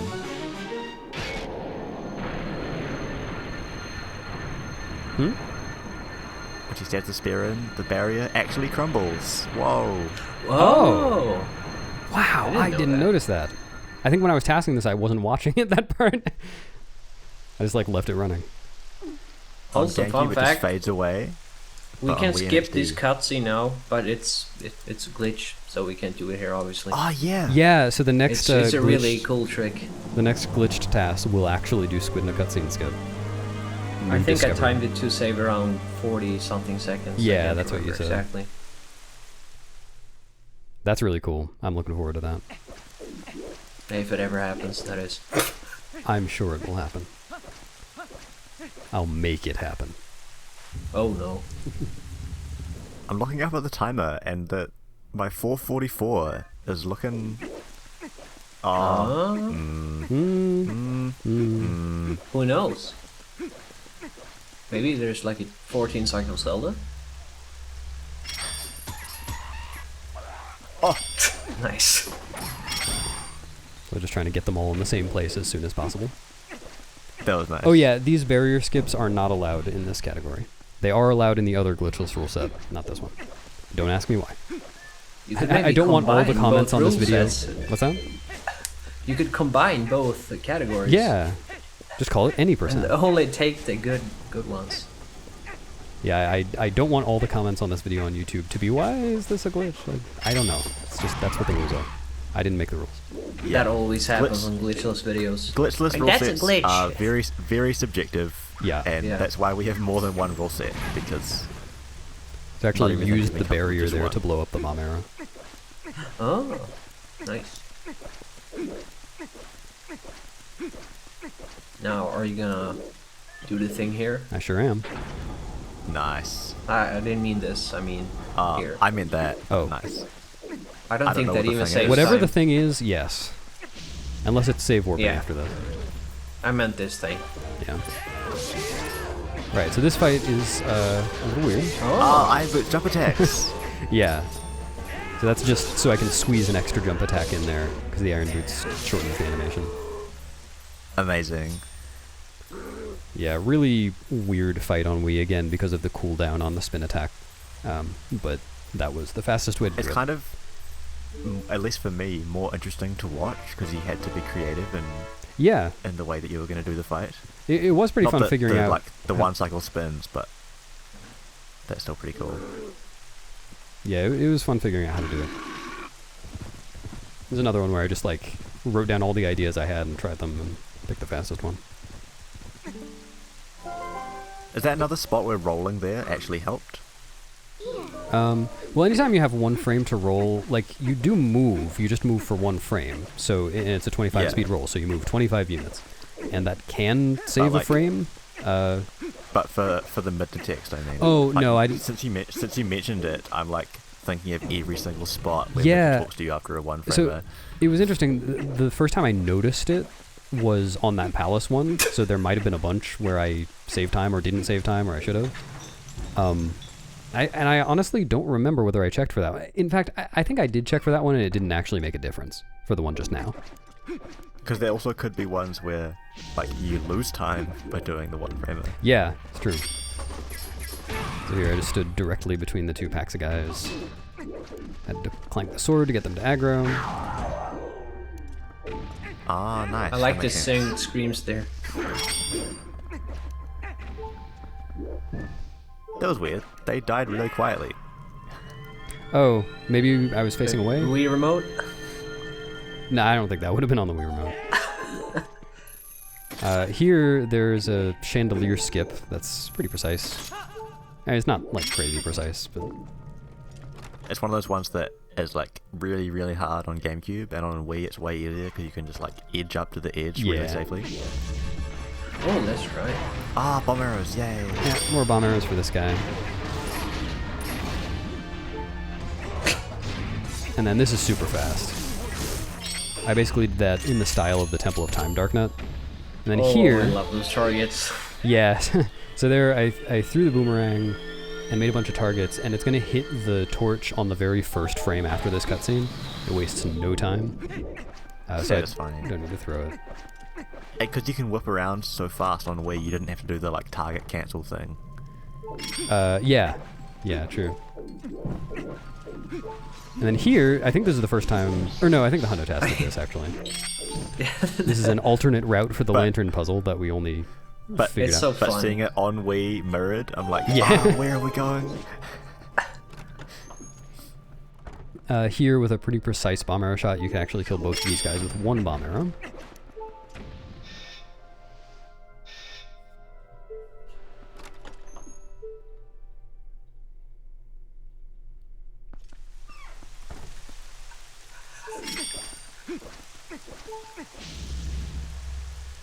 And then I already have bomb arrows equipped, so it's fast to use that. It's faster than boomerang anyway. And here, I'm actually doing basically the same thing I did for the City or Alphos. Oh, that was so smooth. Yeah, that ended up being... I remember. It was 12 frames faster than either the Hundo TAS... Or no, I guess it was probably the All Dungeons TAS that I compared to, because the Hundo TAS would use Great Spin, I think. Wow, because that's one of the things that I was always frustrated about doing a Alphos on the Wii version, is that you can't instantly pull the ball and chain like you can on GameCube, because you have to flip it to B. Uh-huh. But that worked out so nicely. Yeah. I just started laughing because I rolled past the central door and I was like, oh my god, what happened? Why is he rolling past it? Because I'm used to... I was thinking the same thing. It's like, how did this happen in my recording? GameCube runner moment. Has doing this TAS on Wii made you want to try Glitchless on Wii at all? Kind of has and kind of hasn't. Because on the one hand, like, there are a lot of things about Wii that do appeal to me. I'm not really a Wii hater. But I don't know if it's just my setup or my sensor bar or what, but my sensor bar really... Like, my pointer is all over the place when I'm holding the Wii remote still. So, Sounds like a skill issue. Yeah, I'm sure. Like, I feel unable to. I have run a little bit of Wii before, and it's just... Like, I actually had to turn the pointer controls off. Like, it's that bad. But I kind of would like to run some Wii in the future. Probably... Maybe Wii 100%? Probably Hundo. I have done 1 Hundo run as an April Fool's joke. Oh, this room's pretty cool. Actually, you doesn't 100% suck since you need to do scene clip? Didn't jump over any of the corners, just like... Yeah. Technically, you can't actually go perfectly diagonally on those. Also, yeah, you can kill both of those Alphos with 1 bomb arrow too. I didn't know that, so I actually saved 1 more bomb arrow than I needed here. But there you go. I had Last an one's extra for this time. Ganondorf. Yeah. Well, no, I think I used it here. Oh yeah, unfortunately, even though it looks like you can bomb arrow this guy from a lot farther away, take that. Get him! There's actually... You need to, like, start the fight. Yeah, you have to start the fight first. There's a huge box of collision around Dark Nuts before you start the fight. That Dark Nut with no lag too? Oh, so Yeah. nice. Yeah. Just another reason the Wii version is better. I don't know how much my Zelda saves over the community gold. I know that my Zelda is the fastest TASed Zelda by 17 frames. That's patience. Yeah, and that And is less lag, maybe. that is exactly like that. That is entirely because I was able to compare to other TASes. I would just compare to. I think I used Taskmasters because it was faster because that's the latest TAS. And I just like for every cycle I found the frame count and tried to beat it.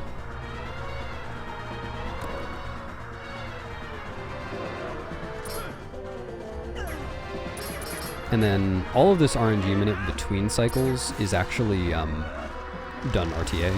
Like I just would mess around with the controller until I found something that made it go fast.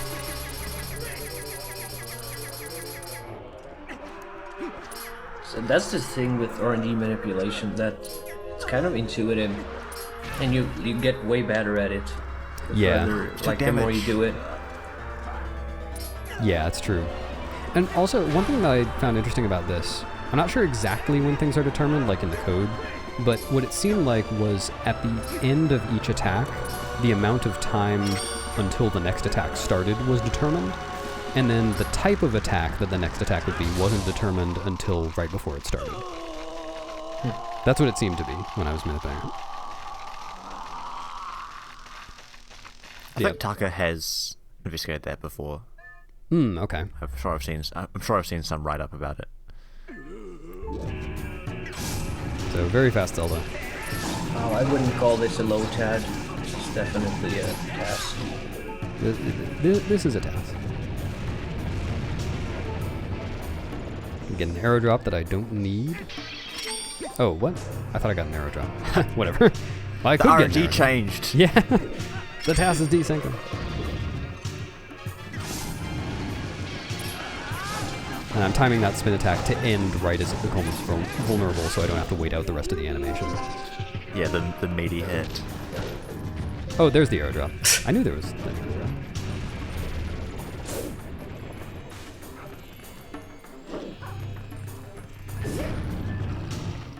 I love that you can, like... I've always wanted to do that RTA, just guess where it'll go Yeah. and hope that I get it right, because it looks so good when you just run straight up to the portal. Wow, almost there. Almost there. Do you think we'll make it to 444.44?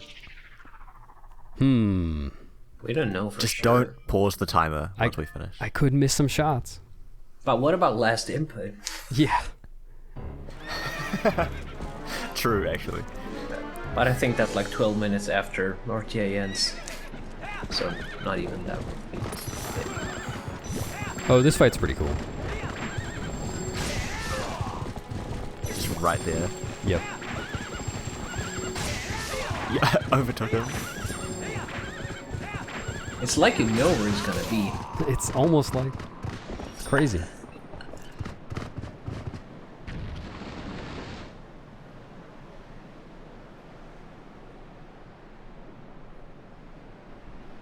All right. I wonder if up he on has the a end. desire.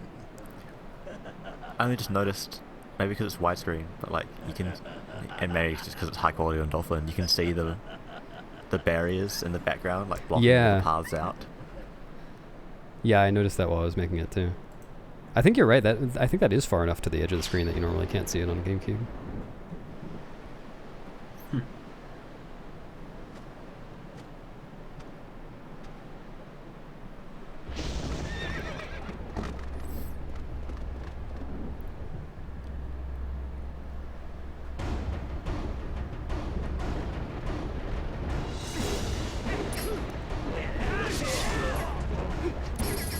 I like the slash roll to start.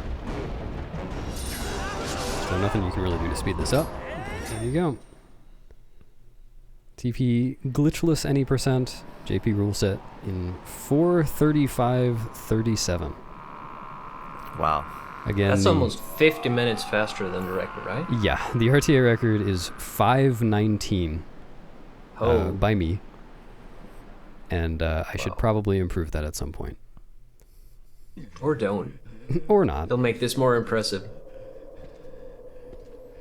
So yeah, that's what, 40... Oh, there you go. That's 44 minutes faster than the record. I was right. You were right the whole time.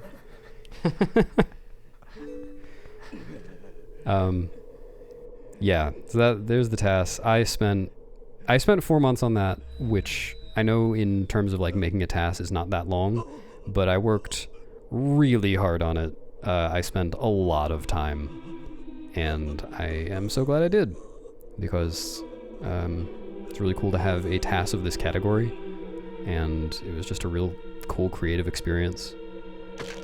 That was really impressive. Thank you. It really was. There were some moments where I was like, if you could have seen my face during some of that. Yeah, I appreciate it, guys. And yeah, it was really fun. I should thank people for helping me with it, because like I did all the inputs myself, of course, but I learned so much from the other TASes, and Ek helped me out a lot in just like going over the basics for brake sliding and making a TAS, just a bunch of stuff. So thanks very much, Ek. I'm glad to help. I consulted Taskmaster for a couple of things, and consulted his TAS for a lot of things. And then, yeah, all the glitchless runners over the years who have helped optimize the category. I was really glad, actually, that there are a bunch of spots where you side hop, side rolled, because that, at least for me, is like, that's like part of the style of Bagonashi, the JP Glitches category. Like Temchi especially would just side hop, side roll everywhere possible, and I'm really glad there were lots of spots where it was actually worthwhile. Yeah, it's a good technique. Like Ek pointed out earlier that the side roll itself is not very fast, but the side hop obviously saves time in the air. But one thing that's nice about the side roll is that even though it's at 25 speed, you can roll, like you can chain a roll frame perfectly after it. You don't have to run it all, and it's full roll speed. Yeah. On flat ground, at least. Also, before I forget, I should also thank the other TASers who came before, whose TASes I didn't exactly reference myself, but who have helped in the meta. So thanks, Jim and Fino and Rachel. Much Maybe appreciated. the real TAS were the friends we made along the way. I think you're right.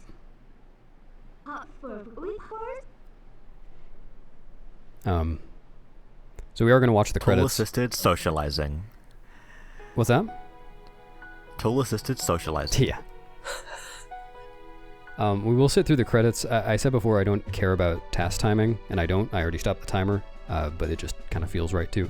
Though I admit I didn't actually task the credits perfectly. I just turned on turbo for A and B buttons and let it go. I did try to task it perfectly once, but then it desynced, so I just said screw it, and it is what it is. So while we're watching the credits, if anybody who was watching that has any questions, we will answer them. Please feel free to ask. And I refrained from answering questions during the task that had already been asked at the beginning, but I will answer questions that have already been answered at this point. What's a TAS? What is a task? Someone will probably ask that. A task, here's a command for that. Favorite room to task? Ooh, that's a good question. Probably, probably the boss key room in Temple of Time. Or one of the Temple of Time rooms coming back down with the statue. Those were really, really fun.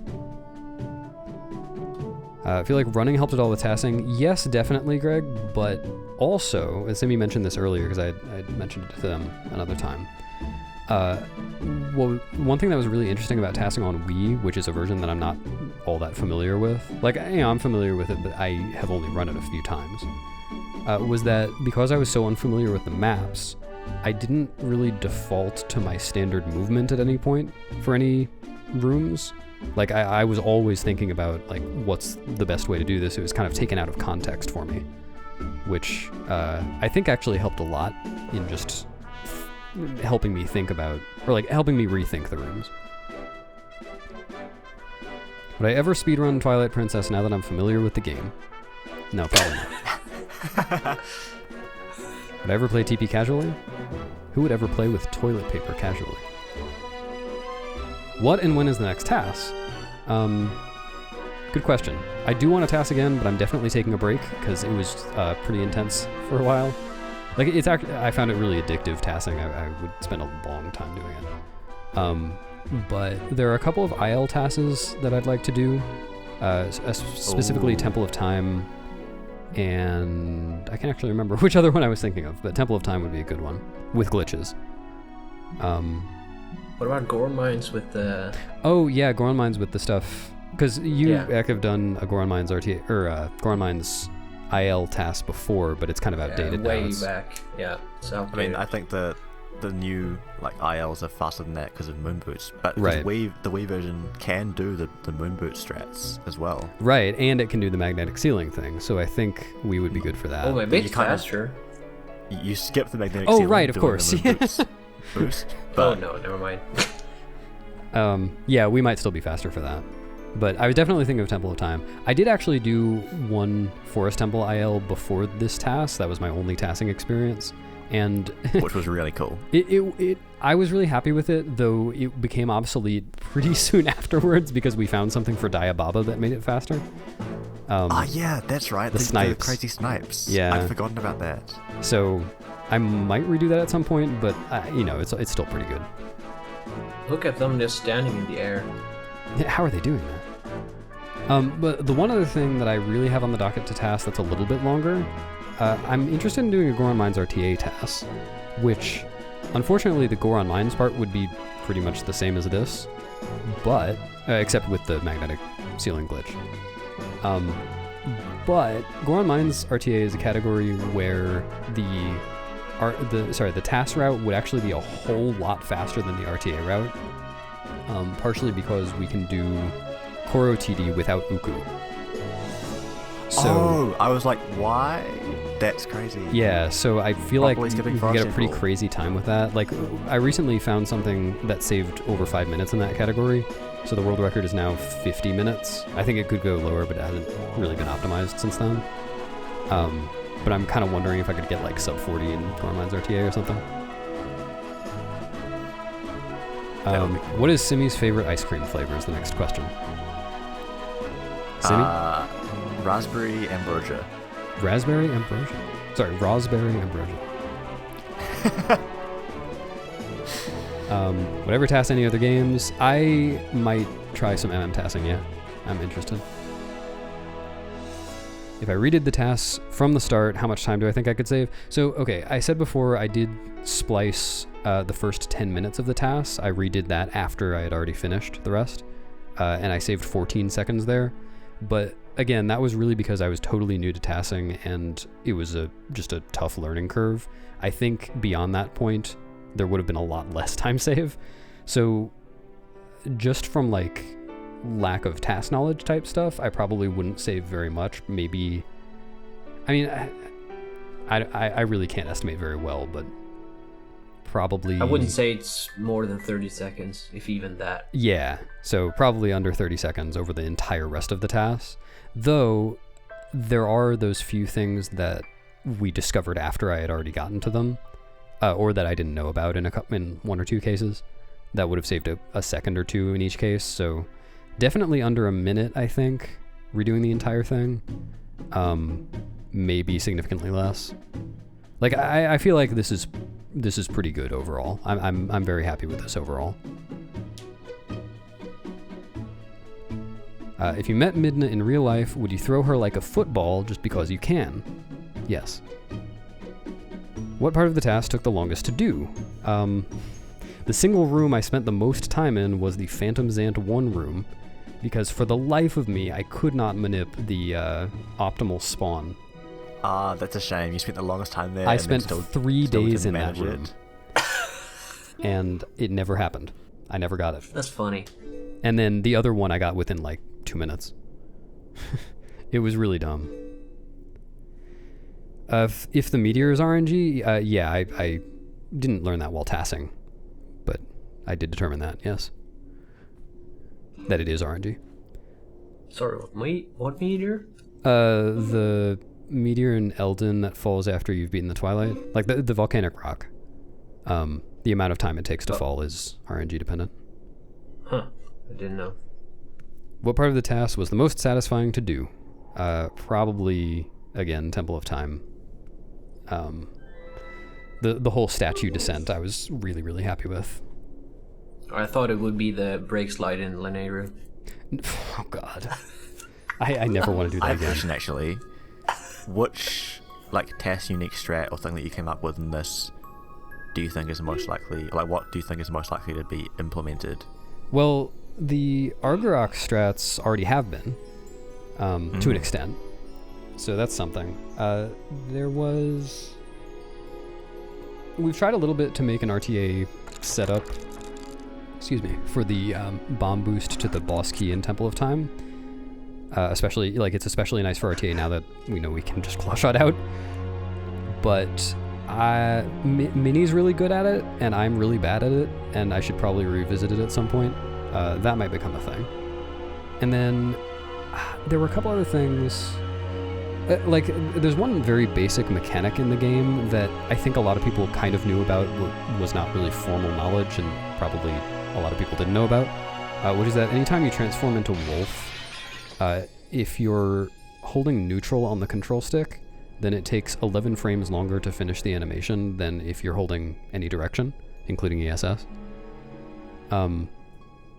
And that actually has affected my play. Like, I usually would be holding a direction out of a transformation anyway, but there are a few points in the run where I probably wouldn't normally be. Like, I'm not about to dash or anything, but now I do, because I know better. Now we all know better. Yeah. Important question, did I have fun? Yes, I did.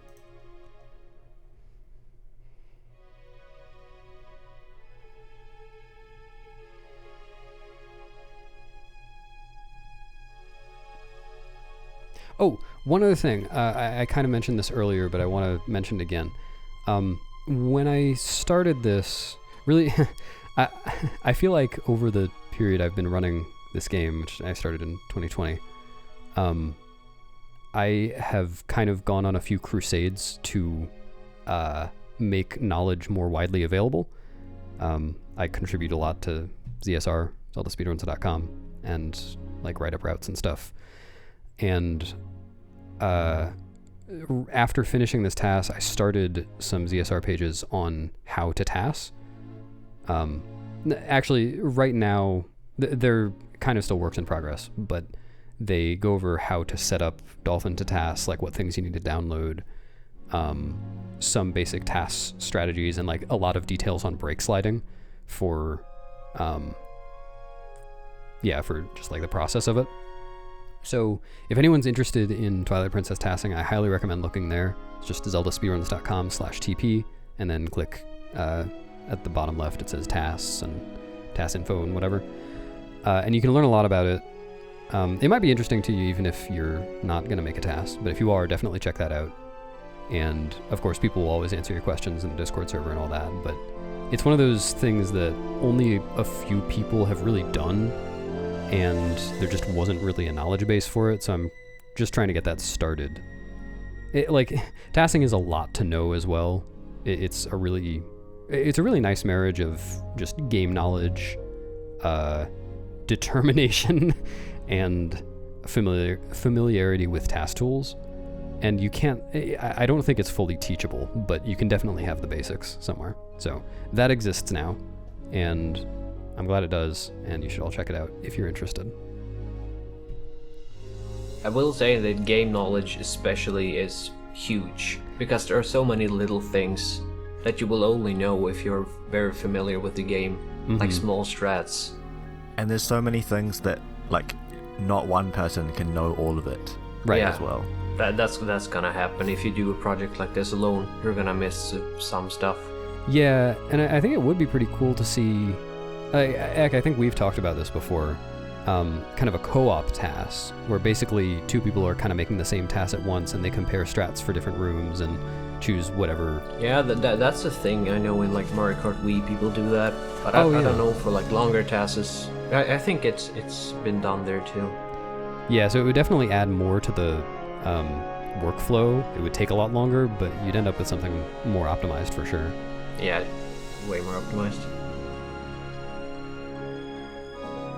Yeah, Mario Kart Wii has like a lot of people work on like one track sometimes.